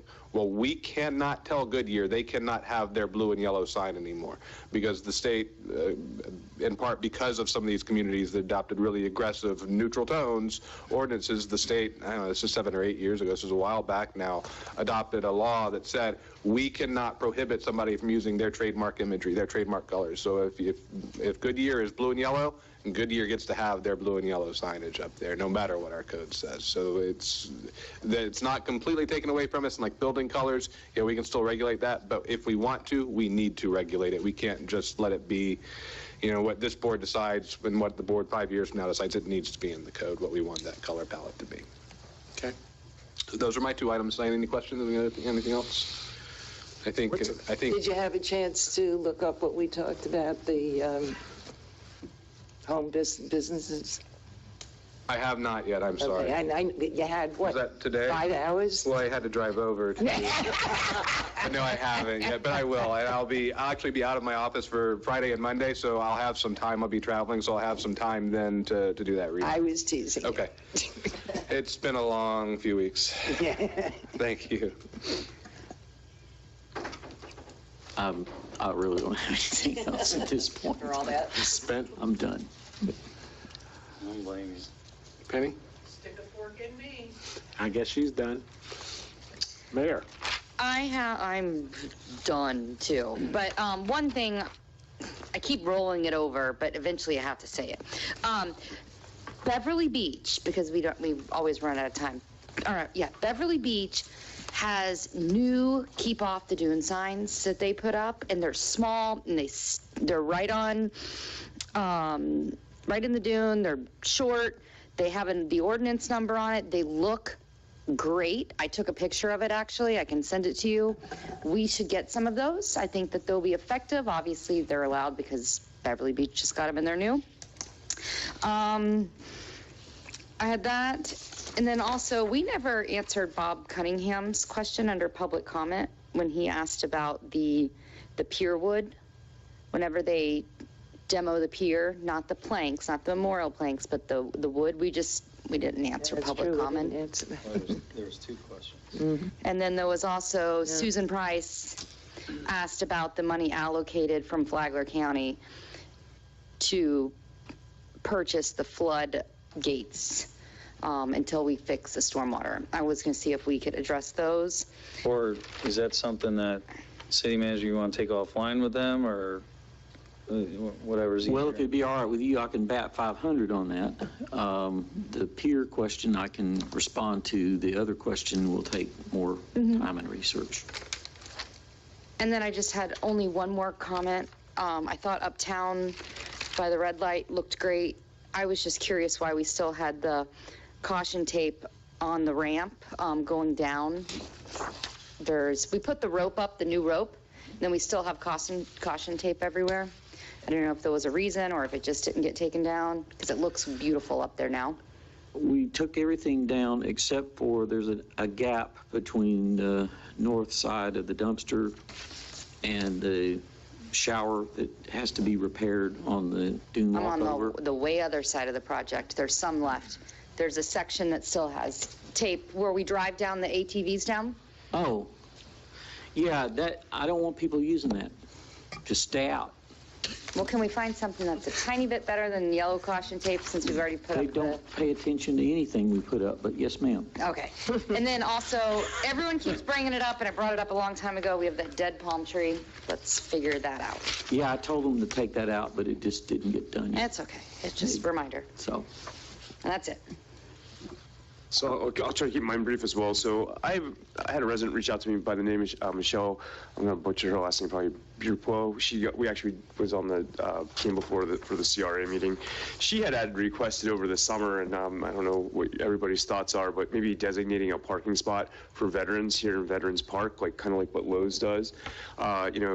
I said, well, I can bring it before everybody and see what everybody's thoughts are. I don't know if we want to mention it at the next meeting and just talk about it in general business, or if it'd be something that Flagler creates. Might want to designate a parking spot and paint one of the parking spots and just have it designated for a veteran. Are you going to prove who's a veteran? Well, you're not really gonna. It's just I think it's more of just even the thought. I think it's maybe just not to enforce it. Yeah, not to enforce it. Because at Lowe's, anybody can park there, but maybe it's just the thought, I think, and that's where maybe her mindset was at, is that, just a way of, kind of honoring the veterans at Veterans Park to offer that park. Susie, if you park there, we're going to call you. I was going to say karma enforces that. That's right. So where exactly are you talking about putting the spot? Central? Here on... Because these are gravel, you can't paint those. No, I don't... Well, you can put a sign up. Yeah, or even just a sign, just even something like just simple, like reserved for... like kind of what Lowe's has. Maybe one over here on this side. Yeah, whatever, your staff thinks, Mr. Whitson, that would be ideal, or... If there's a consensus of the board that you'd like that, we have a we can do that. consensus? It's up to y'all. You got it. I think on Central would be better. I agree with doing it. Central's but I think Central would That's be fine. better. So it's just a... And it's all going to change after the hotel gets started anyway. So. Yeah. And then my last thing is I went to the TPO board meeting yesterday, and that was a rather long meeting. Mr. Whitson, you'll appreciate this. Pioneer Trail's finally getting their I-95 exit down there. Oh my God, that's only 40 like years. 25 And years. they were literally, it was $78 million if an ARPA money that was going to go over there to fund this project. And there were some people in other jurisdictions that were not for it. So it was a rather drawn out meeting, but I'm happy to say that Flagler County does have representation on the executive board now. Mayor Elfin was voted in to be on the executive committee, so I think that will help us there. But as I mentioned before, all the long-term projects are right now heavily focused on Volusia County. So I don't know if you, and when you have your manager's lunch, if you guys want to talk TPO strategy, because I think, we're going to start growing, maybe not here, but, what can we do? I know we have some projects here in Flagler Beach that we might be looking at, but big picture, I think, we need to have more of a seat at the table, whether it be, because we're part of the Small City Alliance. I don't even get a vote on yesterday. Ponce Inlet was our Small City Alliance voting member, so he had the decision on how if that money was going to be utilized for the I-95 corridor there on Pioneer Trail after 40 years. But other than that, that's really was the premise of the TPO meeting yesterday. Mr. Phillips. Okay, I have a bunch of things. Our next Silver Lake Park cleanup is February 11th. Tom Gillen will be there, as well as Rob and his crew. What we did a couple of weeks ago looks amazing. We've gotten a lot of positive feedback. What I'd like to ask the board, their thoughts on, there's a sign that says jogging trail and like exercise equipment or exercise area. If you've ever gone back there, the exercise area is all rusted and it's horrible. The actual signs that tell you how to exercise on that piece of equipment are either broken, damaged some way, or you can't even read them. So I'm sure at one point years ago, there was some logic why that exercise equipment was put in. My recommendation is just to remove it all. I don't even think anybody's using it. So I don't know what that would take. I don't know. You have to ask Karen, because Karen got the grant. Okay. Yeah. Okay. Okay, so I will ask Karen. And then I've asked Mr. Whitson to talk to Bill about having his folks trim the palm trees at Silver Lake as well. I think that'll open it up even more. Saturday is the chili challenge that the Women's Club is coordinating. Sorry, Commissioner Mealy, I'm going to steal that. 12 o'clock, I think it's 12 to 3 or 12 to 2:30. It benefits, all the money benefits our fire department. So please come. I think it's $10 for a spoon and a cup, and we'll just have a really good time. And I'm a judge. Ooh. Mr. Mealy. And Mayor's a judge. No, it's actually at Veterans Park. Yeah. You're I on. think it's 12 to 3. It's on the women's she club's done? website. Yeah, I think she's done. No, I'm not done. Oh, I I thought you were didn't done. think, I didn't hear her. I'm not done. Also, Oak Street, we put down the millings, Looks good. and it looks fantastic. And I think people on that street are very, very happy. If appropriate, I'd like to have Drew write a letter to the owner of the property that abuts Oak Street, where the waterway is. We talked about all of the debris in the waterway. It wasn't any storm debris. So somebody actually owns that property. And the debris is causing the flow of the water not to flow properly. It smells. So we've identified as private property. And I talked to Sandy, and she had a great suggestion. Can we write this individual that owns this property a letter saying, can you please clean it up, and see if we get a response? And then we had talked a little bit further, if they don't respond, could we then go to code? It would be a code enforcement issue. Yeah, be a code enforcement Which issue. would be, that would probably be the stick in the letter, if I write the letter, is the threat is if you don't cure it, it's going to go to code enforcement. Right. Yeah, the road is 100% improved. Oh my gosh, I it's actually drove fantastic. my Mazda back there. Oh. So, and That's how much it's improved. and we've identified the 2 individuals that potentially want sewer access. They were told many, many times they could not get sewer access for whatever reason. An engineer go out and they can absolutely get sewer access. So, which is good. And just really quick, we talked last time, and I think Commissioner Cooley touched on it regarding the grant, the wick line windows. Have you ever heard anything? Are they still wanting? Yeah, you wrote it at the end of the You want to tell them the good news? Oh. I'm being sarcastic. There's no good news. No good news. I mean, we don't have any, we don't have any out in our contract, so we still have to comply with our contract, so we can't stiff our contractors, that's for sure. And the rest of it is, it's our contract is with FDEM, and so FDEM, of course, they do have, if they don't get money, they can't give money they don't have, because we're a grant recipient, not a contractor. It's a different boat from where we are with FDEM versus with the contractor. So the solution will have to be one that's worked out between FDEM, and any solution that's going to be beneficial to us is going to be after the solution worked out between FDEM and FEMA. Because this is an application, as I've mentioned to a couple of you, this is FEMA, applying an agency rule literally. And I think Mr. Whitson has been on the right course in engaging the lobbyists to work for a legislative solution to it, because I think that's what it's going to take, is the legislature telling FEMA, look, this is a dumb rule. I mean, it might not have been a dumb rule 99% of the time before, but under the circumstances it's being applied now, this is not right. This is not okay, because it's not. I mean, it is backwards what they're doing. I don't even know how you come up with an ROI on fixing the windows on a building. It just make no sense to me. So, okay, well, thanks for the update. And then the last thing, just really quick, the Pal Parker ribbon cutting really could not have gone any nicer. The weather was spectacular. It was amazing. Thank you for ordering it. You're welcome. And thanks to everybody who came. And then just kind of phase 2 for us to start thinking about at some point. Would like to throw some more money at us. We need some benches for people to sit at on the overlook. The actual kayak launch probably needs some work as well. So at some point I want to talk a I little bit noticed further there was about it. Brazilian pepper. And Brazilian peppers, cleanup. Okay. Yep, another perk that needs some more cleanup. So I'll talk a little bit about that another time. And that's it. Great. Thanks again for doing all that. That was really, and listening to Pal Parker's granddaughter, I could have listened to her for another hour and a half. I know. She was terrific. That was so cool. All right.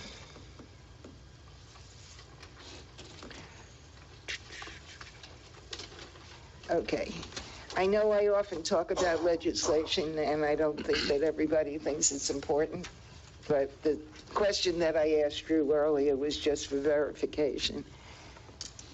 I did something on a study on Lambert that I'll get to in a minute. But one of the statements that was made by people was, well, there's a home-based business. Why aren't we getting rid of it? But last year, the legislature passed a law that said, yeah, it's okay. And nobody paid attention until next door neighbor is a home-based, if I believe what the law says, and this is what I have Drew checking out, is, and Scott Dudley from the League of Cities spoke at the second session of our Citizens Academy, and he had said this: if it's a kind of home-based business that or any business, if it's a kind of business we allow anywhere in the city, we have to allow it as a home-based business. That is accurate. That part is accurate. I can tell you without having to look at it, that part's accurate. The part that I wanted to look at for you was there are some impact issues where if it's causing traffic and noise outside of the character of the district, so if it's causing additional traffic, that's not it. It would have to be significantly more, but that part is absolutely accurate, yes. So just important for you to know that in case somebody says, my neighbor just opened this business and it's bothering me. Can I ask a question? Do we as a city require these home-based businesses to have a license in their home like we do? You know, like when I opened up the Pink Turtle, I had to have a LBTR.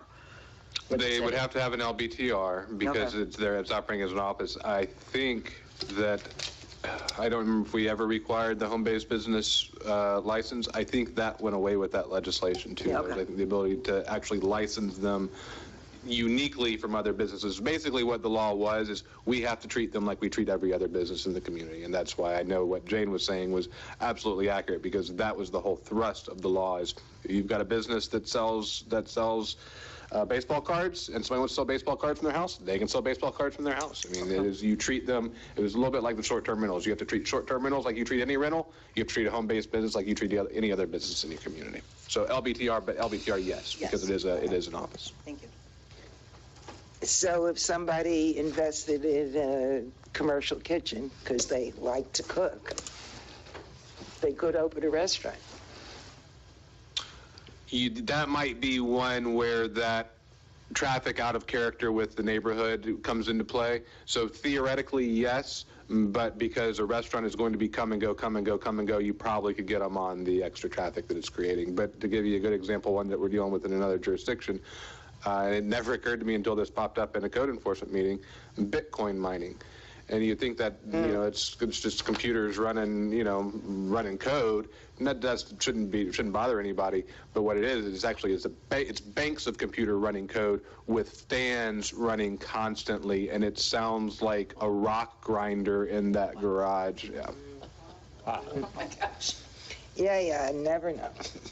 So what brought this out to me was people on Lambert have been complaining about speeding traffic. On and off, it comes up. And it came up again.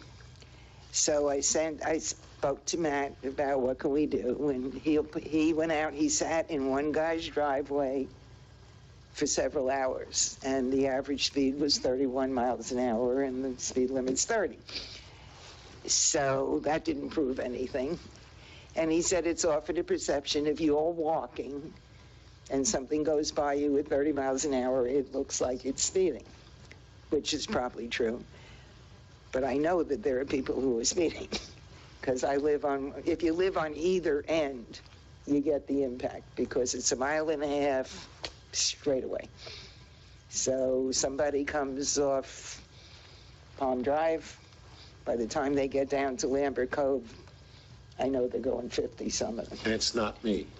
Well, there are burnout marks on Lambert. That's right back to your car. They're not from my car. So I sent out a survey asking how many, this was at Matt's suggestion, that I send out a survey, how many of you would like the speed limit lowered to 25, and how many of you would like speed bumps. Well, I sent it out. I got 66 responses, which is pretty good. Husband and wives canceled each other out, so that was kind of interesting.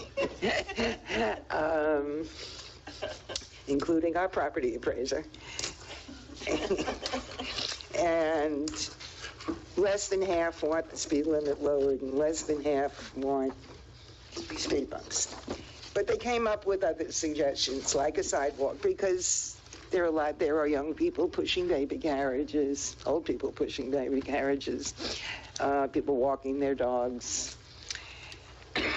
So sidewalks was a recommendation. And so I asked, and there were others, the flashing light, you're now going whatever miles an hour you're going. I gave a copy of this to William, and we're going to set up a meeting with that and see what it is we can do. Perhaps if the TPO would give us some money for sidewalks like we've been asking for, that would be great. But anyway, and a couple of other responses, but the home-based business did come up, like if this business weren't there, things would be better. So we'll see where that goes. One more thing for you to do. Okay, the resiliency meeting that we had the other night. And I've talked to William about this too. I think created more confusion than it settled. Sure did. So, I wasn't even there. I got blown up. As you said before, Army Corps here, FDOT here, never the twain shall meet. I spoke to Jason Hara just to make sure, yes, we will not build the project if there's a seawall in the middle of it. Now there's question about will they do the project if there's a seawall outside of it. We don't know that. I spoke to John Tyler. No, we're not going to put a seawall in the middle of the Army Corps project. And we have all these other options for the rest of the 10 miles. Still, so I gave him another task yesterday. Several people said they really would like to just have a meeting of our city. No agencies there touting their thing, and I agree with this. But city manager needs to get some answers first to see what it is we're going to be talking about. So I hope you're all in favor of doing that. A meeting of us and the community. This is what's going to happen. Well, and a lot of people were signing those sheets of paper they were asking questions, and they were putting them in a box, like what happened, who's going to answer those questions? Yeah, that's a good question. Okay, because I know some of the people, when they looked at this paperwork, and of course this is all from FDOT, and they say there's not very much about the beach on here, it's all about the road. So we need to, and soon, we need to do that. But I don't think you can have that until you get the firm answer. Well, absolutely, okay. Right. Absolutely. What else did I? Okay, so some proposed legislation, and I know you don't want to hear about it. Control over how much our impact fees can be. Reducing the homestead limit from 3% to 2%. Mm-hmm. That would be a constitutional amendment, but they're going to talk about it. More stuff about short-term rentals, but it looks like we'll still be okay as long as we leave ours alone. And this one I did like. I brought it up before about somebody could be the greatest wastewater treatment plant operator in the state of Virginia. Move here and no license reciprocity. So they're talking about allowing that. So might do something right.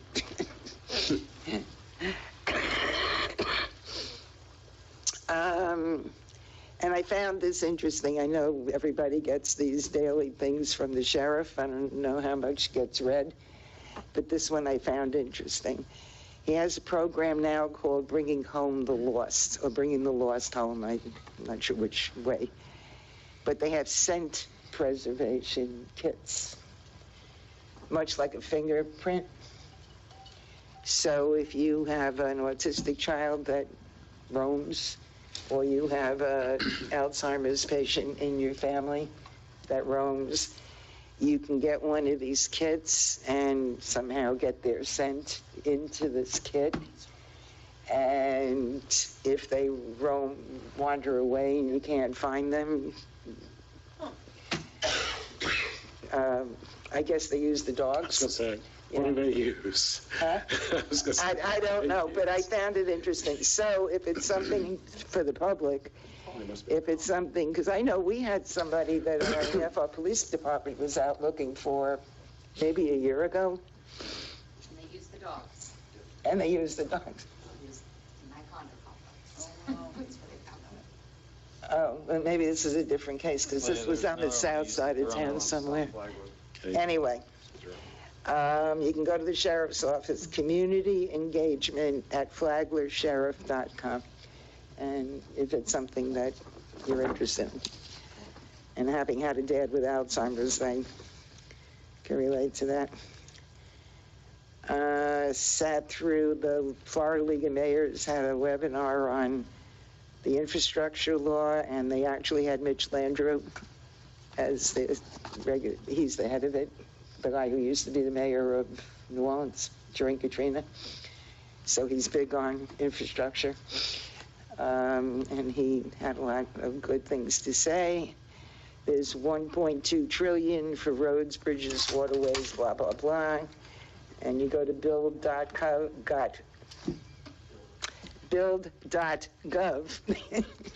for that. And then there's also some other grants. And that. Okay, we get that. I'm sorry, this is an accumulation for all the times we didn't do that. Scott, you can't leave yet.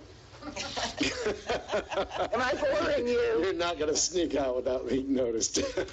All right, we've had 3 sessions now with the Citizens Academy. You can go. That's right. You can watch it on TV. We've had 3 sessions at the Citizens Academy. Staff has been doing an outstanding job. Yeah, really good.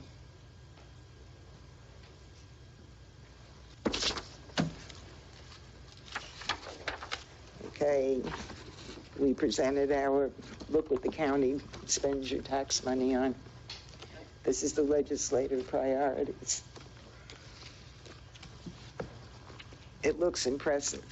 I'd love to know how, it's all shiny paper, all the pages. Unbelievable.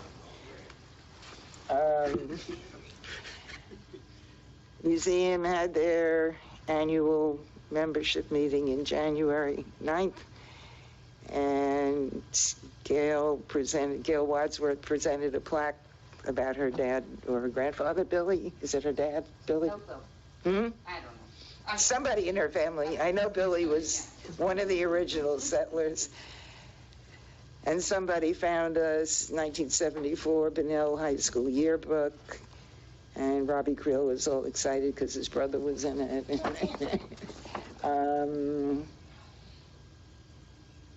They moved their bank accounts to ViStar. That was one of the places that's done it. Had the election. Patty King is now the director, and she's doing an outstanding job and taking the Citizens Academy to make sure she doesn't miss anything. Since we don't have a pier, they're talking about combining Cheer on the Pier with the Moon Dance to have one Gigundo fundraiser. If anybody's interested in how pension plans are doing. Please go through that. It's going on 10:30, Jane. I know. Hey, I haven't talked in, 2 months? Okay, that's it. All right. Had a couple citizens talking about now that the hurricanes are past, we could take a look at some of the public parking lots, especially the one that is in between Anchor and Tortugas.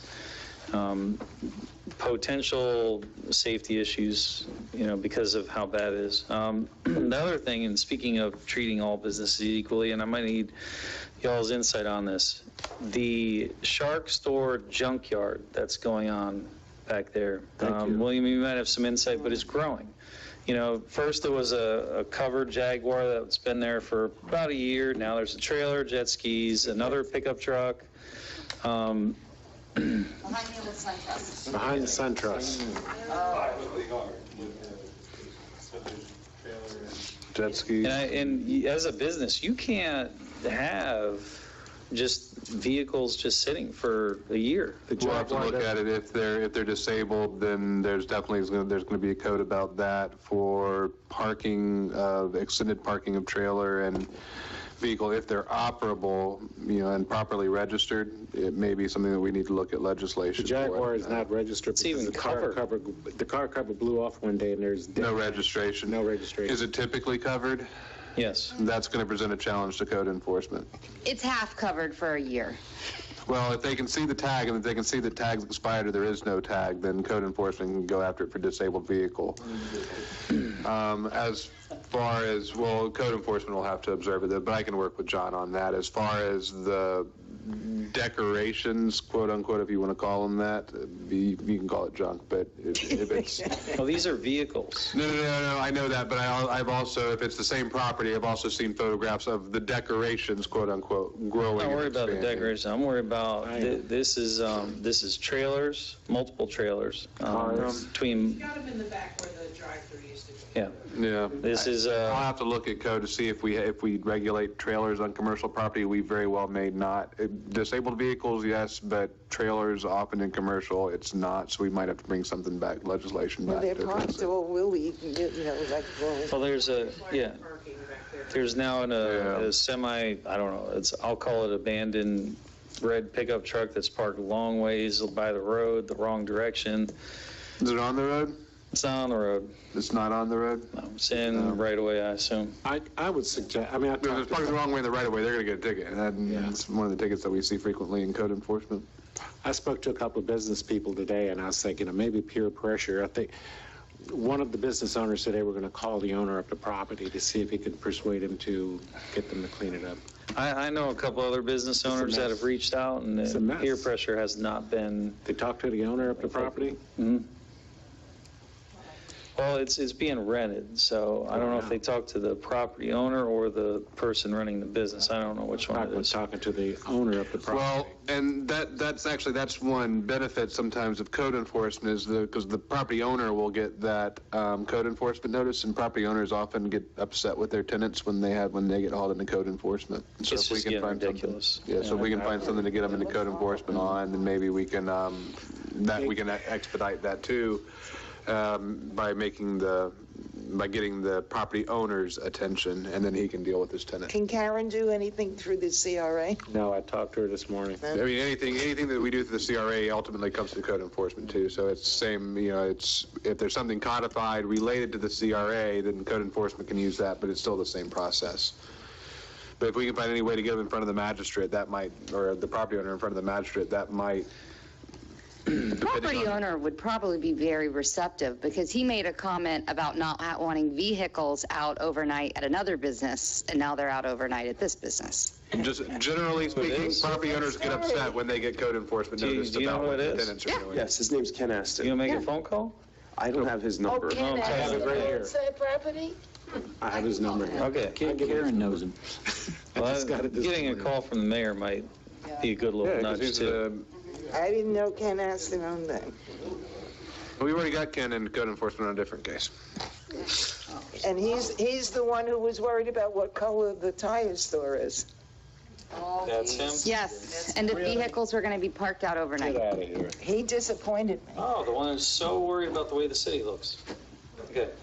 And the other thing... Before we, back to solutions on that though, Who asked about, is there anything Karen can do? Because what we might actually do is work on a friendly letter to Mr. Aston and let him know what's going on and the problem that it's presenting, and just do it in a very friendly way. And before we you could get the remind code Mr. Aston that we gave him $10,000 to repaint the Dollar General. CRA. And he did a beautiful job with it. Yeah, I'll work with Karen on that. We'll do a nice letter and just let them know the situation and And let the them know that it's a sign was problem. made so big so that the city could advertise on it, Yeah, as a little history. yeah. Yeah, we have a monument sign that's way out of code because he did such a nice job on the Dollar General Plaza. Okay, we'll sit. In the Friendly letter. And the last thing I got is I'm going to cover Jane's pension board numbers in depth. Let's get out of here. I've got 3 pages here, but I'll condense it very quickly. On a serious note, I want to address public comment because the last meeting, it went for like 2.5 hours. And right in the beginning, we said that, our public comment will be 30 minutes. I accept full responsibility for that because, we try to be transparent and let people have their voice at the commission and this kind of thing here. But this is one of those cases where good intentions end up with unintended consequences, if you will. And a 2.5-hour comment, public comment, is not an efficient. Excuse me, sir. Is not an efficient way of using our time. That being said, that was why tonight I emphasized that it would be 10 minutes and no more than that. The other thing I think it would be effective. 30 minutes, I'm sorry. Another thing I thought that would be a good idea, and I talked to the city manager about it, and I spoke to Penny about it as well. In most organizations where I've actually been, and I think where a lot of us have gone to make public comment, there's always been a speaker card. And there's an advantage of speaker card because what it does, it provides the individual's name and the subject matter that they're talking about, and also gives the contact information so that the city manager, the clerk, or the city attorney, whomever it is, can get back to them. I think it's very disingenuous to a great extent to expect the city manager, the city attorney, or any one of us to be able to respond to every single question that instant, that night. And because it's unfair, it doesn't give them an opportunity to go back and do the research. In some cases, and in most cases, get the proper information that you need. So in this particular case here, and we have some speaker cards over there as an example if you want to take them. You don't have to do it, but if you want the city to get back to you on a particular question, we would suggest it, and that way we can respond to you in a timely manner. One of the other things I would suggest that we do is, once those cards are provided, whether it's the city manager, city attorney, whomever it is, once they've taken action on it or gotten back to the person like Mr. Cunningham here who's waiting for a response, then that would be followed up in the city manager's summary. So that way all of us know that that question was answered and it followed through with that particular citizen. So if that's something that, the commission would welcome, I would appreciate it. And, like I said, I'd like to do it for the next 2 meetings I'm going to have here, and hopefully it will be carried on. Not that I'm pushing that point. No, I love you guys. The other thing I spoke to the city manager about was getting some smoking signs out on the boardwalk to enforce the ordinance that we passed a couple of months ago. Because a lot of folks are still out there smoking, throwing cigarette butts all over the place. And one of the things the TDC is also going to do is started promoting that Flagler Beach is smoke-free. Noise ordinance, I don't know what to say. I've had to call the police because I think it's ridiculous that at 10:30, 11 o'clock at night, I'm on the other side of the intercoastal and I can't go to sleep. I got to put earplugs in. And a couple of these restaurants, we've already called in and asked them to abide by the codes that we have, and they just continue to violate it. And I just don't think it's fair to people in general, because some people we bust their chops and made them, relinquish their permits, or they didn't get a permit, but yet others are allowed to just continue to break the code, and I don't think it's fair. So I just want to bring that up. Very quickly here on a TDC, one of the things that they covered was the rental zones. In January 26, it was 751 in the unincorporated areas, 366 in the city of Palm Coast, 169 in the city of Flagler Beach. Bunnell was 20, and also included Beverly Beach and Marineland. TDC revenues are up. They're projected to be even more this year. Since the capital improvement grants will be available in 2024, what I would suggest is that we start working on some of the application projects in the spring for those capital projects we may have. I know we've talked about the boardwalk, but one of the considerations to think about here is that the pier will be under construction, and trying to put something in at that time might be problematic because it might just get torn up anyway. But I'm sure we can find some other projects that we can work on. The TDC has a new campaign. It's called Bettering Our Beaches, and they're also going to be looking at a brand book for messaging. Culture Council, it's received as 501c3. It's received for support from the BCC, so they're going to be doing some great things in the area of Flagler County. Having been on the Cultural Council in St. Johns County, I can tell you that culture and arts brings revenue to the area. It's an economic driver and a tremendous economic driver. So with that, I think I'm almost at the end, except one of the things I talked to Mr. Whitson about this evening, I've talked to several people have called me about the flood mitigation grant, and this is individuals that may want the government to buy out their property, or they want to raise their houses, or this kind of thing here. The application that they have to get a letter from the city in particular. So Mr. Whitson has indicated that he wants to let everyone know that the city will be working with the 33 or 32 applicants that we have. 33, and if we need to add more, we will. We're going to reach out, and we want everybody to have the opportunity, and we need to show it on the record when we file for the grant that we did do the outreach and we did take the time to offer the same opportunity to everyone. Okay, so what he's going to be doing is we're going to be a little bit more proactive as far as putting that information out there so that people know that this is, we're helping you with that process. The meeting that I went to last week with the National Florida Association of Counties, they stressed that as well. They had a lot of people there that said, ask for it, even if you don't think you're eligible for it, ask for it, and we'll try to help you to direct you into the right agency if you need help. But their pitch was, please come, please apply, we're here to help you out. So that was a big takeaway. With any grant, or just? With a lot of grants, or any grants. Because I'm hearing the opposite from the League of Cities.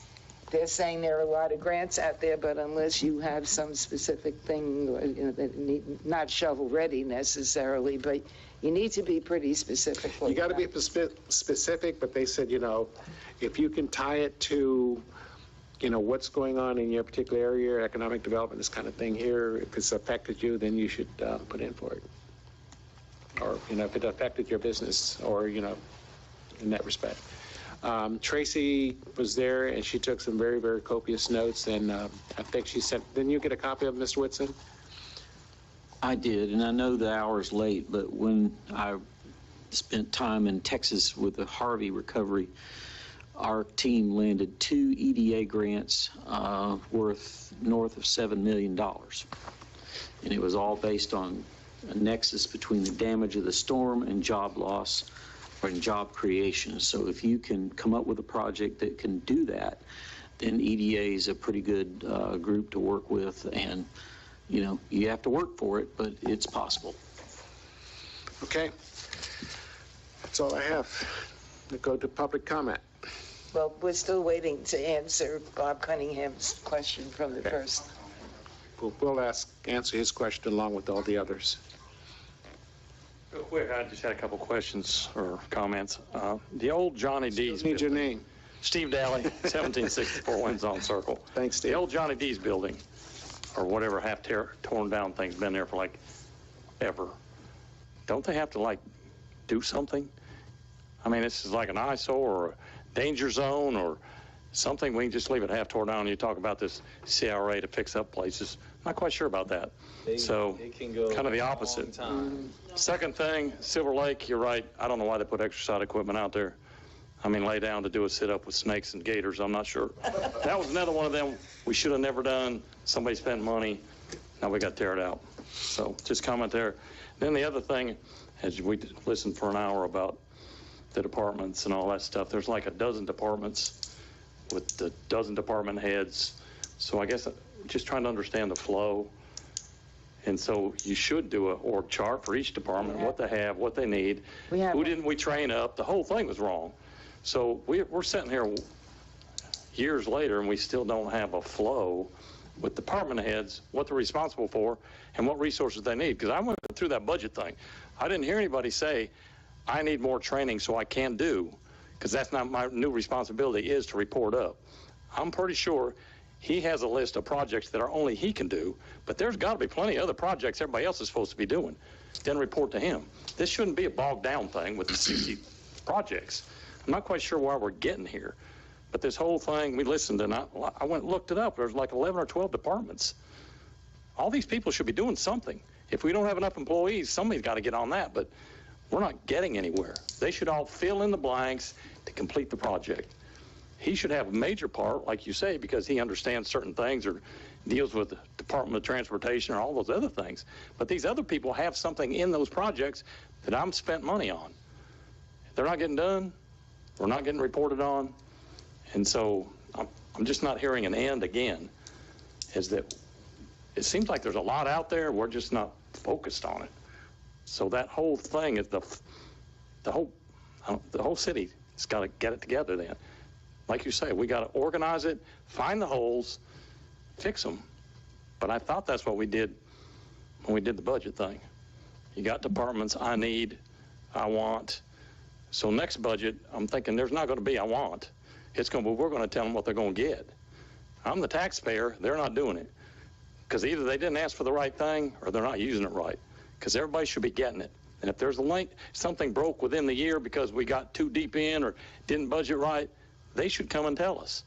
I can't do it because I should have 6 people. You gave me 5, or I had 6 people. I need 7 because you added 2. But we're not getting an update. So we're going to go the whole year, and then the budget's going to come back, and I don't know if anybody did what they were supposed to do.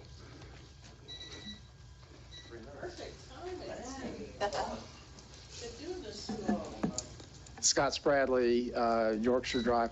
I just want to say something about the what Commissioner Bryan said about the public comment.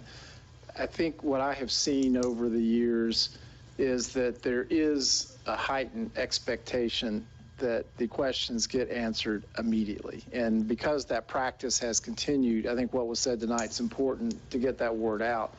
You know, I've either been to or watched other government meetings where just a matter of routine, the questions gets asked, and that's the end of it. You know, it then gets handled by staff, and they're told that on the front end. And I think that that would make the flow a lot better here as well. Now, will there be the occasional thing that somebody knows right off the top of their head? Sure. But right now, just, you know, as a resident, I can tell you that the expectation is that, you know, Mr. Whitson has a walking Rolodex or C drive in his head, as well as the rest of you. And if not, then somehow you've not done your job, and that's not realistic. Thank you. Thank you, Scott. Appreciate that. Oh, geez. No, it's all good. I agree with Scott. I think it's better to get the right answer than the wrong answer, so that's a good point. I think as long as you follow up on the next meeting, I think that's the greatest way. I agree with your public comment with 30 minutes, but tonight we only had 6 minutes of public comment. You knew I was going to talk. You know? But look, I mean, it happens. You people were going on forever. But you had good points. Second thing or the third thing is, I think you have to reevaluate the landscaping crew. We've been falling behind almost since we put the budget together, right? We're understaffed. But that makes the city kind of look a little bad. Maybe next budget we go back to hiring somebody, you know, and maybe do something, because we're volunteering to clean town parks. I don't know what the legality of that is. Somebody gets hurt. We don't sign waivers, do we? Actually, they do. Oh, you do? Okay, I'm wrong now. That's a good thing. But we do have a department. That palm tree that the mayor talked about was, I think, something that Rick brought up about 9 months ago, and it's still that way. And then last week, I was coming back from Publix, and there was a gentleman trimming the palm trees on 100 and Flagler Avenue in the middle, doing it himself. And I said, hey, nice job. He said, somebody's got to do it. His name is Steve, and he volunteers on. Yeah, I know, but I mean, we have a department, you know, so we have to reevaluate. Was it a good move to take that out of a private contractor? Because it's not getting any better. It's not your fault. You can't get the help, you know, but... And I'm surprised at that, because I know landscaping companies only paying $10 an hour. And if we're going to offer 15, that should be a big incentive for some of these people to jump ship. So that's it. I guess, thank you. Thank you, Bruno. I'll sit next to my buddy, so we both went out the door. Evans, what you got? All right. Evans, what you got? Yeah.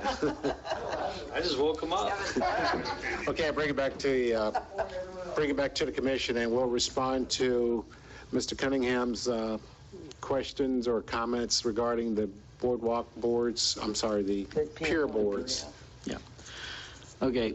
I've said this several times, so I'll say it again, and we're going to have this workshop coming up with the pier on the 31st.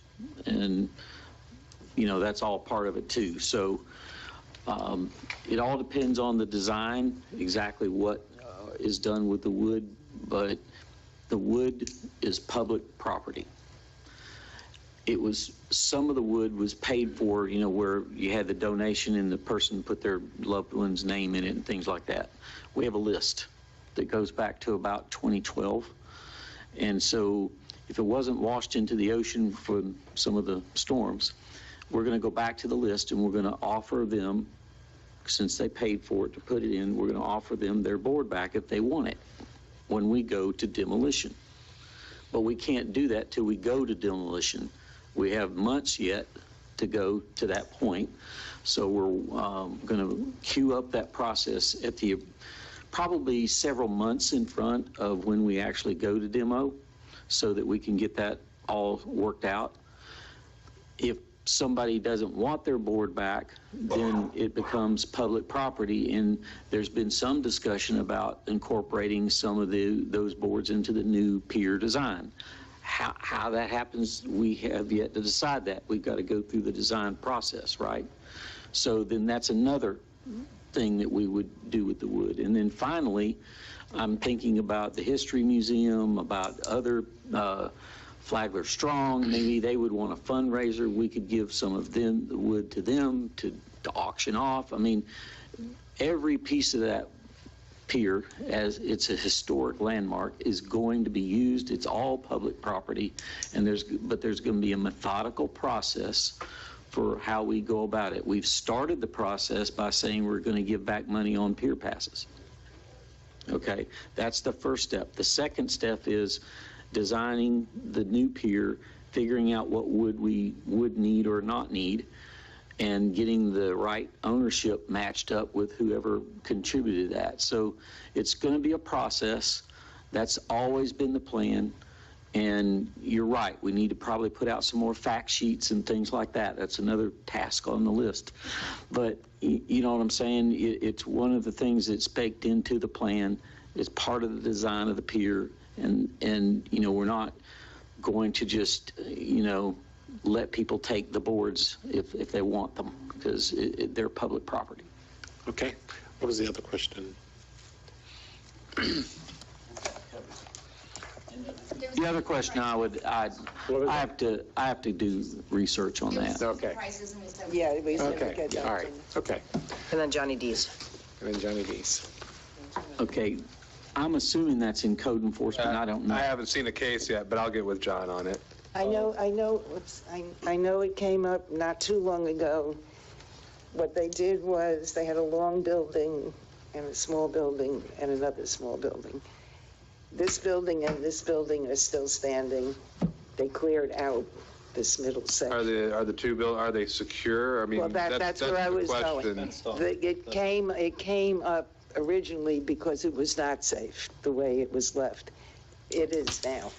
It's ugly. Yeah. It If is it's, really if it's fallen into a state ugly. of disrepair, it can be code enforcement. Ugly, code enforcement's not real good with ugly, I've but if not it's been in inside the disrepair, building to- well, it's the exterior that code enforcement's really going to be concerned about. If it's exterior state of disrepair, then there may be something we It can looks go like after in code enforcement. disrepair. But they Do they have permits pulled? Are they, if they have active permits, that could, but if there's no active permits, it's not a work site. We need to get back to them on that. Yeah, But yeah, I'll get with code enforcement. okay. Okay, we'll need a speaker card with your name and subject matter, please. And contact information. And they're right over there on the table. Okay, Motion to adjourn? God, I guess we're at the end, aren't we? I'll second. Motion to adjourn. We are now adjourned. Thank you, ladies and gentlemen. Good night.